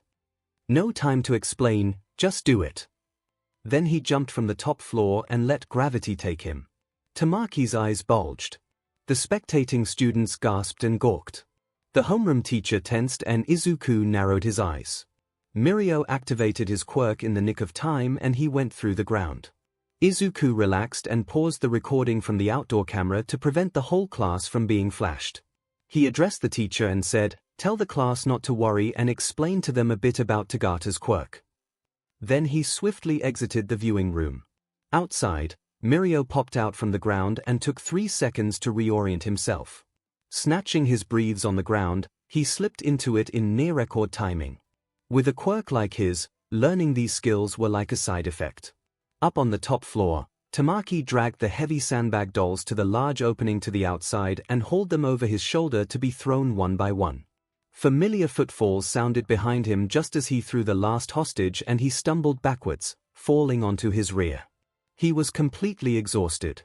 The Kuluwayaku watched on as 𝐼𝐻𝐼 broke the falls of the hostages the best he could to not break open the sandbags. He was taking advantage of the fact that they were not real humans, so getting a bit rough with them wouldn't affect much. 𝐼𝐻𝐼 broke off to a sprint to the safe zone, and made it without trouble. It was done. "Excellent work, Tagata. You managed to complete the objective with only 19 seconds to spare," Izuku said with a smile, alerting the student of his teacher's presence. He had entered through another door. He handed 𝐼𝐻𝐼 his dropped shirt, which he graciously took and put on. There was something on his mind he wanted to say. "Sensei, you should also give credit to Tamaki and 𝐻𝐼 too. I couldn't have done it without them," he stated without room for argument. Izuku's smile widened slightly and he spoke with a sense of wonder in his voice. "Indeed. This may be the first time we don't have a definitive answer for who was the MVP of the group. 𝐼𝐻𝐼 was the one who made the plans and was also the one who carried the hostages all the way to the end. Tamaki was the one who stalled the Kuluwayaku on 2 different occasions and even mounted it to provide a distraction. 𝐻𝐼's quirk, while only fired 3 times, was enough to allow 𝐼𝐻𝐼 to make the final dash to the safe zone. None of this would have happened if not for their individual efforts. "Come on, let's get to the viewing room." You 3 had left quite a lot of people on the edge of their seats. With that, Izuku walked off. 𝐼𝐻𝐼 walked behind him, but paused for a moment. "Wait, if he came from that door, how did he get my shirt?" The Kuluwayaku realized the exercise was over and turned to Tamaki, who still felt fearful around it. To his surprise, it picked him up by the back of his cloak with its beak and settled him onto its back. The monster did the same for sleeping 𝐻𝐼 and proceeded to head down with steady steps. When they were all present for the discussion, there were exclamations of praise thrown around to the embarrassed 𝐼𝐻𝐼. Tamaki was able to avoid having a panic attack with the help of Izuku, who stood by him and discreetly taught him to follow his breathing as he let off a calming aura. 𝐻𝐼 was still fast asleep. Safe to say, the rest of the class was very eventful. The class had been dismissed and farewells were bid. The homeroom teacher had left to the teacher's lounge with notes on the students' capabilities. Only Izuku remained in ground beta. Standing outdoors between the safe zone building and the rather battered main building, he placed a palm on the now healed Kuluwayaku's side. Bioenergy surged, and the monster grew. "It must feel weird to fight with most of your strength suppressed, here." He mused softly as he returned the high-rank strength it had possessed before. It took a whole minute, and the monster grew to a length of about 10 meters. Caressing its giant head with his hands, he said to the Kuluwayaku, "Return home." and it left without hesitation. Of course, by home he didn't mean where his mother lived. That would be absurd. He had a home for all of his monsters. He breathed slowly, watching as the bird wyvern hurried out of the area. The mist in the air was still present. There were a few curious students who asked about it, but Izuku had simply brushed them off by diverting the topic. Besides, it was near impossible to see the haze through the cameras. Izuku turned his head to gaze behind him. If one were to look closely enough, one might be able to see an outline of something. Something big. Good thing we didn't need your help this time around, he said, smiling to seemingly nothing in particular. Then the outline shifted. It became a silhouette of a creature. Its features were oddly unclear, but one could still identify its shape. 4 legs. A head with a sharp snout, like a horn. Large wings, but compared to the creature's body, it's hard to see it taking to the air. A strange tail that's wide and similar to a leaf, with a curled and spiraling tip. You are one of UA's trump cards and quite the prideful dragon, so I must thank you for coming along to watch over the first years.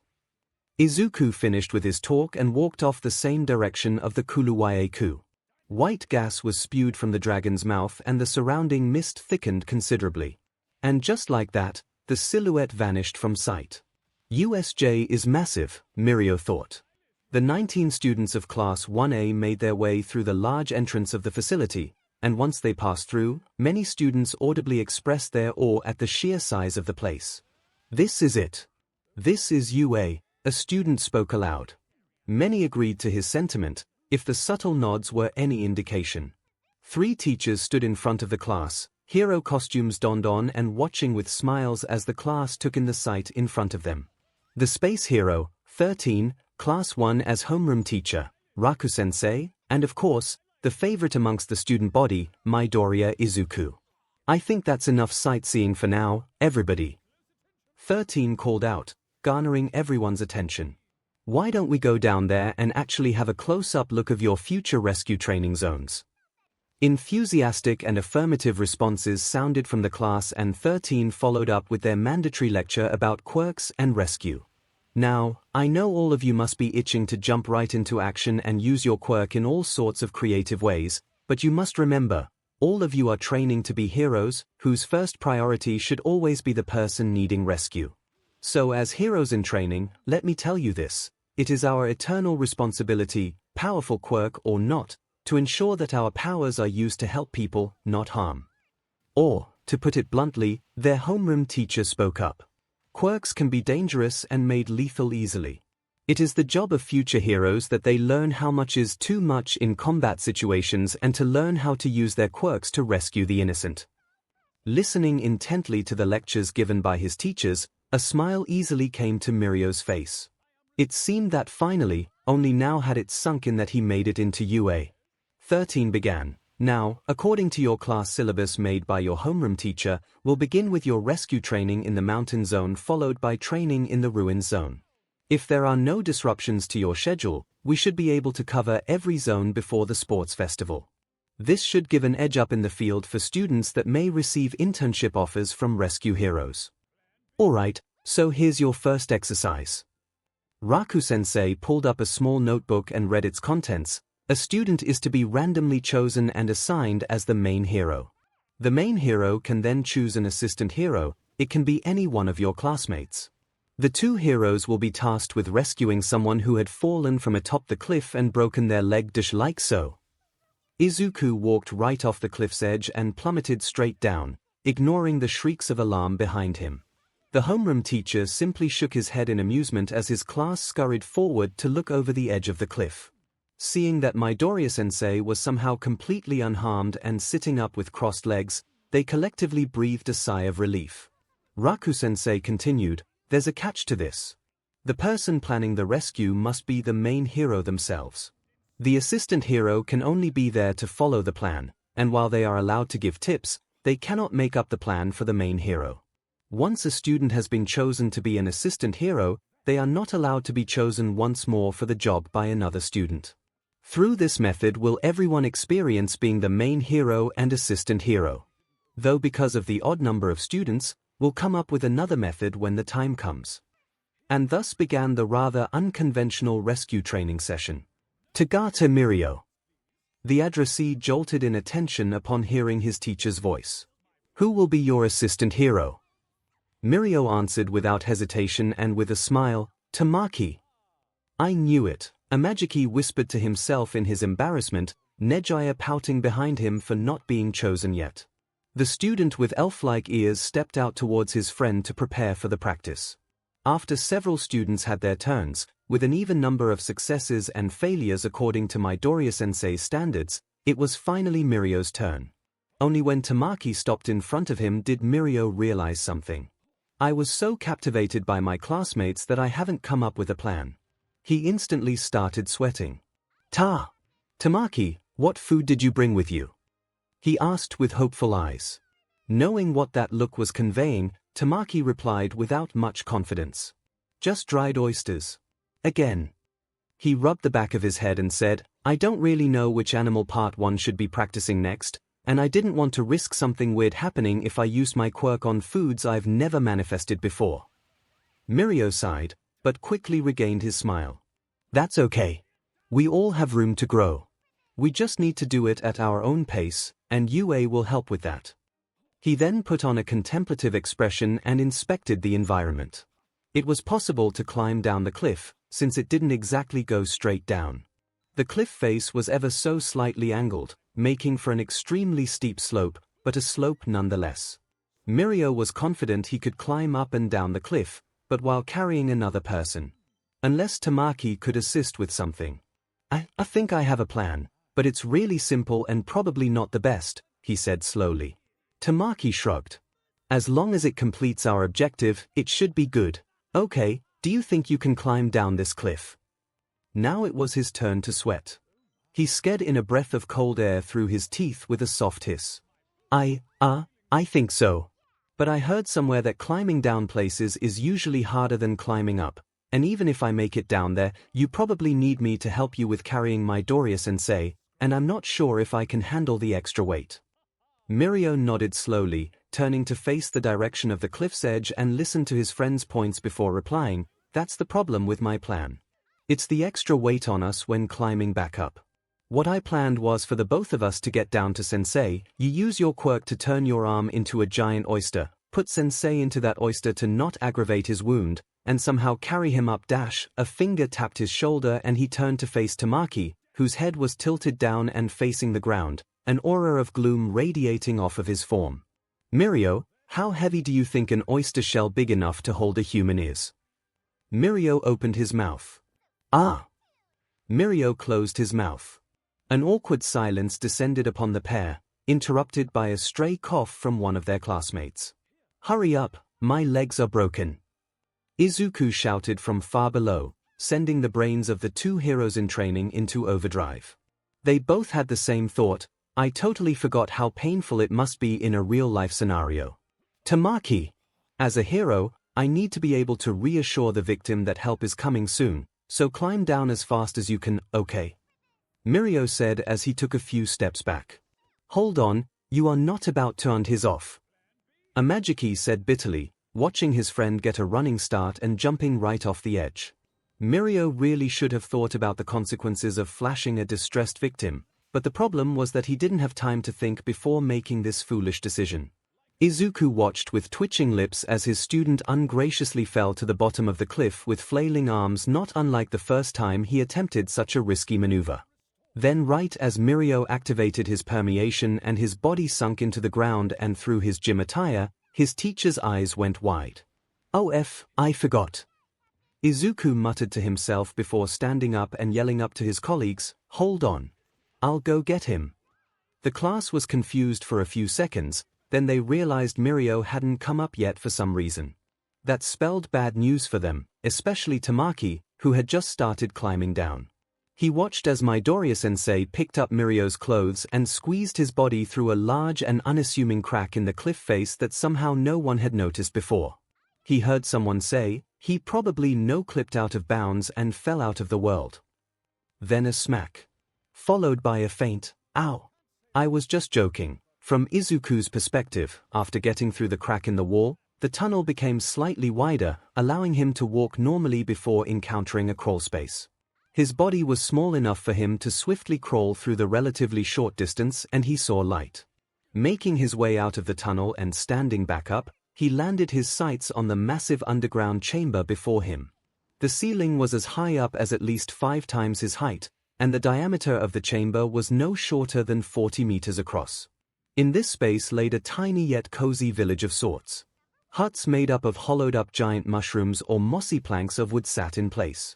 Numerous torches and a few bonfires lit up the place. Izuku was then greeted by the village's residents, a bunch of enthusiastic child-sized individuals. On Mirio's end, he remembers activating his quirk and waiting a split second before deactivating it to build up some speed for his launch upwards. Then right as he did so, there was a loud splash. He had landed in water. Very hot water.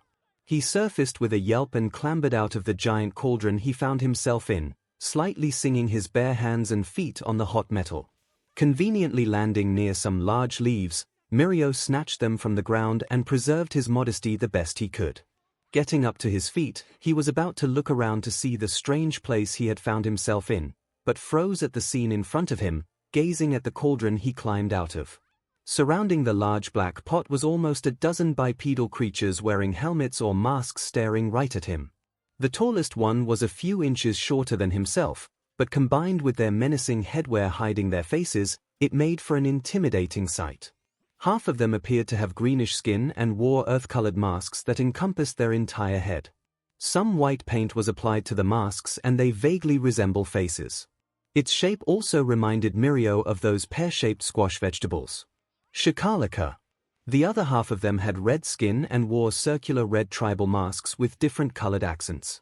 A thick manet of red feathers extended from behind their masks and down to their waists, taking on the appearance of their hair.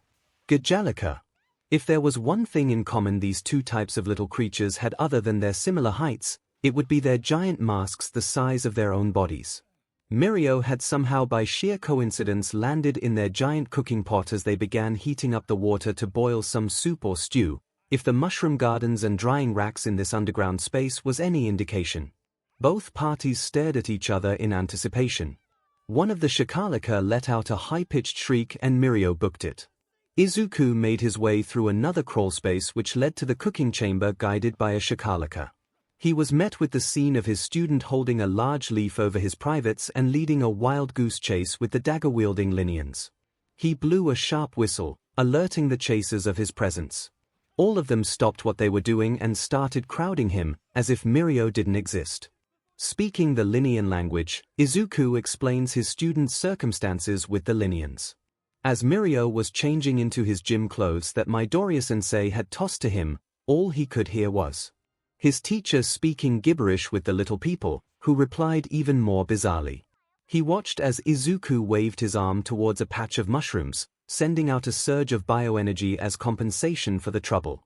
The Linians immediately forgot about the previous incident and excitedly crowded over the enlarged mushrooms with intent to harvest them. "Let's get you out of here, shall we?" said Izuku. Backtracking through the same path, Mirio experienced what it was like to crawl through narrow tunnels and he was led to the main chamber, where most of the Linians would congregate regardless of their species. The mountain zone is home to the 𝐒𝐭𝐻𝐿 and 𝐔𝐬𝐽, he explained. In the event of an emergency, they'll definitely show up ready for some action. It's the same for each zone in the USJ. They serve as habitats for monsters, and in return for getting free homes, they oversee their respective zones. Monsters? Mirio let that thought sink in. He didn't say that all of the zones were protected by the same little people. The two made their way to the entrance Izuku came in from. The young teacher turned to face one of the 𝐔𝐬𝐽𝐿 guiding them and asked in Linian, "Do neither chieftains want to exchange pleasantries and see me out?" The 𝐔𝐬𝐽𝐿 responded with a series of yelps and high-pitched cries. Izuku took a few seconds to process the response and finally nodded. "So they're dueling in the combat chamber. I see. Sorry for the disturbance, and goodbye for now." Pretty much every Linian in the underground village waved goodbye at them as they both crawled out from inside the cliff face. Once outside, they were greeted by a very concerned-looking Tamaki standing outside. "What happened?" Are you alright? He asked his friend worriedly. Mirio flashed a grin at Tamaki and said reassuringly, no worries. I'm completely fine thanks to Midoriya-sensei. A breath of relief left Tamaki's lips and he straightened his posture slightly as he faced Izuku. Is the exercise still on?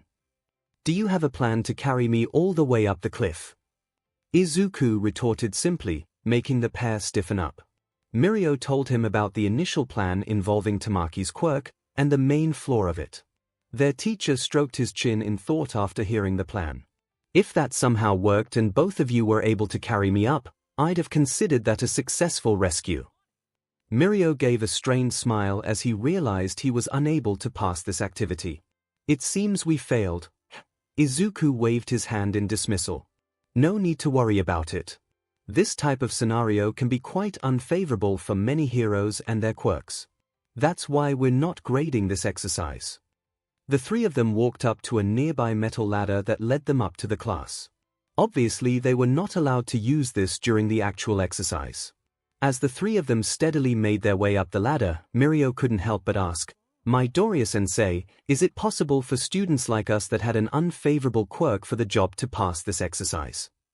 It's possible, Izuku replied without hesitation. Just extremely unlikely for first years to be able to do it. Knowing that his two students must be curious, he elaborated, there were trees nearby even on the top of this cliff, right? Maybe half a minute's worth of walking distance. You may have already caught it, but there are many thick vines coiled around its branches and even trunk. If one could gather enough of it, they could directly use it as rope to climb up and down the cliff face, as long as they secure it by tightly wrapping the vine around one of the boulders. Then at the bottom of the cliff, there are more trees and in a closer proximity, too. With the branches, vines, and some first aid items that many heroes bring along in their costumes, one could make a primitive splint for the broken leg. Mirio and Tamaki nodded along as if they were being privately tutored by Midoriya-sensei, though technically they were. At this point, they would have surpassed my expectations and I'd have passed them already, but if you want to take a step further and bring me back up, then with sturdy enough branches and vines, it's possible to make a sort of chair attached to your back and seat the victim on it as you carry them. By the time he finished, they had made it up to the rest of the class. The two felt rather enlightened, while Izuku was in a good mood. It feels good to impress my students with all this throwaway knowledge I learned from my teacher. Maybe he felt the same thing teaching it to me. After clarifying to Raku-sensei and 13 that there was no major incident, the exercise continued. By the end of it, Izuku and 13 demonstrated to the class about how to make a splint and the risks of making it completely out of the surrounding raw materials. Like a wise man imparting his knowledge, Izuku couldn't resist a chance to bestow upon his wisdom. A number of you have experienced how it feels to be restrained by time when making an important decision. This is a regular occurrence in rescue situations, and more often than not, the pressure can lead to panic. So in these 3 years of schooling, you will learn how to prioritize your next actions, whether you want to comfort the victim first or spend a moment to plan out the entire rescue before carrying it out. Alright, I believe we've spent enough time touring the downpour zone, the homeroom teacher stated before barking out a laugh. Let's all hope you don't get sick tomorrow. Indeed they hoped, as the class was absolutely drenched to the bone because of the heavy artificial rainfall. Why couldn't they have just turned off the goddamned rain? A student bemoaned. Raku-sensei brushed them off, nothing to worry too much over. There are showers in the USJ and extra gym uniforms. Once you've had a change of clothes, we'll be taking a close look at the final zone, the flood zone. As they made their way to the exit, someone paused in their tracks. A foreign female student with a quirk similar to hound dogs caught a scent in the air, even through the heavy rain. Sensei! I smell, nice smell. She managed to say with her limited vocabulary. A few curious eyes darted to her. In air, flower smell. Realization flashed in the eyes of their homeroom teacher and he cleared his throat. That's normal, nothing to worry about. I commend your keen sense of smell. I'm quite sure Hound Dog would have said the same. The girl blushed at the compliment, which only intensified when her impressive hearing picked up the giggles from her fellow classmates. They were all oblivious to the fact that their teacher had completely diverted and shut down the initial topic. 𝐒𝐬𝐽 had walked slightly faster so that he was in front of the group while the other two supervisors kept watch of the class from behind. 13 was fully aware that their colleague walked to the front just to hide his "I know something you don't" look. 13 unnoticeably shook their head in exasperation and decided not to expose 𝐒𝐬𝐽. Exiting the downpour zone and making their way to the bathrooms, a student commented about something to his classmates. "Anyone realize there's something weird going on with these zones? Kinda like those deep gashes in the concrete in the ruins zone." Gashes?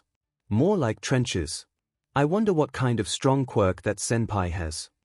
Oh, and the fire zone had some weird shallow holes on the ground too. It's called conflagration zone. Of course, thank you for correcting me, but have you ever considered the possibility that I don't give a dash the landslide zone too? There were some weirdly wide pits on the surface of the dirt, and our senseis even warned us to watch our step. Don't forget what happened in the mountain zone. Tagata doesn't want to share for some reason. Then apparently there's also a flower smell in the downpour zone. Everyone's gaze had unknowingly landed on 𝐒𝐬𝐽's back as he led the class. They had a collective thought: Midoriya-sensei is hiding something from us. 𝐒𝐬𝐽 was pointedly not facing them now, hiding his "I know everything while you know nothing" look. If Principal Nezu was allowed to act cryptic, why couldn't he? Besides, he had once again taken a liking to certain types of anime and manga. So he became really invested in the concept of dramatic reveals and timing. 13 decided to help a friend out and announced to the class, "Here are the bathrooms. Get changed so we can wrap up our class by visiting the last zone." 𝐒𝐬𝐽 slipped away from the crowd and towards his fellow teachers. Breathing a sigh of relief, he patted 13's back and said, "Thanks." Arriving at the flood zone, there wasn't much to see. That was because they were on the ground floor. Since they were only using the flood zone on another day, the class was much more laid back. They climbed up the several flights of stairs and a few students complained on the way, but the higher they went, the more they understood why the teachers wanted them to make it all the way to the top. When they made it to the highest and second highest floor, they were stunned speechless by the sight before them. Presented to their eyes was a bird's-eye view of not just the flood zone, but also the entire USJ. And even up such a tall platform, the size of everything else in the facility still brought a sense of grandeur. Just like the moment they entered the USJ's entrance, the class was struck with amazement. For the next few minutes, everyone settled into a peaceful atmosphere and just enjoyed the view. Unfortunately, all good things must come to an end. "Let's get a move on, class. Sorry to say, but the session has come to an end. It's time to get back to your homerooms," said 13. Following that was a few disappointed groans and exclamations. This time, Raku-sensei and 13 led the group down the flights of stairs, while 𝐒𝐬𝐽 stayed behind to make sure every student was accounted for. One student in particular was unmoving, having stared deeply at the lake for a few minutes at that point. Seeing that she was the only one not going down, 𝐒𝐬𝐽 approached her. "Heido, it's time to go." Nejiya turned to her teacher with wide blue eyes of wonder. "Sensei, there's something moving underwater. Something big." 𝐒𝐬𝐽 only smiled. Lifting a finger to his lips, he said, "That's a secret.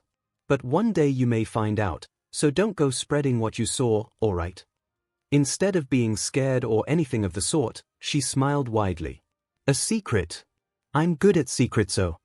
Nejiya put a hand over her mouth, looking down the stairway to see if anyone heard her. Facing 𝐒𝐬𝐽 again, she pinched her thumb and index finger together and dragged it along her closed lips, performing the action of zipping her lips. The young teacher chuckled in amusement, following behind the inquisitive girl as she made her way down the stairs. This was the first time a student didn't react with fear of the shadow in the lake. Though knowing what exactly it was, perhaps it was only rational to fear what lies in the depths of the flood zone's waters. Walking down a shopping mall leisurely with nary a worry in the world was 𝐒𝐬𝐽, with a destination in mind. It was a Sunday afternoon, and the teacher with the freest decision of his class schedule had very little paperwork to deal with annually. Unless he wanted to make a large-scale and permanent arrangement in UA, in which case he would seek help from Nezu on dealing with the hefty paperwork given by the commission, he rarely had to write anything. 𝐒𝐬𝐽 also needed to state his plans down to the smallest details to submit to the head honchos of the Board of Hero Education or whatever they are called. After signing that contract, he had less privacy than he would have desired. But it's not all bad. At least the Board and Hero Commission approved his request for improving security measures in the USJ without any questions. They probably thought that they might as well humor Izuku since there had never been an attack on the USJ since its founding. If they had asked upfront about the reason he wanted to have monsters guarding the USJ's interior, Izuku would have honestly replied that it was because it just seemed really fitting. The zones looked too much like habitats for him to pass up the opportunity, even if it meant he had to dedicate every Sunday morning to travel to the USJ and feed them bioenergy to their fill. At least the Rajang could get some cardio out of carrying him to his destination. Thanks to the contract, he had full ownership of every single monster spawned from his quirk. While that didn't stop their researchers from paying visits to the school to collect discarded tissue samples from the monsters, they could only do so because Izuku gave permission. Otherwise, he would just show through his actions why going against him would be a bad idea. Something caught his eye and he found the shop he was looking for. It was an instrument store. A string instrument store, to be more precise. The sliding glass doors parted upon sensing a presence. Izuku entered with a smile. Glancing around the store interior, he took in the collection of string instruments out on display. After taking a moment to marvel at them, he set his sights on the section with the cellos. Picking out the most expensive one, he asked a store employee, "May I try out a few notes?" "As long as you actually know how to play it, sure," they replied simply. Nodding gratefully, he pulled up a chair that was placed conveniently nearby and sat himself down on it. Extending the pin in the bottom end of the cello, he set the pin on the ground as he placed the instrument between his knees. Letting its upper body rest against his chest, he received a bow from the store employee to give the cello a go. He tested a few notes before frowning. After asking for permission once more, he tuned the cello and played the notes until he was satisfied. He began playing the beginnings of a appealing tune. Then he stopped halfway and nodded in satisfaction, much to the dismay and disappointment of the window shoppers turned spectators.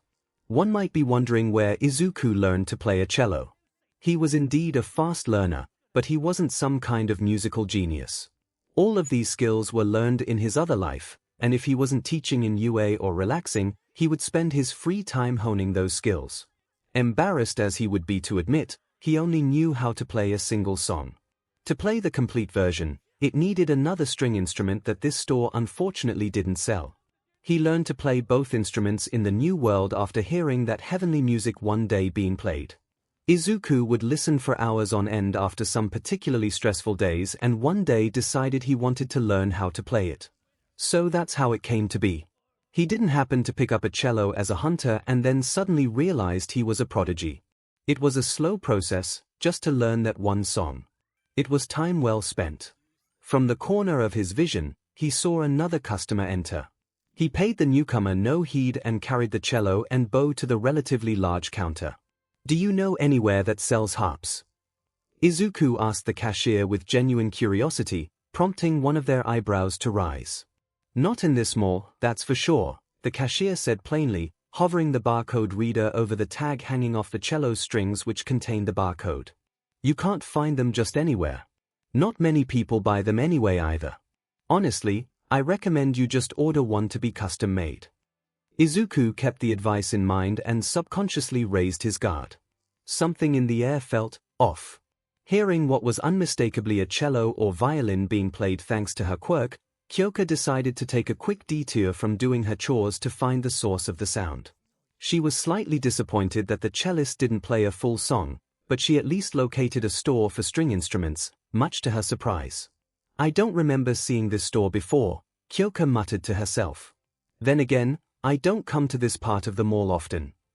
While her current guitar was fine as it was and she wasn't planning on replacing it anytime soon, she still wanted to take a look. Admire some fresh guitars, as strange as that sounded. With a hand occupied by a plastic bag full of essentials and a shopping list, Kyoka entered the store through its sliding glass doors. What caught her attention first was a boy with messy dark green hair tied in a ponytail about her age hauling a big cello to the shop counter. Must have been the one playing the cello. Her gaze didn't linger for long as she turned to inspect the section of the store that displayed the guitars. After 𝐒𝐭𝐻's moment of recreation was satisfied and there was nothing in here that she wanted to buy, she turned to leave. Then there was an explosion. Her body recoiled harshly in pain and fright at the loud noise as she almost tripped backwards.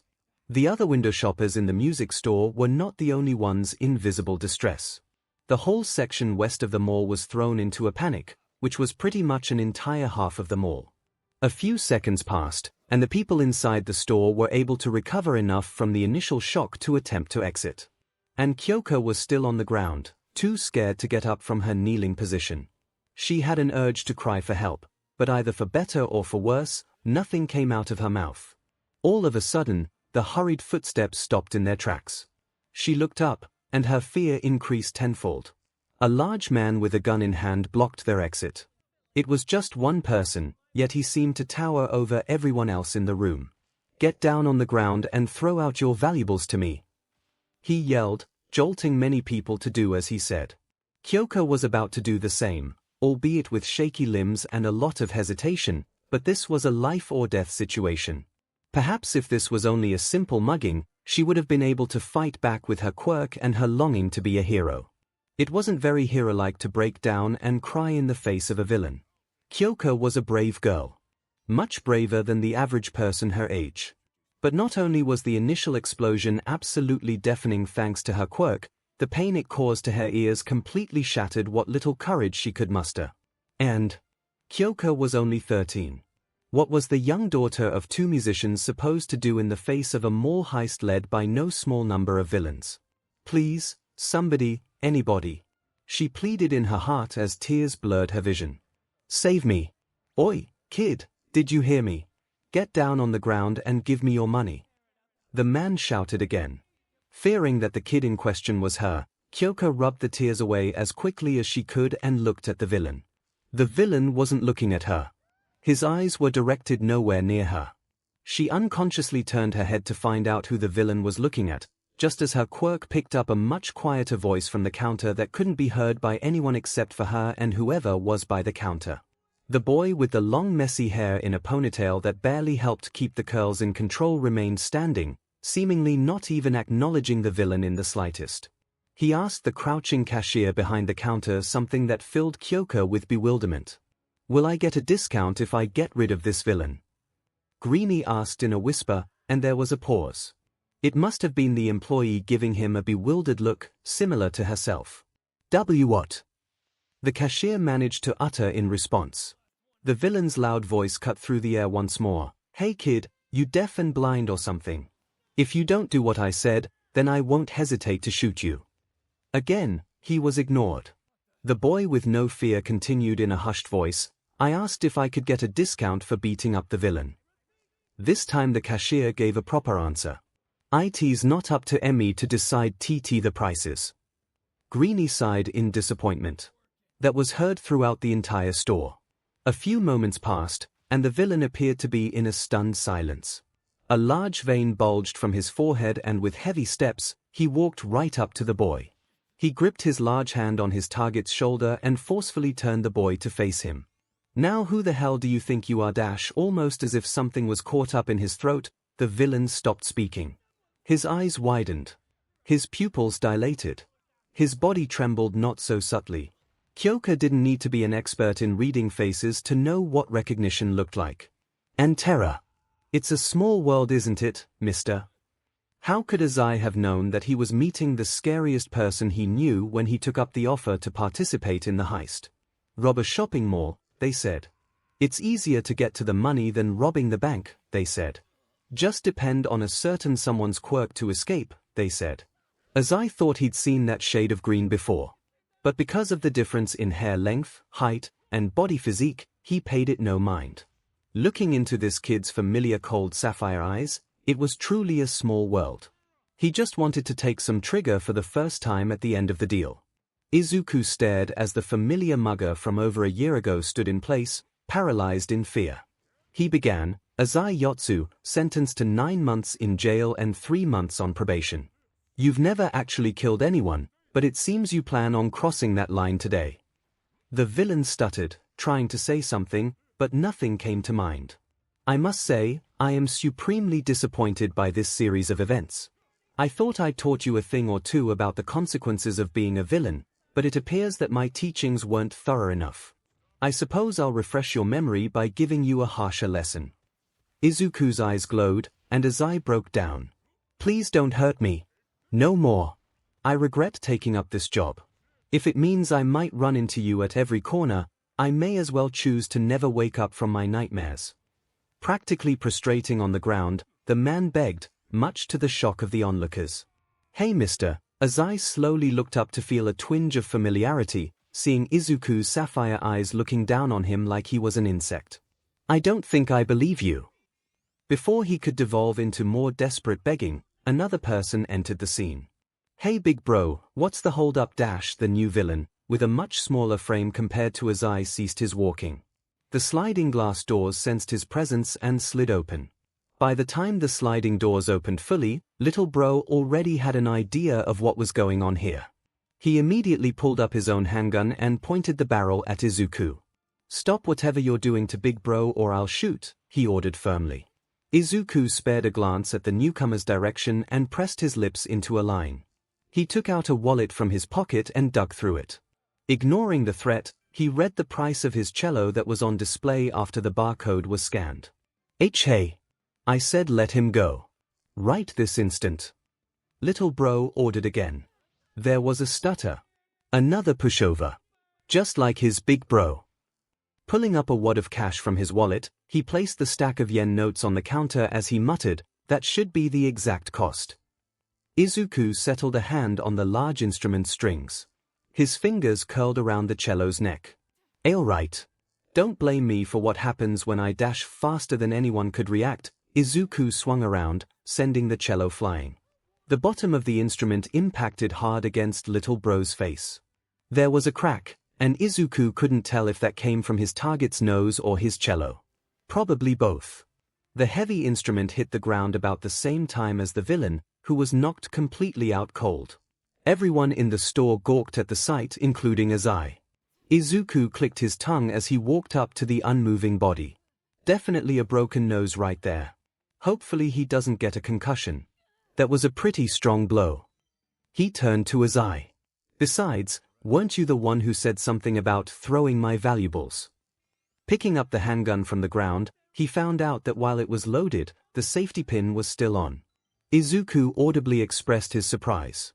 So it was on safety mode the whole time. I had a hunch, but I didn't think you two would be so scared of shooting anyone. Actually, Azai shakily raised a finger. My gun isn't dash, thank you for letting me know, mister. His breathing hitched and he shut right up. Izuku picked up his cello to see that it was still intact, but the damage done had most likely significantly affected the quality of the instrument negatively.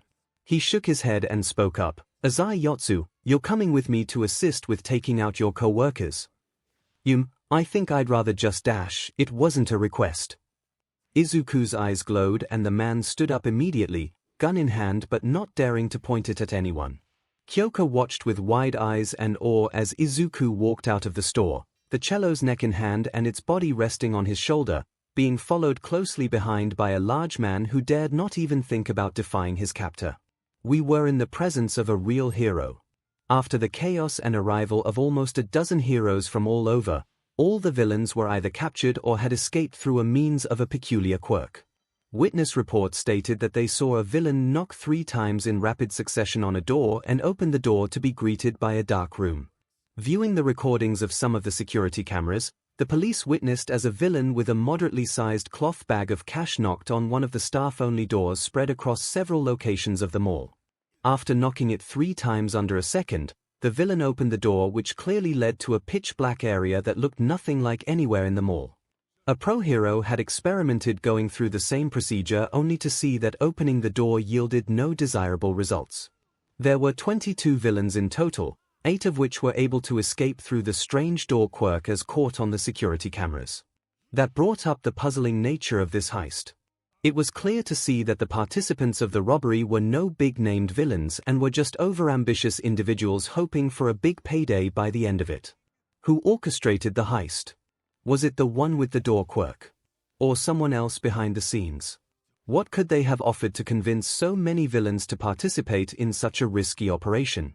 A positively wrecked cello by his feet, Izuku sat himself down on a chair that just happened to be nearby as he was held back by a few police officers that didn't recognize him. Instead of pulling out his license and potentially getting accused for fraud, he waited for a person he did know personally. Midoriya, what are you doing here? You're not wearing your hero costume, so it doesn't seem like you took part in this. A familiar voice asked him, and Izuku turned to look at one of his closer acquaintances. Tsukoshi Naomasa approached him with his signature hat and trench coat. There was an inquisitive look on his somewhat plain face. You're a detective, why don't you figure out yourself why I'm stuck here? Izuku shot back playfully. Stuck? Tsukoshi donned an expression of confusion for a few seconds before coming to a realization. You're being detained. Why didn't you just show them your license? Izuku simply shrugged. I didn't mind waiting for you. Let's talk a bit. The detective nodded curtly after a moment of surprise. You must be referring to today's events. Of course. I'm a bit puzzled over the true objective of this operation. You'd think the mastermind behind this should be quite wealthy to be able to sway so many petty criminals, but all they did was rob a shopping mall. And the villains were terrible at working together, too. Izuku voiced his thoughts. Well, from what I heard from another detective when I had just arrived, apparently every single villain recruited was promised a big payment of a whole suitcase of trigger if they managed to escape with enough money. Tsukoshi recounted what he had heard. Izuku scoffed in disdain. Then these villains are incompetent and easy to manipulate. Did they not even think about how expensive a whole suitcase of trigger is? It's nothing a few cash registers worth of money can buy. If their means of escape wasn't so convenient, I doubt even one of them could walk out of the place without cuffs. Tsukoshi nodded in agreement. There's bound to be something bigger at play behind the scenes. But in any case, you must be quite busy with your responsibilities in UA. It's best you let me and the other pro heroes handle this case. Izuku stood up with a huff, his good mood for the day long gone. I will. Unless it involves UA or its students, I'd much rather do my job as a teacher for the younger generation than jump into a long-term operation which would cost a lot of my free time. Alright, I'll see you next time. We should sit down sometime to have an actual conversation, Tsukoshi said with a smile. I'll be sure to explain your circumstances to the ones who detained you. One more question. Izuku stopped the detective for a moment. As you may have already been told, 8 villains escaped via a door quirk. Based on the quirk's description, do you recognize it perchance? Has there been a case in the past involving this quirk? Tsukoshi stared at Izuku for a few moments, as if searching through his memories for a reply. Finally, he answered. Yes, but it was an isolated case.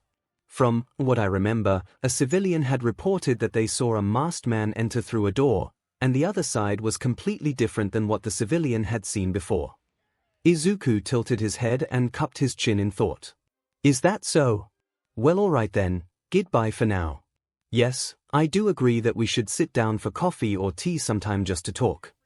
Both of them bid each other farewell and Tsukoshi waved at him with a smile on his face as Izuku walked out of sight. Then his smile fell. The detective shook his head, muttering to himself, I didn't want to lie to you, Midoriya, but you would have picked up on something if I said no. This is something I can't, in my good conscience, involve a good person like you in. Izuku turned a corner, leaving Tsukoshi's sight. He frowned immediately after. Tsukoshi, you think fast, but did you think? I wouldn't catch that lie. He said to himself. He was observant. Always had been. When the detective was telling Izuku about the isolated case, it felt as if he was actively trying to maintain eye contact. On Izuku's end, it felt like he was purposefully being stared down on. Why would Tsukoshi try so hard to maintain eye contact if he was being truthful? There was also the abnormal pause before his answer. The intensity in his eyes looked more like he was trying to think up a convincing story instead of simply trying to remember something in the past. Tsukoshi was a detective. Throughout the years in service, he had met many interesting individuals and his experience had taught him a thing or two about psychology and the minds of villains. However, his bluff was still easily seen through. Tsukochi was a detective with superior deduction skills, whereas Izuku was a monster hunter with superior observation skills. Tsukochi deduced the best course of action was to lie, whereas Izuku observed his facial features and body language to notice the lie. Izuku stopped walking and tilted his head up slightly. Well, I did say I wasn't about to participate if it didn't involve Yue, so you lucked out this time, Tsukochi. He sighed and was about to continue walking, but something or someone tapped his shoulder. He casually turned around. And the one who caught his attention was a purple-haired girl about his body's age, about half a head shorter than him. There appeared to be an earphone jack attached to each of her earlobes. Izuku tilted his head down slightly and almost instinctively smiled warmly. Well, hello there. I'm glad to see you're unharmed. My name is Midoriya Izuku, may I know yours? The girl, who did not expect Izuku to be so direct, floundered a bit trying to form her words. And my name is Jiro Kyoka. Before Izuku could say anything else, she bowed down a full 90 degrees, much to his surprise. And I just wanted to thank you for saving me, she said loudly, but not loud enough to cause a scene. He raised an eyebrow upon seeing this young lady express her gratitude so audibly. It wasn't every day a hero was thanked so personally for his job, but Izuku supposed no one here knew he actually was a pro-hero. Even so, he humbly replied, think nothing of it. As long as you're safe, then I was at the right place at the right time. Kyoka's admiration for him grew, but so did her hesitation in saying her next words. She got up from bowing, but her gaze was still towards the ground. Wanted to ask if someone like me could be a hero. I couldn't even do anything to help, because I was scared. I was so scared for my life. How can I possibly be a hero? She still didn't look up as she played with her fingers. Taking a breath, Kyoka continued, and also, I was selfish. I kept pleading for some to save me, and only me. I forgot about the other innocent people around me that were in the same position. I just feel that, maybe I'm better off not dash. She felt something land on her head, and she stopped talking. Slowly looking forward, she realized that it was the hand of the boy across from her. Izuku was patting her head softly. Jiro Kyoka, he started with a tone soothing to the ears. To admit and acknowledge your faults. That shows you are strong. Coming all this way to thank me. That shows you are kind. Bowing down while doing so. That shows you are courteous. Thinking yourself to be in the wrong for not actively caring about the people around you. That shows you have potential to be selfless. I think you would make an excellent hero. What you're missing is resolve. You've yet to cement your decision to become a hero, so you were easily swayed from that path because of what happened today. But even so, looking into his eyes, Kyoka had not thought that blue, a color normally associated with coldness, could feel so warm and caring. She almost teared up in relief. It's only natural to feel fear in the face of a real threat. Only through training and gathering experience can heroes put up a brave front when faced with the most dangerous of villains. Does that mean you also get scared? She couldn't help but ask him. Izuku broke eye contact, his gaze directed somewhere else. His eyes had a distant look to them. Yeah, looking back to Kyoka, his smile was a bit different. It felt serene. I, too, have experienced freezing up in fear before. Before she could say anything more, Izuku took his hand off her head and grinned good-naturedly. Let's not forget, you're still young. You have a lot of time ahead of you to think these things over, Jiro. Just know that becoming a pro-hero comes with serious ups and downs, both of which will undoubtedly fill your head with unforgettable memories, both happy and sad. Besides, which hero school did you plan on enrolling in?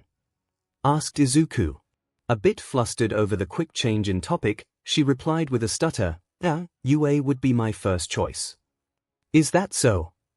He took a step back, indicating he was about to leave. If you do decide to become a pro-hero, then I'd be glad to show you around UA. As Kyoka stared at his retreating back, she blinked upon processing the last sentence. Show me. Like a bolt from the blue, realization struck her. He's been to UA before. Senpai. Kyoka blurted out a fair bit louder than she desired. She had her suspicions, but that confirmed it.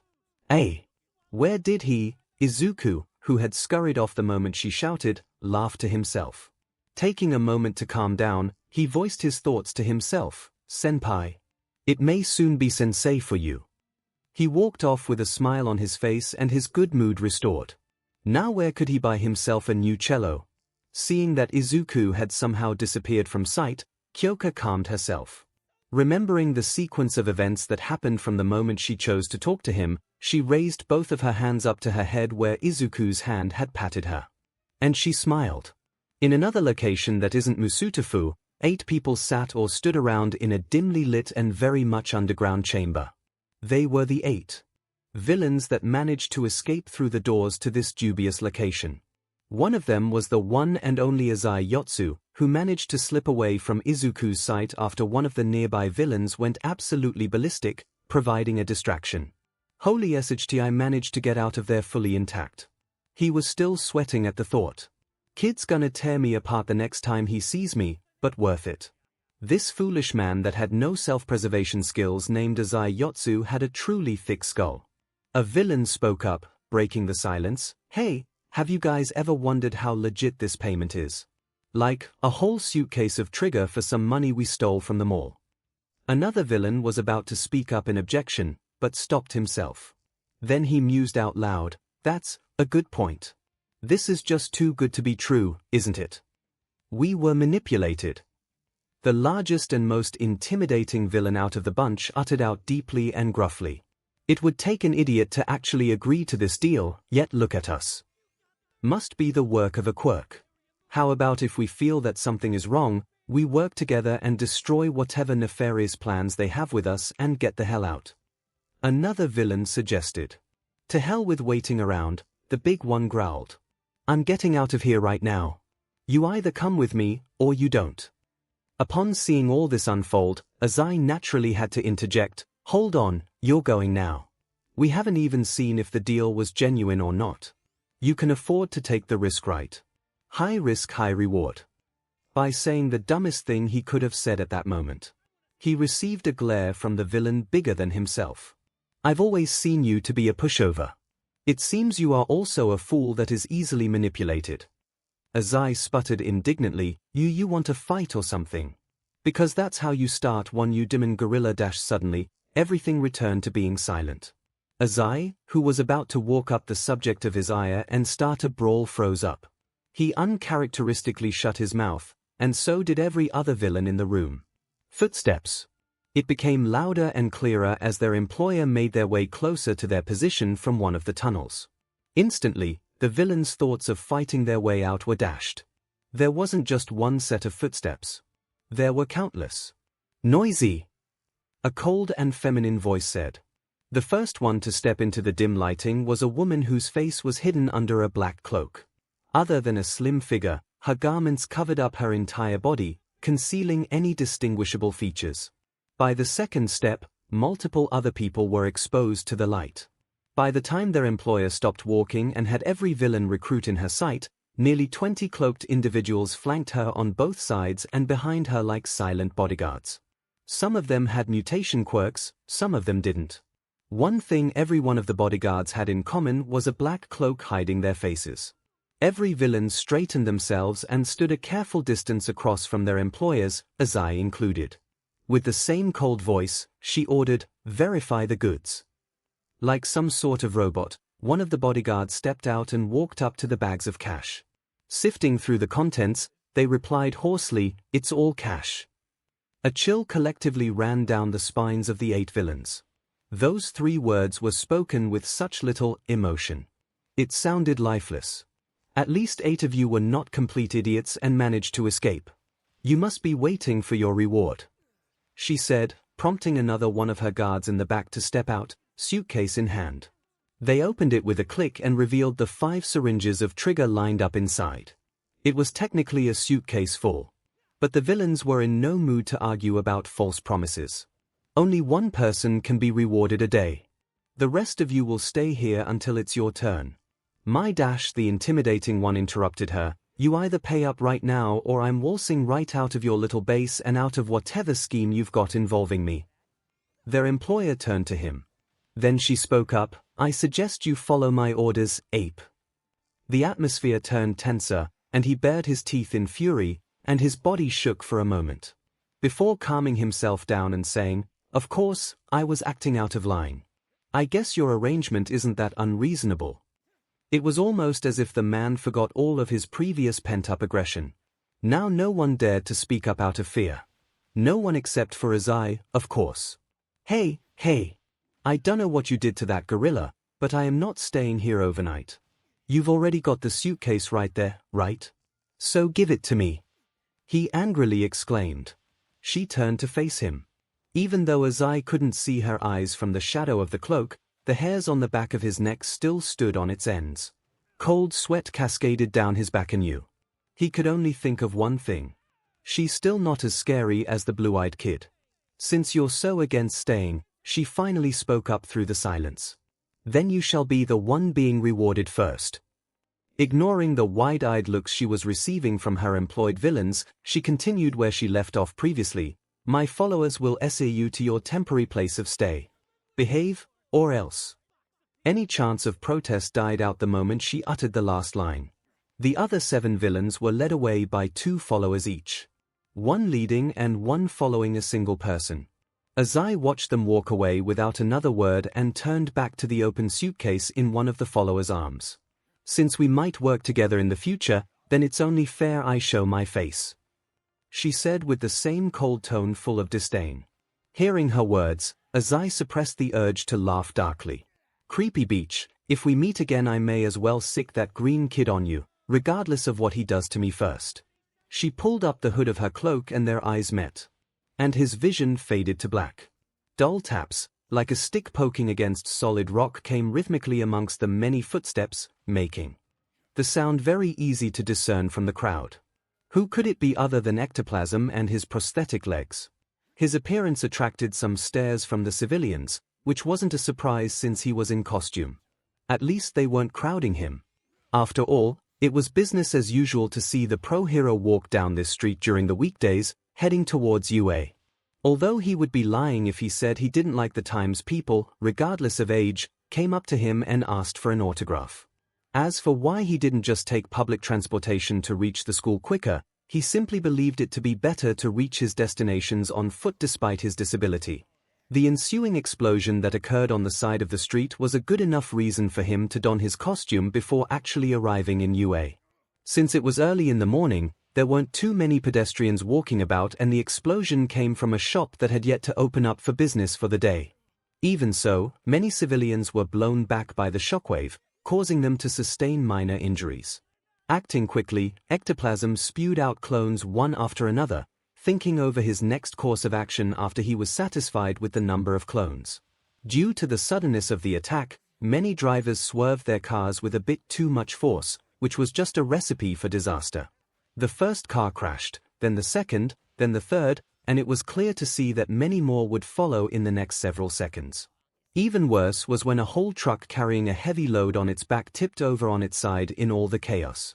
The perpetrator walked out of the smoke of the explosion, having no particularly eye-catching features other than the burlap sack over their heads to mask their face. Behind ectoplasm's mask, his face soured. He knew this villain. Him again. He cursed under his breath. Trying to look through the eye holes of the sack around the villain's head, ectoplasm remembered the villain that was active for a few years already, never to be caught by the heroes. The crazy villain with a self-detonation quirk that didn't harm himself, Mad Bomber. Stupid name for a stupid villain. Have the heroes really been reduced to being unable to capture a madman such as him? Ectoplasm seemed to scold himself. After setting the priorities in his head, he carried out the next course of action. Sweeping his gaze over the 24 created clones, ectoplasm began giving out orders: 2 for the truck driver, 8 for the civilians injured by the shockwave, 10 for the drivers in the crashed cars, for with me to pursue the villain. The mad villain made a dash for the alleys, and the team of ectoplasms followed hot on his trail. Every few months this mad bomber would blow up somewhere indoors, catching everyone by surprise and causing heavy collateral damage to the place. His goals remained largely unknown, and no one knows exactly how his quirk worked. The heroes and the police acknowledged this person as an actual madman who needed to be put in an asylum or worse. The fact that the villain was able to escape from the scene only to be never seen again for a few months led many to believe that he was not alone in his operations, but there had yet to be concrete evidence supporting this. "Stop right there, villain!" Ectoplasm shouted. To nobody's surprise, he did not stop. The villain was quite swift, so there was a distance between him and Ectoplasm's group. The bomber made an abrupt turn over a corner, and the hero was only able to reach the same spot a few seconds later to find out that his target had seemingly vanished into thin air. Stifling the displeasure in his heart, he quickly made 6 more clones, which was his limit. Addressing the 10 clones by his side, Ectoplasm commanded, "Sweep the area." Mad Bomber likely has memoized the layout of the network of alleyways, so we'll best him with numbers. His clones immediately scattered like a squad of trained soldiers. A pro-hero's first priority was undoubtedly to ensure the safety of the innocent, so instead of searching with them, the original decided to return to the scene of the crime. Looking at the unfolded chaos upon arrival, Ectoplasm couldn't help but feel a headache bubbling up. At the very least, his clones were doing a good job at their tasks. A voice caught his attention, and Ectoplasm turned to the truck driver his 2 clones pulled from the truck that had tipped over to its side. The man looked more dejected than frightened of the situation. "Not again, boss won't be happy with me for this," the DLVY guy sighed, downcast. "That seems a bit unreasonable." The guy sobered up, noticing himself standing face to face with a pro-hero in the flesh. The original one, too, not one of the clones. It was an unprompted villain attack that no one could have predicted. "It would be unfair for your manager to take out their anger on a victim," Ectoplasm continued. "Ectoplasm, sir." He stuttered for a moment before being reminded of the tragic event that was awaiting him. The DLVY guy let out another sigh. "Hi, I'm afraid it's not that easy. After all, not all clients are so forgiving when it comes to a late DLVY. Even if it was caused by a villain." Ectoplasm questioned. "Well, the company I work for is big enough to guarantee these kinds of stuff, which is a given. After all, the company can't grow if the boss keeps giving out excuses for incidents hindering their operations, regardless of whether or not it could have been prevented," the man explained in low spirits. "And when things like this happen, there's a policy to follow, for compensation to the client. In this case, a huge discount." Ectoplasm nodded mutely. He wasn't really expecting a crash course on managing a business, but here he was. Even so, the client has all the right to complain to the boss, and how can the boss be so shameless as to blame their employees? "So on the surface, the fault is ultimately theirs, but once I get back, boss is gonna rip me a new one," he finished. "Right," said Ectoplasm, turning his head to look at the progress of his clones. Most of what he heard went in one ear and out the other, so if he wanted to know more, then he'd ask one of the business course teachers. "Tell you what." He turned back to the DLVY guy. "Maybe I can help you. Where were you planning on delivering all this canned food?" Jesus Christ, that's a lot of canned food. The smell of spam was starting to permeate the air. Hashioji, Tokyo. "To a local company that runs a huge convenience store there," the guy replied. "Tokyo, that's quite far." "All right, while I won't be able to try and convince your client to go easy on your employer, I can at least try and talk your manager out of punishing you for this." Ectoplasm made a compromise with himself. "Really?" The DLVY guy was ecstatic. "Thanks, Ectoplasm sir." "No need to thank me. I'm just doing my job as a hero and helping people, no matter how small the matter," he responded humbly. Standing around in wait, the hero sighed inwardly upon realizing his 10 clones could not even catch another glimpse of the perpetrator of today's events. Pulling out his phone, he called UA to inform the school of his absence and requested for a substitute for his classes. It just so happened one particular teacher with green hair was more than happy to stand in as a substitute math teacher for class 1. Tack.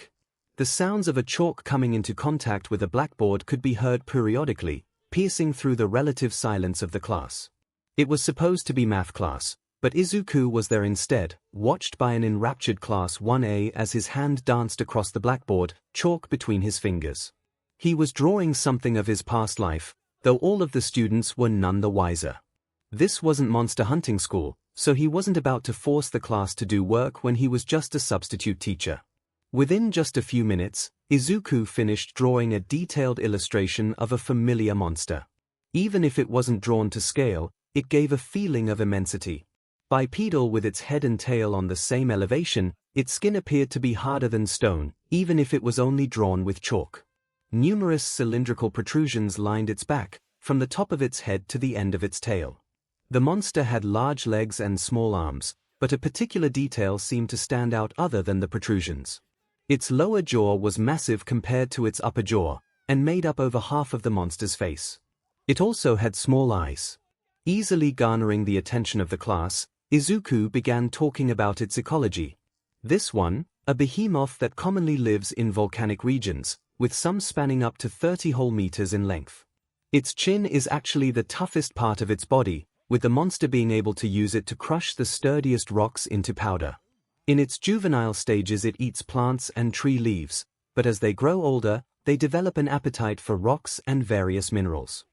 The students watched with starstruck expressions at the impressive beast, paying close attention to Izuku as if he was teaching a class everyone had collectively agreed to be the most interesting. Most likely, that was the case. Reminds me of old times, he reminisced, face neutral. Izuku noticed that Nejiya was energetically waving her arm up and about. Yes, Heido. That's really cool, but what is it called? She asked enthusiastically, standing up from her seat slightly. Without pausing, Izuku answered with a smile, Burst Hammer Wyvern, Uragan. Wow, Nejiya wasn't afraid to audibly express her amazement. You draw like a pro, sensei. That's the 7th time you've told me today, but thank you all the same, Heido, said Izuku. Sensei, what are the things on its back? The question came from Mirio, who shared the same curiosity as most of his fellow classmates. They wanted to see how far their teacher had expanded on these creatures, unaware that the Uragan had truly existed for Izuku to reference from. Good question. Those protrusions are something like hardened crystals that the Uragan can shed at any time, either when it feels threatened or it just falls off naturally. Izuku pondered over his next words for a few moments before snapping his fingers and speaking again. These crystals are covered in a type of oil and the rock itself is prone to exploding under vibration, so they are very dangerous. Mirio nodded, satisfied with the answer and also very impressed by such a defense mechanism. He thought of something and spoke his theory aloud. Since the crystals won't blow up by itself but it's sensitive to vibration, can the monster slam its chin on the ground to produce a tremor intense enough for it to explode? Izuku grinned widely. Yes, it can. In fact, it's very normal for Uragan to weaponize the crystals in such a fashion.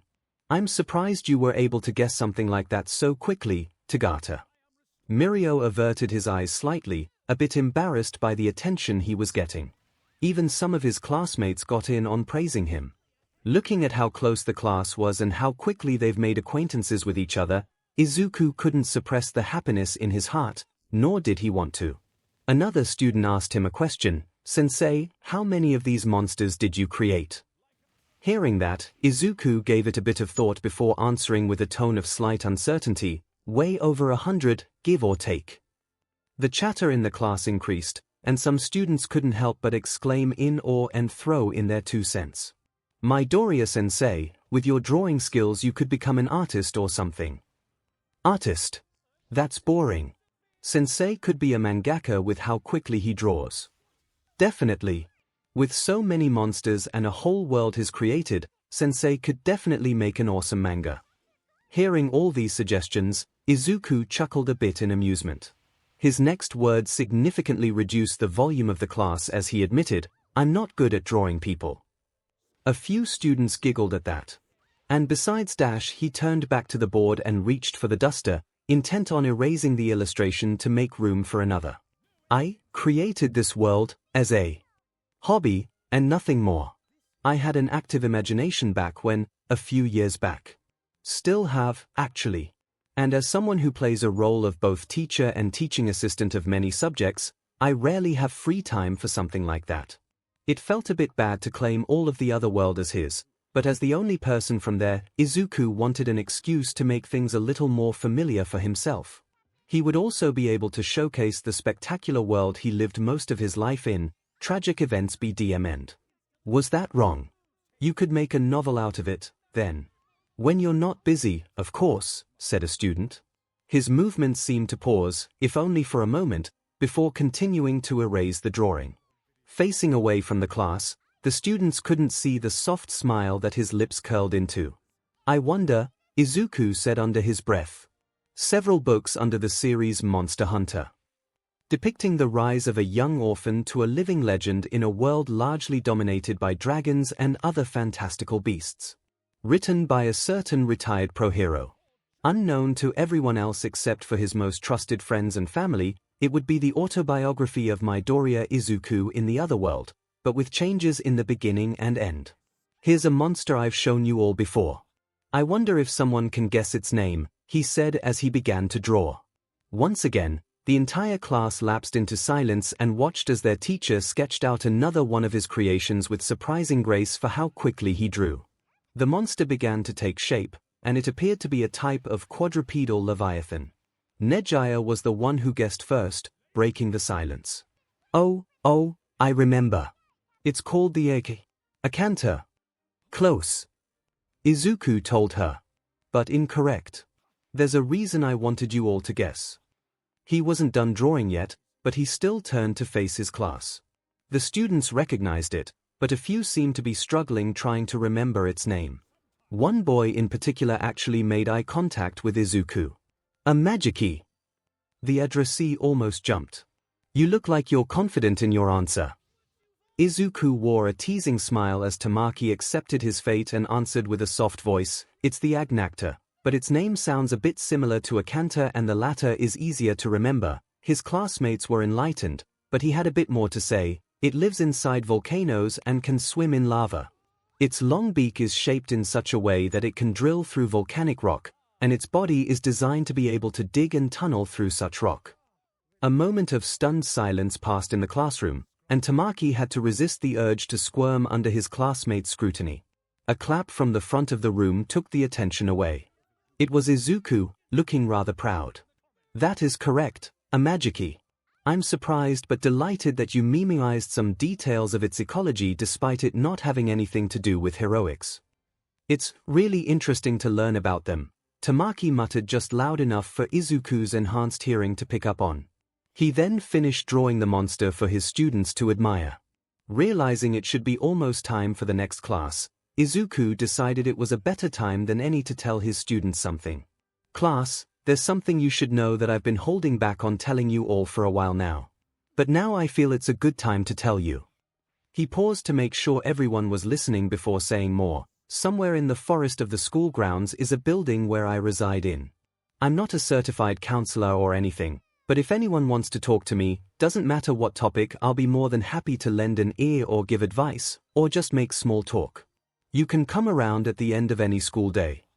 Before dismissing the class, he remembered another thing. If you want to know where it is, ask another teacher for the specific location. Izuku reached for the duster to clean up the blackboard. He was cut off from dismissing the class again, but this time it was because of someone else. Sensing a presence about to enter the classroom, he turned to face the door that wasn't fully closed by the last person who used it. The students were too enraptured by his teachings to notice the warm outdoor air enter from the slight opening into the air-conditioned room. A scarred hand that conveyed years of experience gripped onto the door frame before a head of reddish-brown hair peeked into the room. It was just their homeroom teacher, Raku-sensei.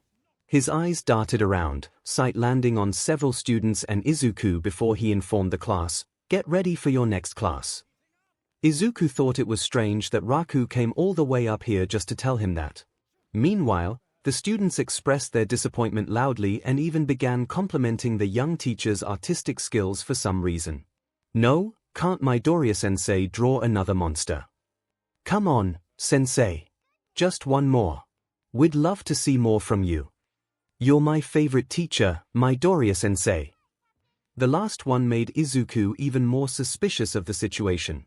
Making eye contact with his colleague, Raku leveled an unimpressed look on his face and brought up a small remote into view. Pressing the largest button on it, cabinets holding hero costumes slid out from the wall. "Ah! The next class was heroics class. A very obvious and forced smile made its way onto Izuku's face and he turned back to the class. Trying to shorten the next class by wanting me to draw more. Buttering me up so I might go easy on you when I'm actually teaching. His voice was not loud, but it gave the endangered students a feeling of the calm before a storm. I better see every single one of you in Gym Gamma in 10 minutes or else I'll call Aizawa over as an extra supervisor. The class moved swiftly, pulling out the cases containing their costumes from the large cabinets. Actually, Izuku spoke up again. Instead of Aizawa, how about I call Ma'am Hathaway? This time, everyone booked it at record speeds with their faces as pale as can be. Within seconds, the classroom was completely empty save for the two teachers. Good one. But as one BS homeroom teacher, would she really agree to leaving her class unattended to supervise a rival class? Raku asked. Izuku smirked slightly. Would that old woman agree to leaving her quiet class in exchange for disciplining a rowdier class? You tell me. The taller one of the two teachers laughed, knowing too well what the answer was. I don't know why I even asked. Stepping over a fallen branch on the ground, Mirio followed the narrow dirt path to where a teacher had directed him to. Behind him were his friends, Tamaki and Nejaya. Midoriya-sensei just told us of this place earlier today. Couldn't we have waited a while before coming to visit? Tamaki tried to rationalize a reason to not visit Izuku's home on school grounds. He didn't feel ready to have such a personal conversation with a teacher, even if they appeared to be of a similar age. Don't be like that, Tamaki. Don't you want to talk to Midoriya-sensei on equal grounds? I can't say if I have a favorite teacher, but I'll take any opportunity to learn something from him. Mirio encouraged Tamaki with a smile. Midoriya-sensei talks and gives advice like an old man, even though he looks as young as us, agreed Nejaya. He's definitely my favorite. The trio made their way through the rather dense forest in a line, not daring to stray from the path. Before long, lo and behold, Izuku's humble abode came into view. Lush greenery covered up the entire building from top to bottom, with exception of the entrance door and the huge glass dome on top shining under the light of the sun. The building was situated on elevated ground, appearing to be sitting atop a very short hill. Concrete steps led up the slope to the front door. The front of the building down to the bottom of the little hill was like a small meadow. There were no trees, only grass that seemed greener and healthier than normal. Appealing. If one were to look from above, the clearing would be the shape of a semicircle. Izuku's personal facility gave off a feeling of being reclaimed by nature. Not even Nejaya could offer words to say as they basked in the atmosphere of tranquility. Ay! Snapping out of it, Mirio realized that the three of them had subconsciously walked up to the front door and entered the facility. He glanced at the closed door behind him before they walked through the hallway that led to the living room. Their footsteps echoed the enclosed space as they stepped on the polished wooden floor. It was very cozy. The room was large, but with the way the furniture was positioned, there didn't appear to be any wasted space inside. Large bookcases lined the polished wooden walls, filled with an assortment of countless books. Mirio couldn't help but wonder how many of those had Midoriya already read. Dim orange lighting lit up the interior of the living room like old lamps before the invention of the light bulb. Couches of different lengths were settled in the center of the room surrounding a low table with one armchair most likely for Midoriya. A wooden desk sat near the wall between two bookcases, facing towards the center of the room, sandwiching the seated person between the wall and desk. Placed atop the table was an electronic lamp and a stationery holder. It must be where their teacher read and wrote stuff. The air was cool, but not overly so. Cozy indeed. The first one to make a noise was, unsurprisingly, Nejaya. Jumping unceremoniously onto the largest couch, she laid there comfortably as she rested her aching muscles. She breathed a sigh of satisfaction. Soft, I'm never going to get used to this place, am I? Tamaki said under his breath. Heido. You should show a little more etiquette in Midoriya-sensei's house. Mirio exclaimed in a panic. No. Soft. Sensei was the one who made us this tired in the first place. I deserve this, Nejaya mumbled, pulling a square cushion towards herself. She sat up all of a sudden to inspect the cushion that had cat faces stitched onto them. Wow, how cute. Was Sensei the one who stitched this pillow? Mirio looked at the counter by the side of the room to see a tea set and a kettle sitting on an inactive stove. The living room was also connected to a few other hallways. Looks like we can only wait for Midoriya-sensei. 𝐒𝐻𝐈 seemed to have restored all of her previously lost energy all of a sudden as she stood up straight, stretching her arms. So many bookcases. I wonder if Sensei is hiding a hidden door somewhere behind one of them. Mirio raised an eyebrow for her antics as he made himself comfortable on a couch. With a wry smile, he said, even if he was, how would we be able to find it? Click. All three of them froze at the sound. Mirio's eyes went wide. Tamaki's face looked as if his worst nightmares came true. 𝐒𝐻𝐈 looked fascinated, her eyes shining with interest. She pressed a finger on her lower lip in intrigue as her other hand remained rested atop the thick book she had just pulled out a few inches. Like a spring, the book pulled back into its original position when she let go and low noises echoed from behind the bookcase. With a quiet rumble, the large piece of furniture moved aside by itself, revealing an actual hidden passageway going downwards. Let's go explore. 𝐒𝐻𝐈 finally said excitedly. Mirio's smile became a bit strained. Heido, that's a bit, it's an invasion of privacy, no. What if we see something we weren't supposed to see? Tamaki was a lot more paranoid. Whatever secrets Midoriya-sensei might be keeping, we're better off not knowing. 𝐒𝐻𝐈's eyebrows knitted into a frown as she stood facing the two with her arms crossed over her chest. She defended their teacher with much confidence. Midoriya-sensei is our teacher. Even if he doesn't call himself a pro-hero for some reason, Sensei is still one of the most heroic people I know. I don't believe that he could do anything bad behind our backs. Because I know Midoriya-sensei is a good person. Taken by surprise, Mirio was speechless after hearing that outburst. Tamaki looked a bit guilty for assuming the worst. Then, a large smile bloomed on the blonde's face. He chuckled a bit before standing up and saying, "You're right, Heido. Sensei is definitely a good person. There's no reason to suspect him of anything bad." Tamaki did not say anything, but he nodded in agreement with Mirio's words. 𝐒𝐻𝐈 regained her smile. Then come on. If we find a door or something, then even if it's unlocked, we won't open it. It seemed that behind her childish exterior, there was the presence of a small amount of courtesy. Feeling slightly curious themselves, Mirio and Tamaki decided to go along with her, but they made a compromise to tell Izuku about it, though they doubted if they could actually hide it. They didn't know how to return the bookcase to its previous position after all. Besides, there wasn't much to explore anyway. The walk down the stairs was not long, and it simply led to a narrow hallway. What lied on the other side, however, was quite disconcerting. It was a steel door of a considerable size. A number pad was installed on the door, suggesting that it required a password to enter. The password that was written on a piece of paper attached to the same number pad. Staring at the string of numbers that made up the password, they felt as if their fates were sealed. Well, what do we ga? Mirio swung his fist behind him on instinct, only for a hand to grab his forearm, stopping his hasty attack. Am I Midoriya-sensei? He yelped in shock as the rest of them turned around in alarm. Izuku stood there with an amused smile on his face, gripping onto Mirio's arm before the fist impacted his face. His hair was no longer tied up into a ponytail, so they fell down to his shoulders. Sneaking around. It was Heido, wasn't it? We won't tell anyone, promise. Don't turn us into your lab experiments. 𝐒𝐻𝐈 pleaded dramatically. Mirio and even Tamaki face-faulted. What was that about Sensei being a good person? Izuku wasn't offended at all, choosing to laugh it off. Relax, Heido. It may look shady, but it's not actually that shady. I just do my research there.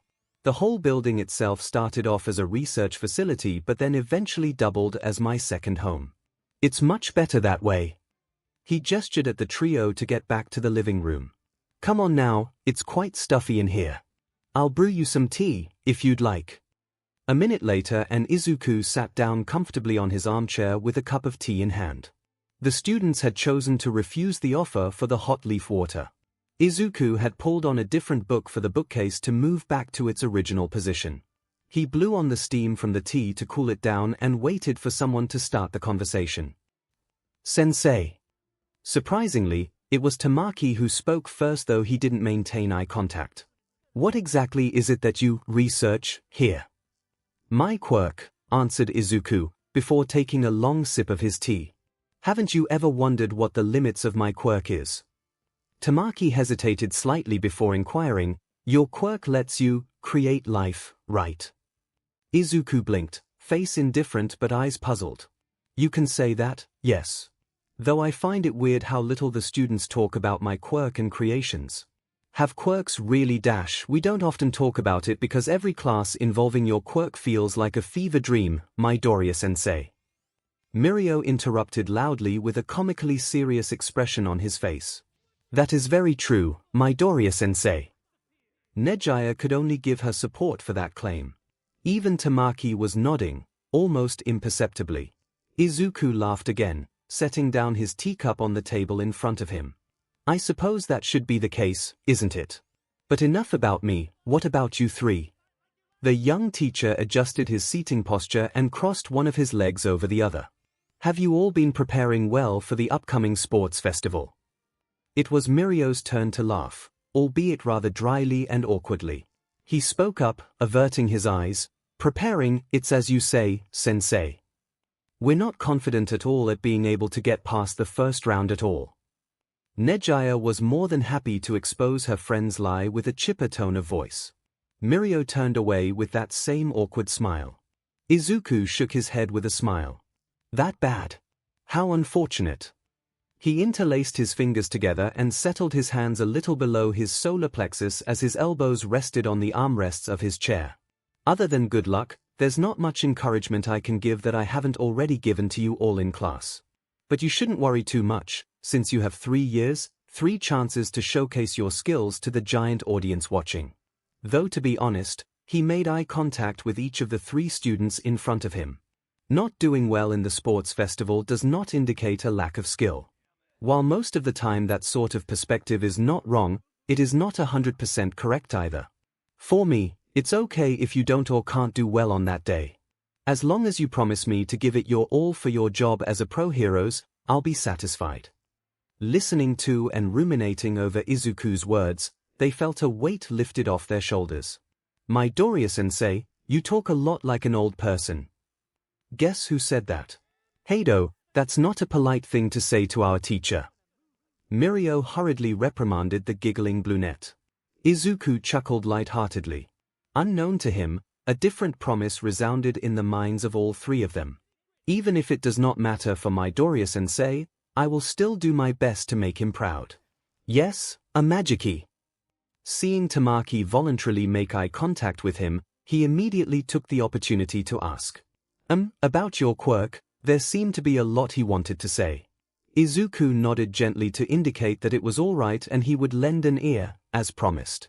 Tamaki took a deep breath and started, I noticed that your creations are similar in nature to the monsters you draw, so I was wondering. Anything you can imagine of, as long as you put enough passion and details to it, you're able to bring them to life. Oh, of course, that probably isn't right, I'm just rambling. I didn't put that much thought into it. Izuku listened attentively with a smile. Neither confirming nor denying his student's theory, he praised, you and Mirio share the same exceptional deductive skills for your age. Never let that spark fizzle out, all right? Mirio beamed at the praise while Tamaki turned away with a blush.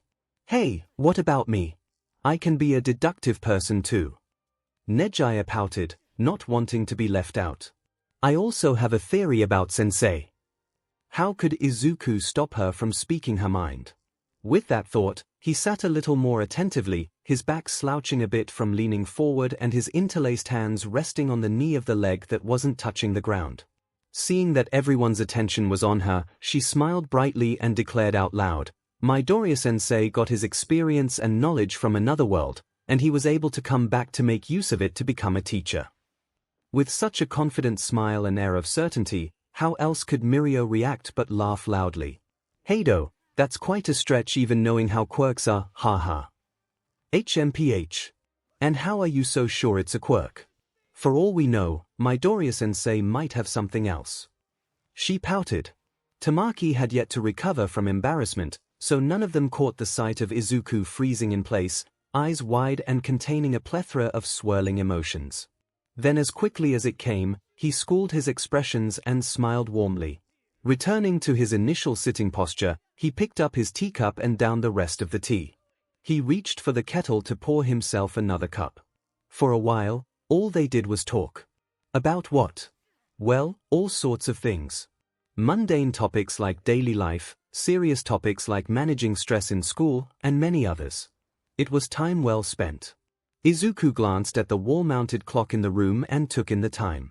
Let's stop things here, since it's getting late. I don't want to risk your safety by having you all walk home when it's dark out. The three students were somewhat disappointed that they had to leave, but they understood that Midoriya was only doing his job as a responsible teacher. So after a bit of resistance, Izuku saw them out of his facility. As they walked out of the front door and made their way down the concrete steps, he waved them farewell, and they waved back in return. Even after they walked out of sight, Izuku's smile still hadn't left his face. He closed the door and walked back to the living room. He then cleared the table of the kettle and teacup and put them in the sink in the counter in the corner of the room. Instead of washing them or beginning his homework marking for the day, Izuku stepped in front of a bookcase. The same bookcase where the hidden passageway was located behind. Pulling on the same thick book Nejiya had done so before, the bookcase moved to the side for him to proceed. Going all the way down the short flight of stairs, he glanced to his right to see a small button the same color as the walls.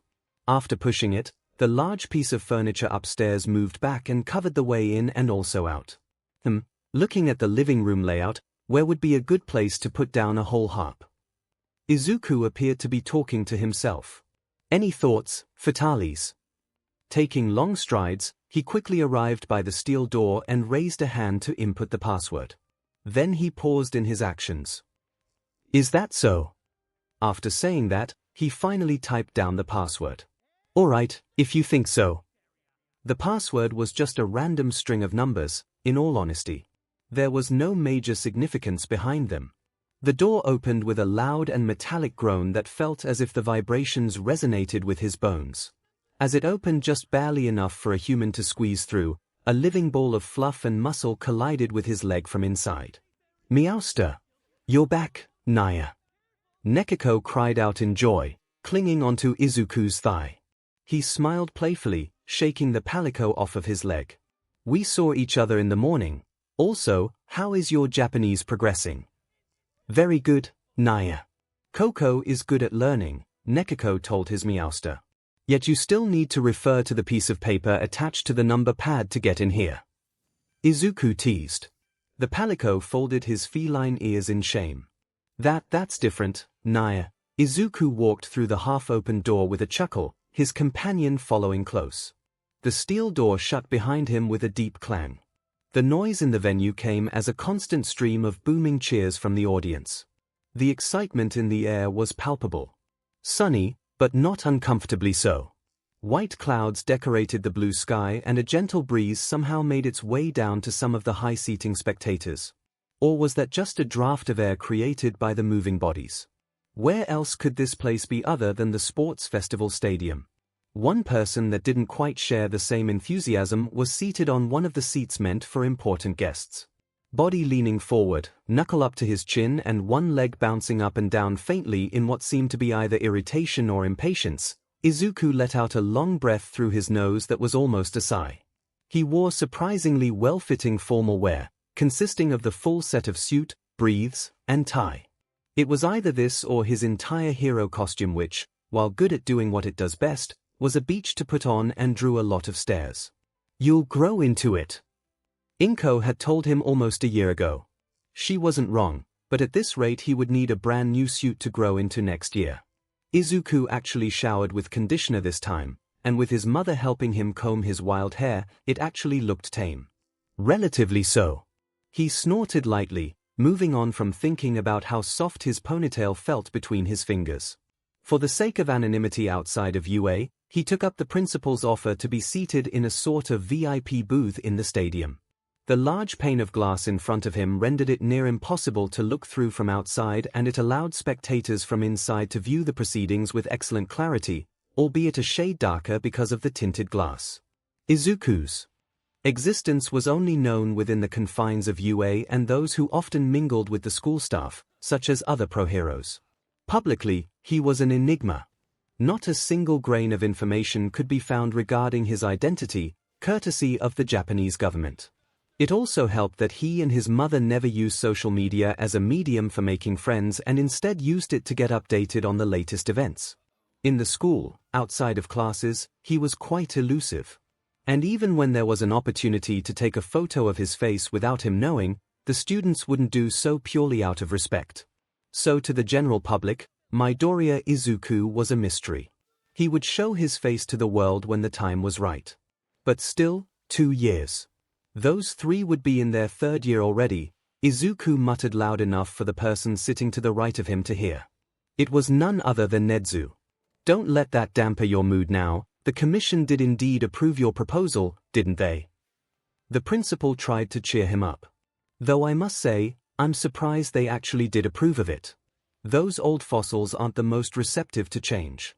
Especially one so radical. I told you I was good enough with words to convince them. Izuku shot a momentary smirk at his employer. Sitting up straight, he huffed in annoyance. But they have no reason to give it 2 years of waiting before applying the changes. Well, let's let bygones be bygones now and enjoy the festival. Nedzu swayed his focus to the center of the stadium. Izuku sighed, but feeling someone squeeze his left hand, he let a smile grace his face. He turned to face his mother, who had accepted the free seat on his left. Initially 𝐒𝐭𝐻 was hesitant about going to watch the proceedings up close, but she eventually acquiesced because it meant she could spend more time with her son. The main reason she previously wasn't willing to attend the festival was because she didn't think she could handle all the BLD pumping action present on the same day every year. That's why she had her son's hand clasped between her own. It's not that bad. Think of the shock and wonder the audience will react with when the time comes. I think that makes it worth the wait. And your favorite batch of students would have become 3rd years, so they wouldn't be missing out, said 𝐒𝐭𝐻. Izuku's expression softened as he kept his warm smile. I guess you have a point. Also, I don't do favoritism. A pair of eyes pricked at the back of his head. I try my best not to show favoritism. His mother rolled her eyes with a smile on her face and continued to idly knead Izuku's hand in anticipation. Ladies and gentlemen, I believe you've waited long enough for this moment. Present MIC's voice boomed from the speakers of the stadium. Izuku finally turned his attention to the events that were about to unfold. First up, we have the pride and glory of our school, and not to undermine the other courses, who else can they be other than the students of the hero course? The noise absolutely peaked as the audience went wild with their cheering and applause. Classes 1A and 1B, declare your presence to the world. And declare it they did. 39 students marched out of one of the tunnels and into the view of the countless spectators. Some of the students waved. Some tried to appear smaller to avoid the scrutiny of the onlookers. The others just took it all in stride and walked with all the confidence they could manage. Izuku's sights instantly zeroed in on 3 faces in particular. Their expressions varied. Mirio looked determined, Tamaki seemed anxious, and Nejaya appeared as bubbly as always. But there was one characteristic that all 3 of them shared at this moment, including Tamaki. All of them stood tall and walked with purpose in their stride. Izuku relaxed his body on the cushioned seat and the corners of his lips tugged upwards. Are you confident that those 3 will make it past the first event? Nedzu asked out of the blue. It was only natural he knew who Izuku had interest in. As long as they try their best, it doesn't matter to me. And they know that very well, Izuku replied simply. Nedzu also had a smile on his face and said vaguely, I see. Alright, you too. No talking like cryptic old men when we're supposed to be enjoying ourselves. 𝐒𝐭𝐻's chiding voice cut through their little veil of mystery. The 2 men chuckled in response. Yes, Mom 𝐒𝐭𝐻. Let it be known that Izuku's mother and the principal of UA had an amiable enough friendship that they were on a first-name basis. Although there is one more thing I would like to address, Nedzu spoke up. I wonder who in general education will move up to take the missing spot in the hero course. Izuku hummed in acknowledgement of his words as he felt his hand get squeezed a little tighter upon the announcement of the first event. A long sigh escaped from Mirio's mouth. The three friends chose to wait in one of the waiting rooms to somewhat wallow in their failure. Though failure is a strong word, since this outcome was not very surprising. Even so, Mirio and Tamaki couldn't help but feel a little gloomy about not being able to move on to the second event. As for 𝐒𝐠, she was sipping a drink through a straw with an innocent expression that he couldn't read. If no one wanted to be the optimistic one, then Mirio would have to rise up to it. At least we tried our best, right? I'm sure Midoriya-sensei and the other teachers would be happy with that. He lifted his own spirits first. His words carried more weight if he truly believed them. Besides, there's always next year. A familiar young voice finished for him. A hand landed on 𝐒𝐠's head and she turned to see Izuku beside her. She didn't make a move to remove the hand and kept sipping through the straw. Their teacher grinned. Don't look so down now, I think you three did quite well. Tamaki miraculously stopped staring at the wall to subtly glance at Izuku. 𝐒𝐠 stopped sipping her drink to say, I thought a suit wouldn't fit your look, but I'm happy to be wrong. Mirio and Tamaki had the urge to facepalm. Their teacher laughed at her bluntness and unconsciously stroked the top of 𝐒𝐠's head, eliciting a smile from her. The other two felt that there was something missing on the top of their heads. Come on now, you three should get out there and enjoy the other activities they have planned. This is the sports festival. How else could they respond other than with enthusiasm? Well, Tamaki was more reserved but baby steps. Why did we have to come here so early in the morning? Tamaki groaned tiredly, looking at the open gates of UA. Don't be like that, it's only barely earlier than if we came on a school day, Mirio replied optimistically. And classes begin too early. His friend shot back without much vigor.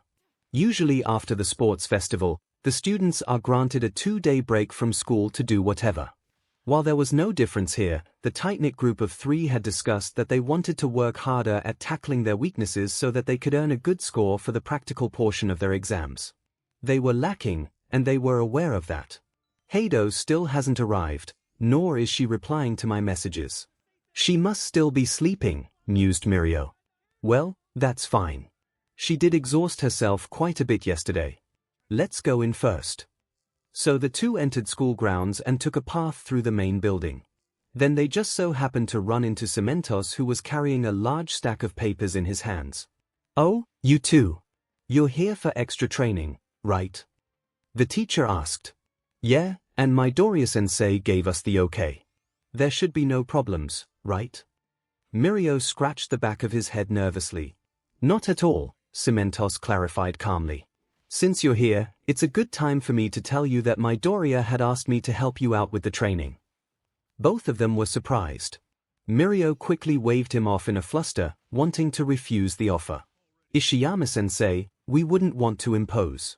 Isn't this 2-day break also a kind of break for the teachers? The cement man only chuckled in amusement. And what kind of training are you planning to do with both of your quirks? They're quite unique, so I fear that without assistance from someone like me you wouldn't be able to make full use of the time given. That got the blonde thinking. His permeation and Tamaki's manifest were definitely tricky quirks to get around.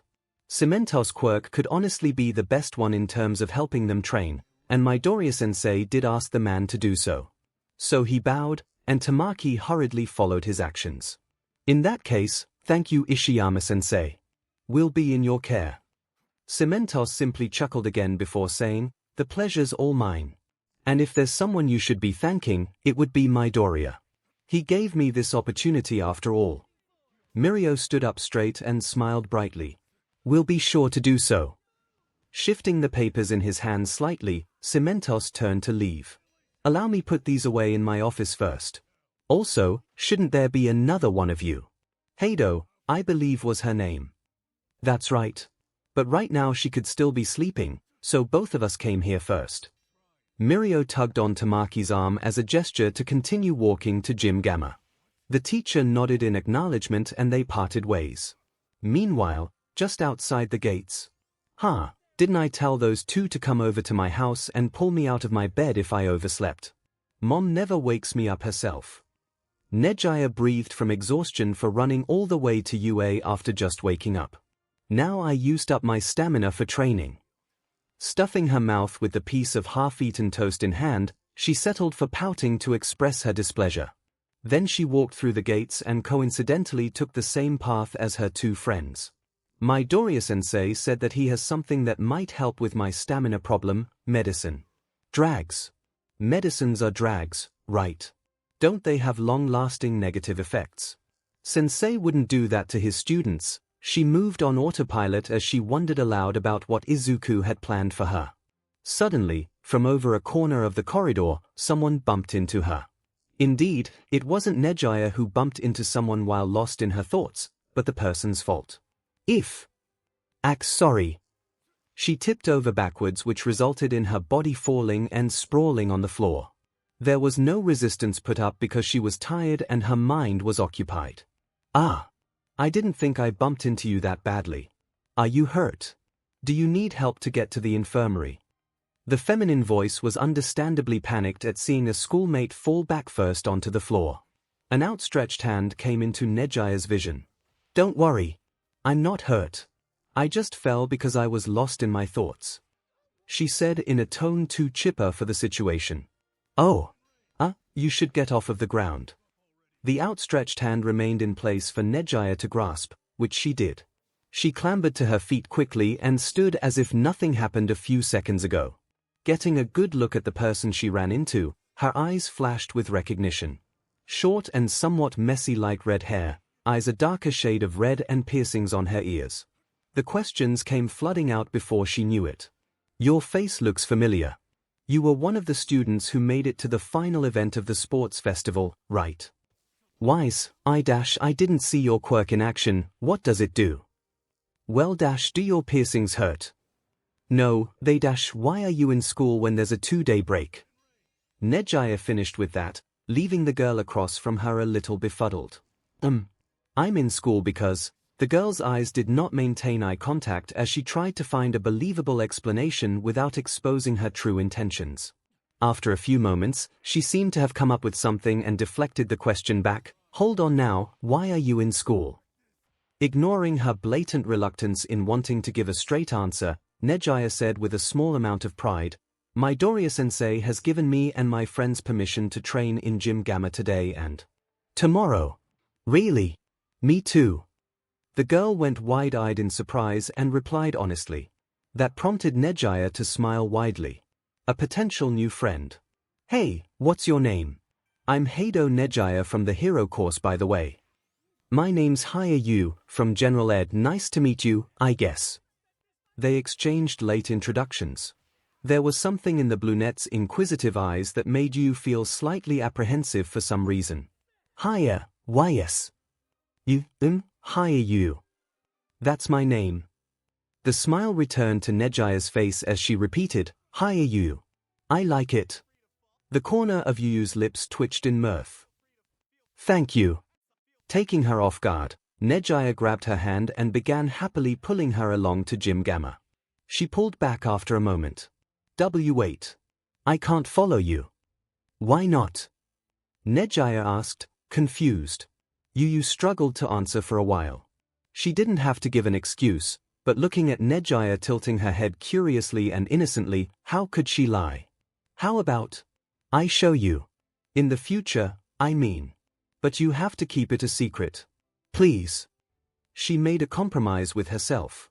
𝐒𝐻𝐻𝐼 had no problem with that at all.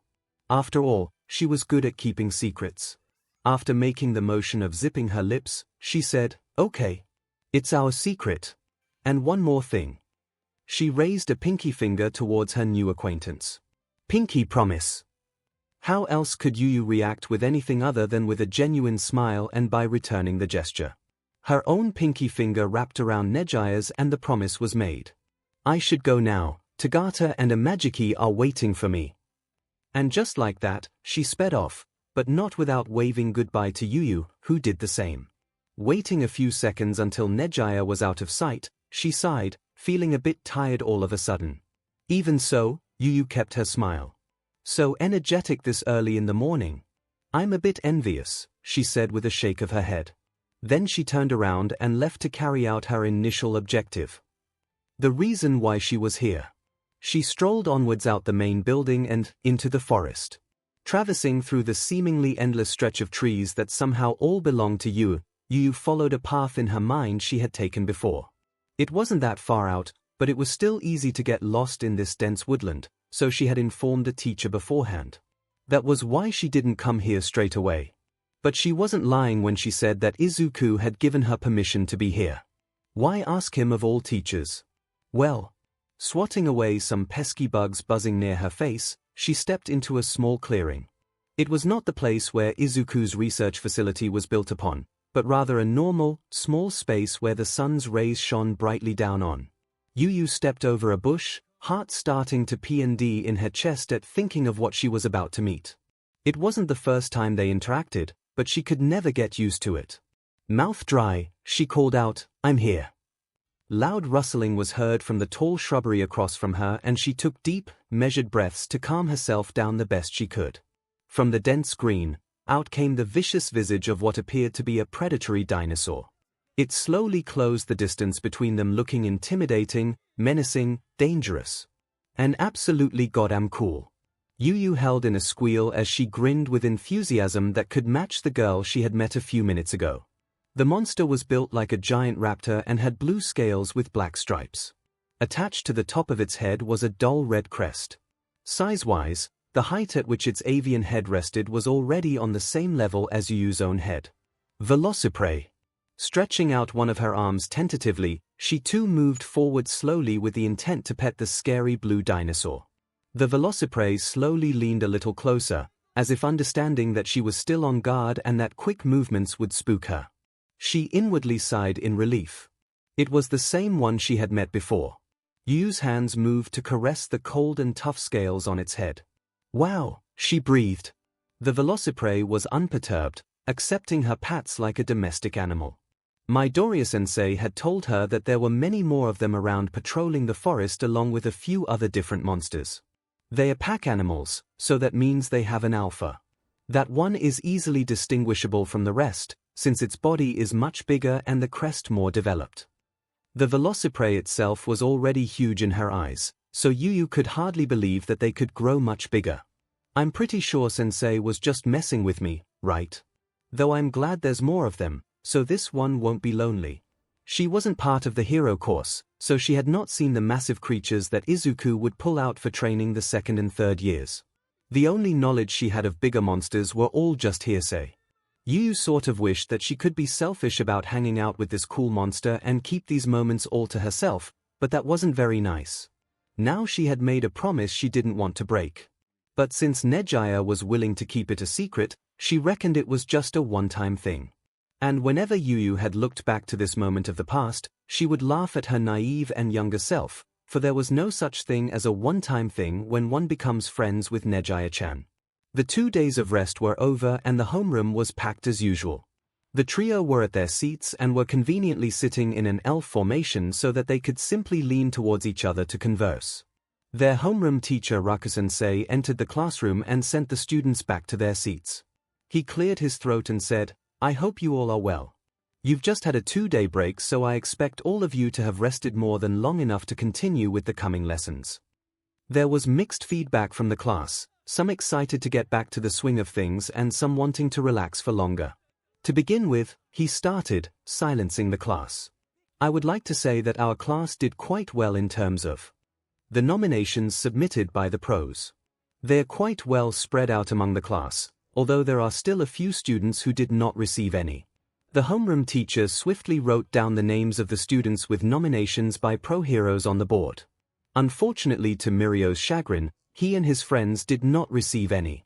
Well, that was to be expected for not being able to get past the first event. Regardless of whether or not you've received any, you will still be given an opportunity to get workplace experience by the more magnanimous pros, so don't think any of you can slack off on this, he finished, turning back to the class. The students were chatting amongst each other again, but this time they didn't raise their voices. Mirio, Tamaki and 𝐒𝐻𝐻 didn't notice how Raku's gaze lingered on them for a short while before moving on. First things first, hero names. I'm joined by me. Midnight all but barged into the room without warning, WHP in hand. Midnight, since she's better at judging names than I am. After explaining the importance of a good hero name and assuring the students that the names could be changed later in the year, they were given empty white plaques to write their hero names on with markers. Now this was something Mirio had confidence in, as he had already decided his hero name long ago. 𝐿, meaning that I want to save 1,000,000 people. He declared loudly and boldly with a smile. Him, 1,000,000 people, here. How ambitious. I like it. Midnight gave him a thumbs up. While Mirio had already settled for that alias, 𝐒𝐻𝐻 and Tamaki were drawing on blanks. Wanting to change her hero name in the future, 𝐒𝐻𝐻 settled for just her first name for now. Only after her other two buddies shot down her ridiculous suggestions for names first. Indecisive, Tamaki wasn't sure if he wanted to keep the alias he just came up with or change it later, since he didn't know if he could come up with anything better. Currently, his hero name was 𝐸𝐸. Fitting, but quite plain. Thus began the discussion amongst friend groups of the class about which pro-hero their friends were choosing to go out for field training. In the familiar cozy living room in Izuku's personal facility, Izuku himself was busy with something at the desk. The light from the lamp lit up the piece of paper in his hands. There wasn't a lot of text in it, but the format looked rather formal. Laying flat on the desk were two other documents with nearly identical contents. Seemingly satisfied, Izuku nodded and took a pen from its holder to sign the three papers.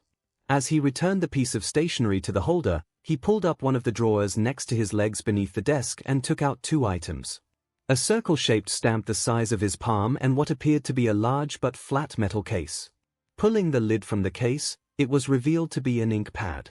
Izuku pressed the stamp onto the ink pad before pressing it on the piece of paper. He repeated his actions for the other two documents. After putting away the apparatus, Izuku called for his companion and assistant, Coco. Immediately, he heard the familiar sound of skittering paw steps coming from one of the hallways. What is it, Meowster? Nekiko arrived within seconds, itching for something to do. Izuku smiled softly and instructed him, I have a task for you. By the end of the school day, the trio was still unsure of who they should intern under. We still have until the end of the week to decide, so let's not worry about it too much, Mirio said to the other two with a reassuring smile. We have plenty of time to discuss this later. Being the last few students to exit the class, the corridors were quite empty. I wonder if the heroes I intern under will let me spar with them with my quirk. That would be a bit disastrous, wouldn't it? Then do I have to not use my quirk during my internship?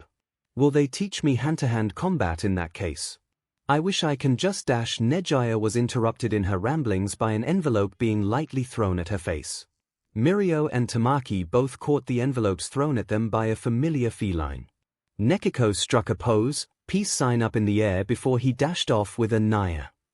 Then they heard countless footsteps closing in on them and witnessed a literal crowd of upperclassmen chase down Nekiko with slightly manic expressions. Taking a moment to process the scene, the wave of bodies were gone before they knew it. Voices echoed down the corridor. Nice, a flank. We've got you cornered now. Let us pat you, Nekiko. Fluff. Wait, where is he? The vents. We forgot the vents. New. Mirio's lips curled into a forced smile. Let's all just ignore that, shall we? Tamaki and 𝐒𝐻𝐻 gave their silent agreement as they began to open the envelopes given to them. He hurriedly did the same. Pulling up the folded piece of document within, they unfolded it and took a gander at their contents. Collectively, their eyes widened. Each of them looked up from the paper at the same time and exchanged glances, since they stood around in a triangle formation.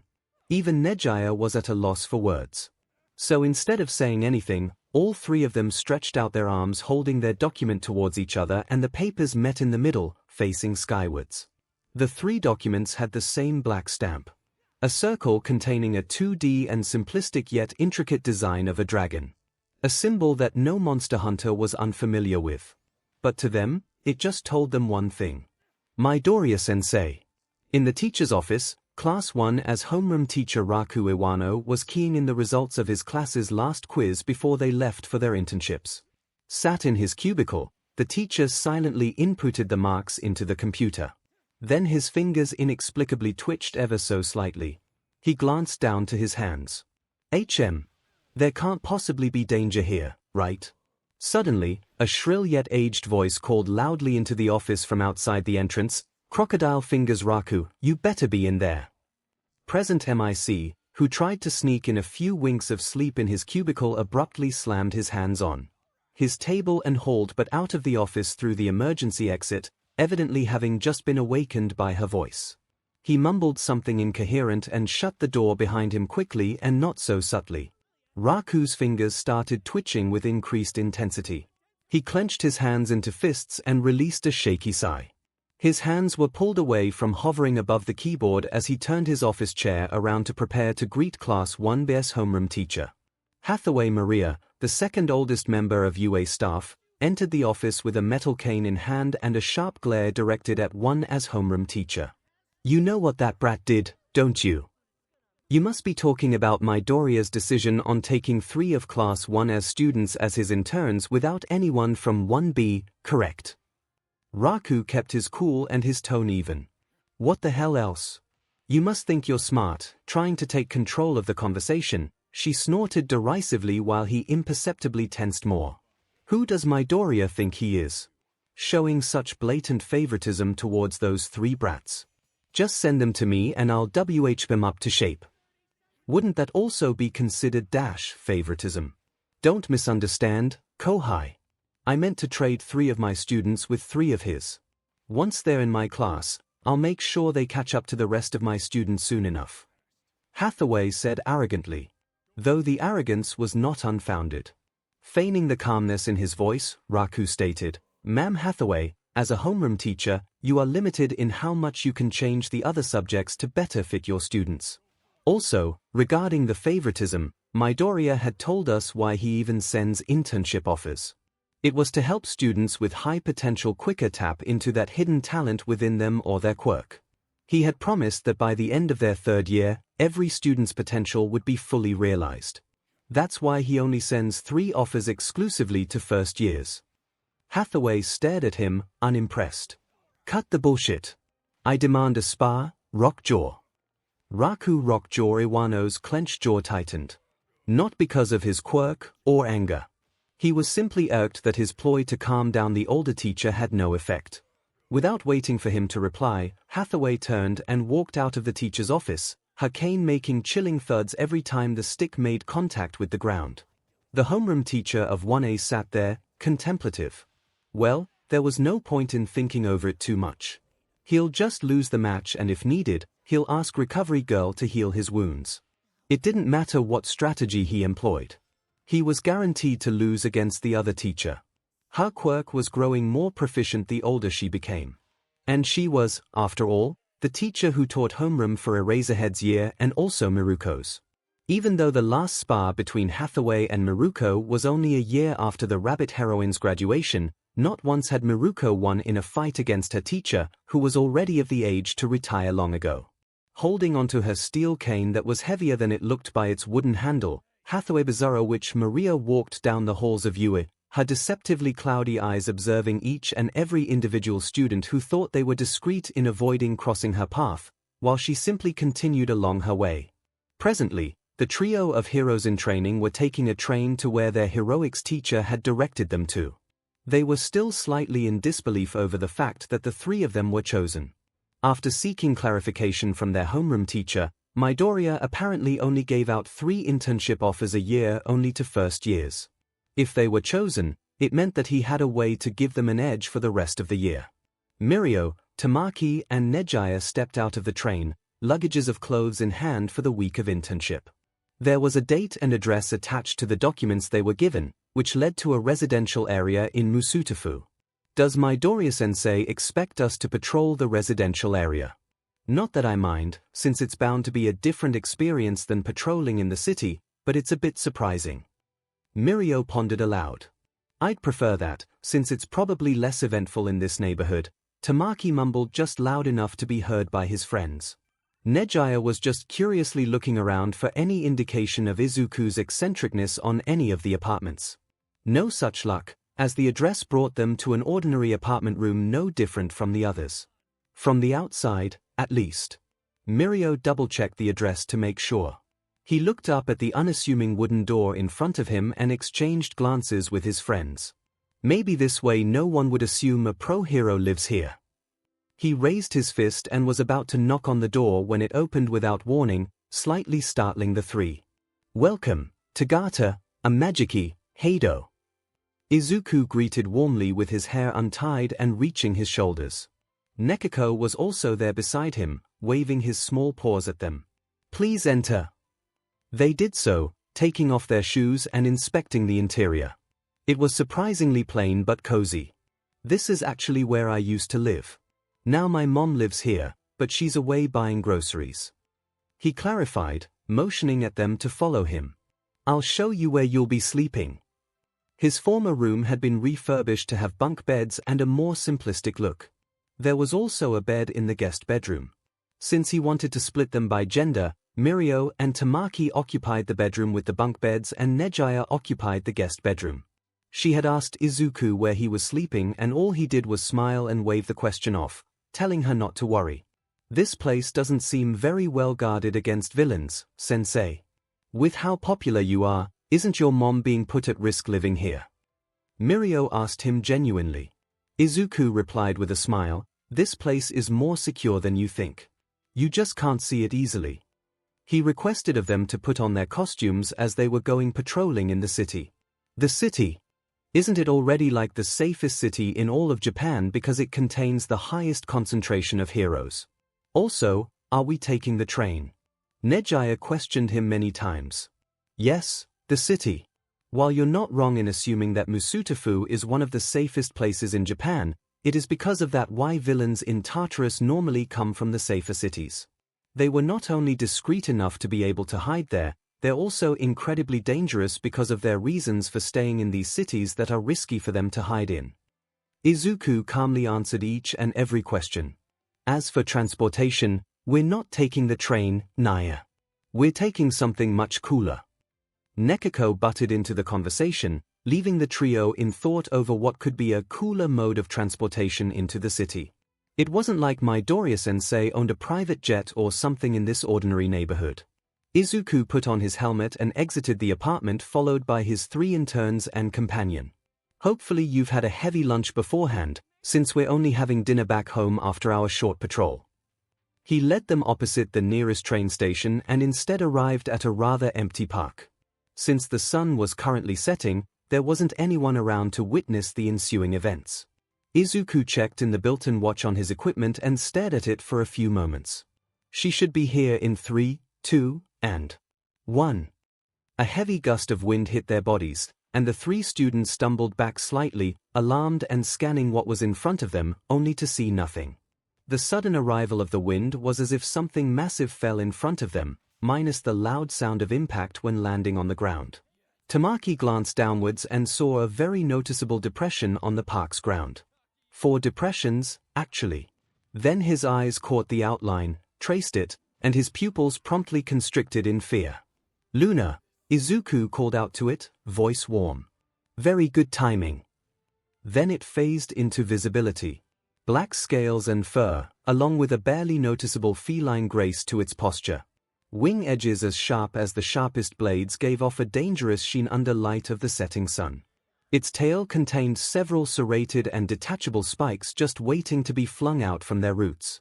Its eyes were bone-chillingly red. Moon-swift wyvern, Lucent Nagakuga. It was still juvenile judging by its size, but it was gigantic to them all the same. "Our ride's here, Naya. Let's go." Nekako hopped onto Luna's back followed by Izuku who did the same. "Come on, you three. She's more than strong enough to fly us to the city." He patted the Nagakuga's furry back. Tamaki was doing breathing exercises whilst the other two still had their mouths gaping in shock. "Close your mouths or you might catch flies in them. I do not want to experience that again." Tamaki stepped down onto solid ground with legs like jelly. Mirio shared his pain, legs wobbly and about to give out at any second. 𝐒𝐻𝐼, however, that was awesome. She jumped off the 𝐔𝐬𝐽𝐫 perfectly fine with glee shared by 𝐒𝐻𝐼. We need to do this more often. Flying is just pawsome, isn't it? But some people don't think so, and I think they just don't know how to have fun. In his acorn armor, 𝐒𝐻𝐼 happily went on about the joys of riding a flying monster. Well, you're in luck. We'll be flying to the city and fro every day for the rest of internship duration. Izuku told the group, ignoring the two male students' growing despair. Anyway, let's get down from here. Luna had landed on top of an apartment complex that had roof access, allowing them to walk down to ground level and start patrolling. She'll be somewhere out of sight above us, or more often than not above me, since she's quite attached to me, said Izuku reassuringly. While they drew some stares from passerbys, the patrol began without a hitch. Sort of. They had even passed by another pro hero who had brought his single intern out to patrol his usual route. The pro was oddly jittery when the two groups met, and he seemed to avoid making eye contact with Midoriya. How strange. Gazing up at the darkening skies, Izuku thought about something. Let's split up and reconvene here in an hour. The trio was surprised at that. Splitting up. Wasn't that dangerous? Tagata will be with me, and Heido and Amajiki will be with 𝐒𝐻𝐼. If any of you encounter a situation where using your quirk will save your life or the lives of others around you, I give you permission to use your quirk. Izuku said to them straightforwardly and seriously before shaking his head slightly. But I suppose you shouldn't worry too much. If there actually is going to be a villain, Coco should be strong enough to deal with them alone. The Palico puffed his chest out with pride, pulling up the mallet on his back nearly his size. The interns didn't argue, and so their group split up. With Izuku and Mirio, it was like a leisure walk. Well, most patrols in Musutafu were like that. If you were an incompetent hero, that was. The young teacher simply trusted his instincts. Mirio was more tense, and appeared hesitant on something. Is there something you want to ask me, Tagata? Izuku turned to face the blonde student. Well, he scratched the back of his head for a second. I don't want to come off as rude, but how will the patrols bring out our potential? Of course, if you have something else saved for us later in our internships, then that's completely understandable. I just wanted to ask. Izuku hummed for a moment before nodding. I do actually have something else planned during the last 2 days of the internship, but since one of the purposes of these internships are to give students a taste of hero work, I started off with patrols. Mirio nodded in understanding, but he had another question. Then may I ask why we split up? Is there a reason you chose me to accompany you? Yes, there is, actually, but I'll be doing the same for the next 2 days for Heido and Amajiki. Don't worry, I'm not singling you out for whatever reason. Izuku clarified to him, calming his nerves. Speaking of the reason, Lemillion, may I know the reason why you want to be a hero? His teacher's demeanor changed all of a sudden, as if Midoriya turned into a fully fledged pro-hero right in front of him. It was kind of inspiring, in Mirio's honest opinion. With the other group, Tamaki and 𝐒𝐻𝐼 followed behind a cheerful Palico as 𝐒𝐻𝐼 trotted step by step along the path. They had to stop the bystanders that couldn't resist trying to pet this bipedal cat and inform them that they were in turns trying to do their jobs. Why did Midoriya-sensei decide to split us up? Sighed Tamaki as he covered as much of his face as he could under his hood. Maybe it's because he wants to talk to Mirio alone and do the same for us later. 𝐒𝐻𝐼 guessed, which seemed quite obvious after thinking over it for a while. I'm not sure what we can learn following 𝐒𝐻𝐼, but at the same time I hope the rest of the patrol is peaceful, he commented. 𝐒𝐻𝐼's ears and nose twitched at something, and the Palico instantly became alert. The two interns stared at the feline as it crawled swiftly on the ground, nose sniffing at something in the air like a dog. He led Tamaki and 𝐒𝐻𝐼 to a takoyaki stand. Octopus ball! 𝐒𝐻𝐼 exclaimed. The two students watched in befuddlement as he pulled out a wad of cash from under his armor. Then his face scrunched up and the Palico was faced with a dilemma. I can have Mima Midori's cooking after the patrol, but octopus ball. 𝐒𝐻𝐼 came to a decision. Just 1. No, 2. No, 4. Only 4 octopus ball. Then dinner. He dashed to line up in the queue, and other than a bit of surprise from the crowd, the civilians allowed the palico to line up to buy takoyaki just like that. Tamaki!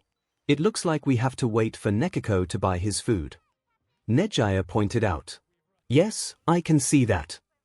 Tamaki had an urge to sigh again, when he caught something in his hearing. Flesh. The hair on the back of his neck stood up and he turned around, trying to find the source of that voice. His eyes zeroed in on what looked to be a couple. One of them was clearly a woman, and the other had their head hidden under a black hood, so he couldn't make out the man's face. Tamaki could just stay here and wait for Nekiko to buy his food. Or he could walk off without a word, heart racing, following after the couple. He was only a first-year intern and not at all obligated to investigate people he thought were suspicious. Tamaki had no plan for if they actually were villains, but he couldn't stop himself. Someone could get hurt. 𝐻𝐸𝐽 stopped staring at the palico and noticed the disappearance of a certain shy friend. Tamaki walked past many civilians, almost squeezing through them, as they were by a supermarket at night. The 2 suspicious individuals turned to an inconspicuous alley, and he came to realize the utter lack of people around the area. Looking into the dark path leading into the shadows, his breathing quickened. I need to go. This was a bad idea, Tamaki. Why did you run off like that? He froze.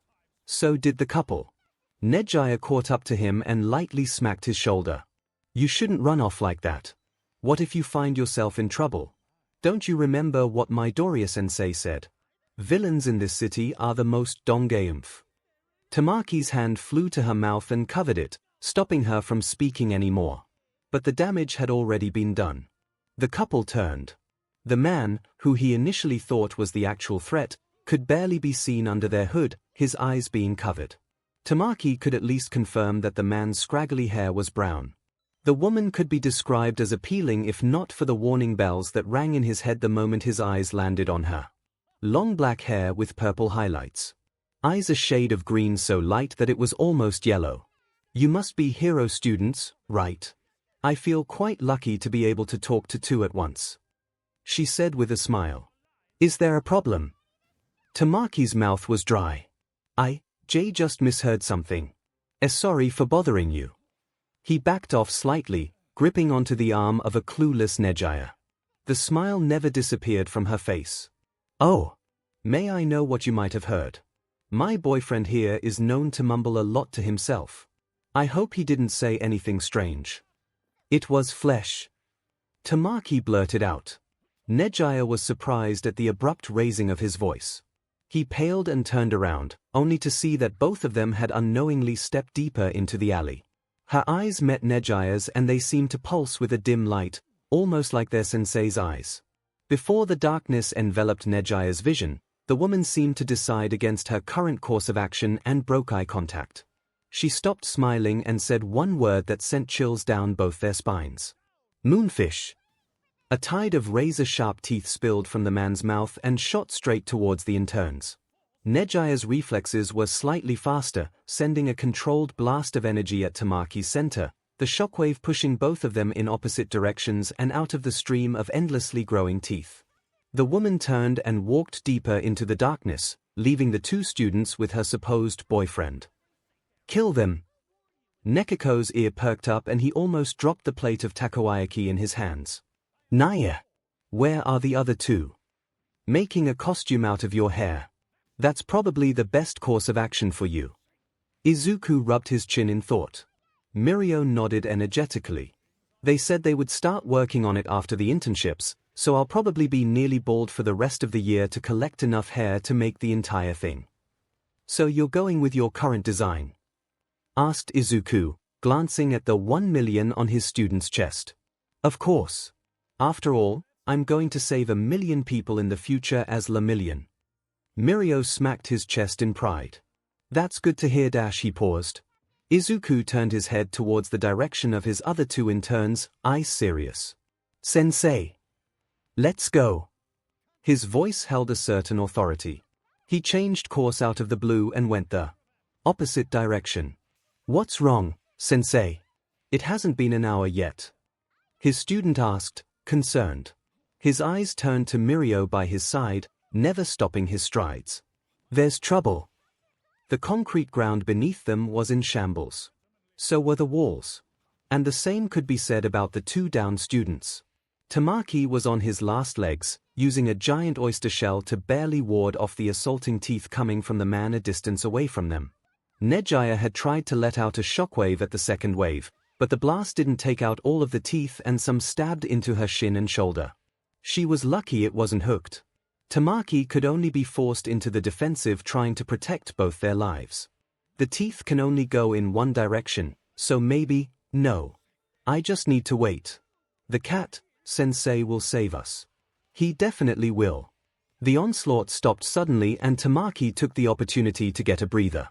He looked over his marine shield and any words of strategy he was about to say died in his throat as he witnessed a literal wall of teeth being spewed from Moonfish's mouth. Each individual tooth twisted and curved as if mocking Tamaki's previous observation that they could only go in one direction.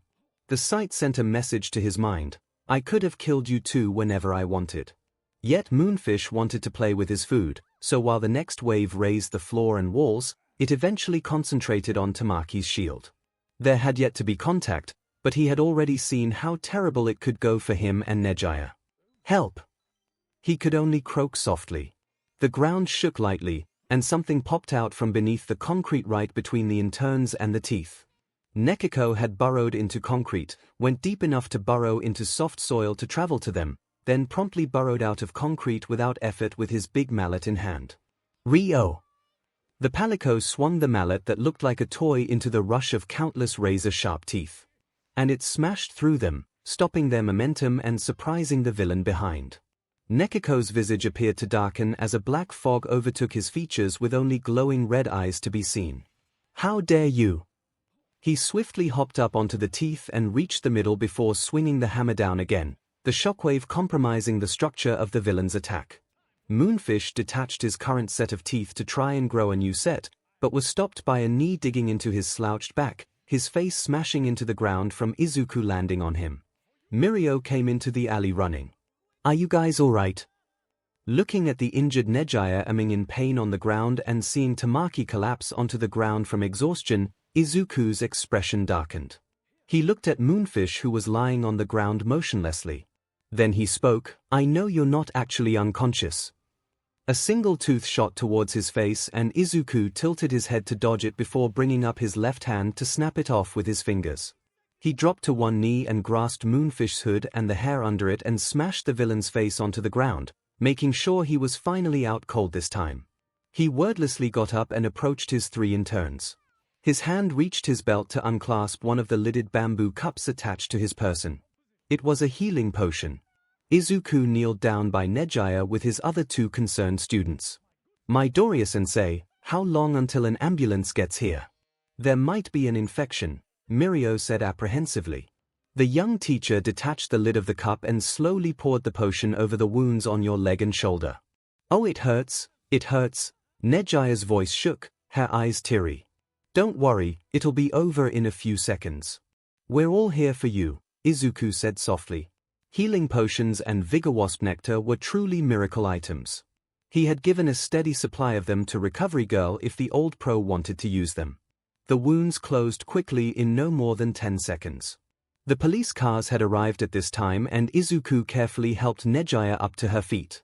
Tagata, help your friend up, will you? Mirio did so immediately, going under one of Tamaki's arms and hoisting both of them up to their feet.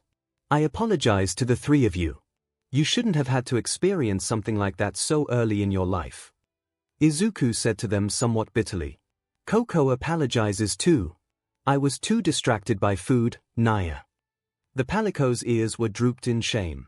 It's okay, sensei. Izuku turned to 𝐻𝐼A, who was the one who spoke.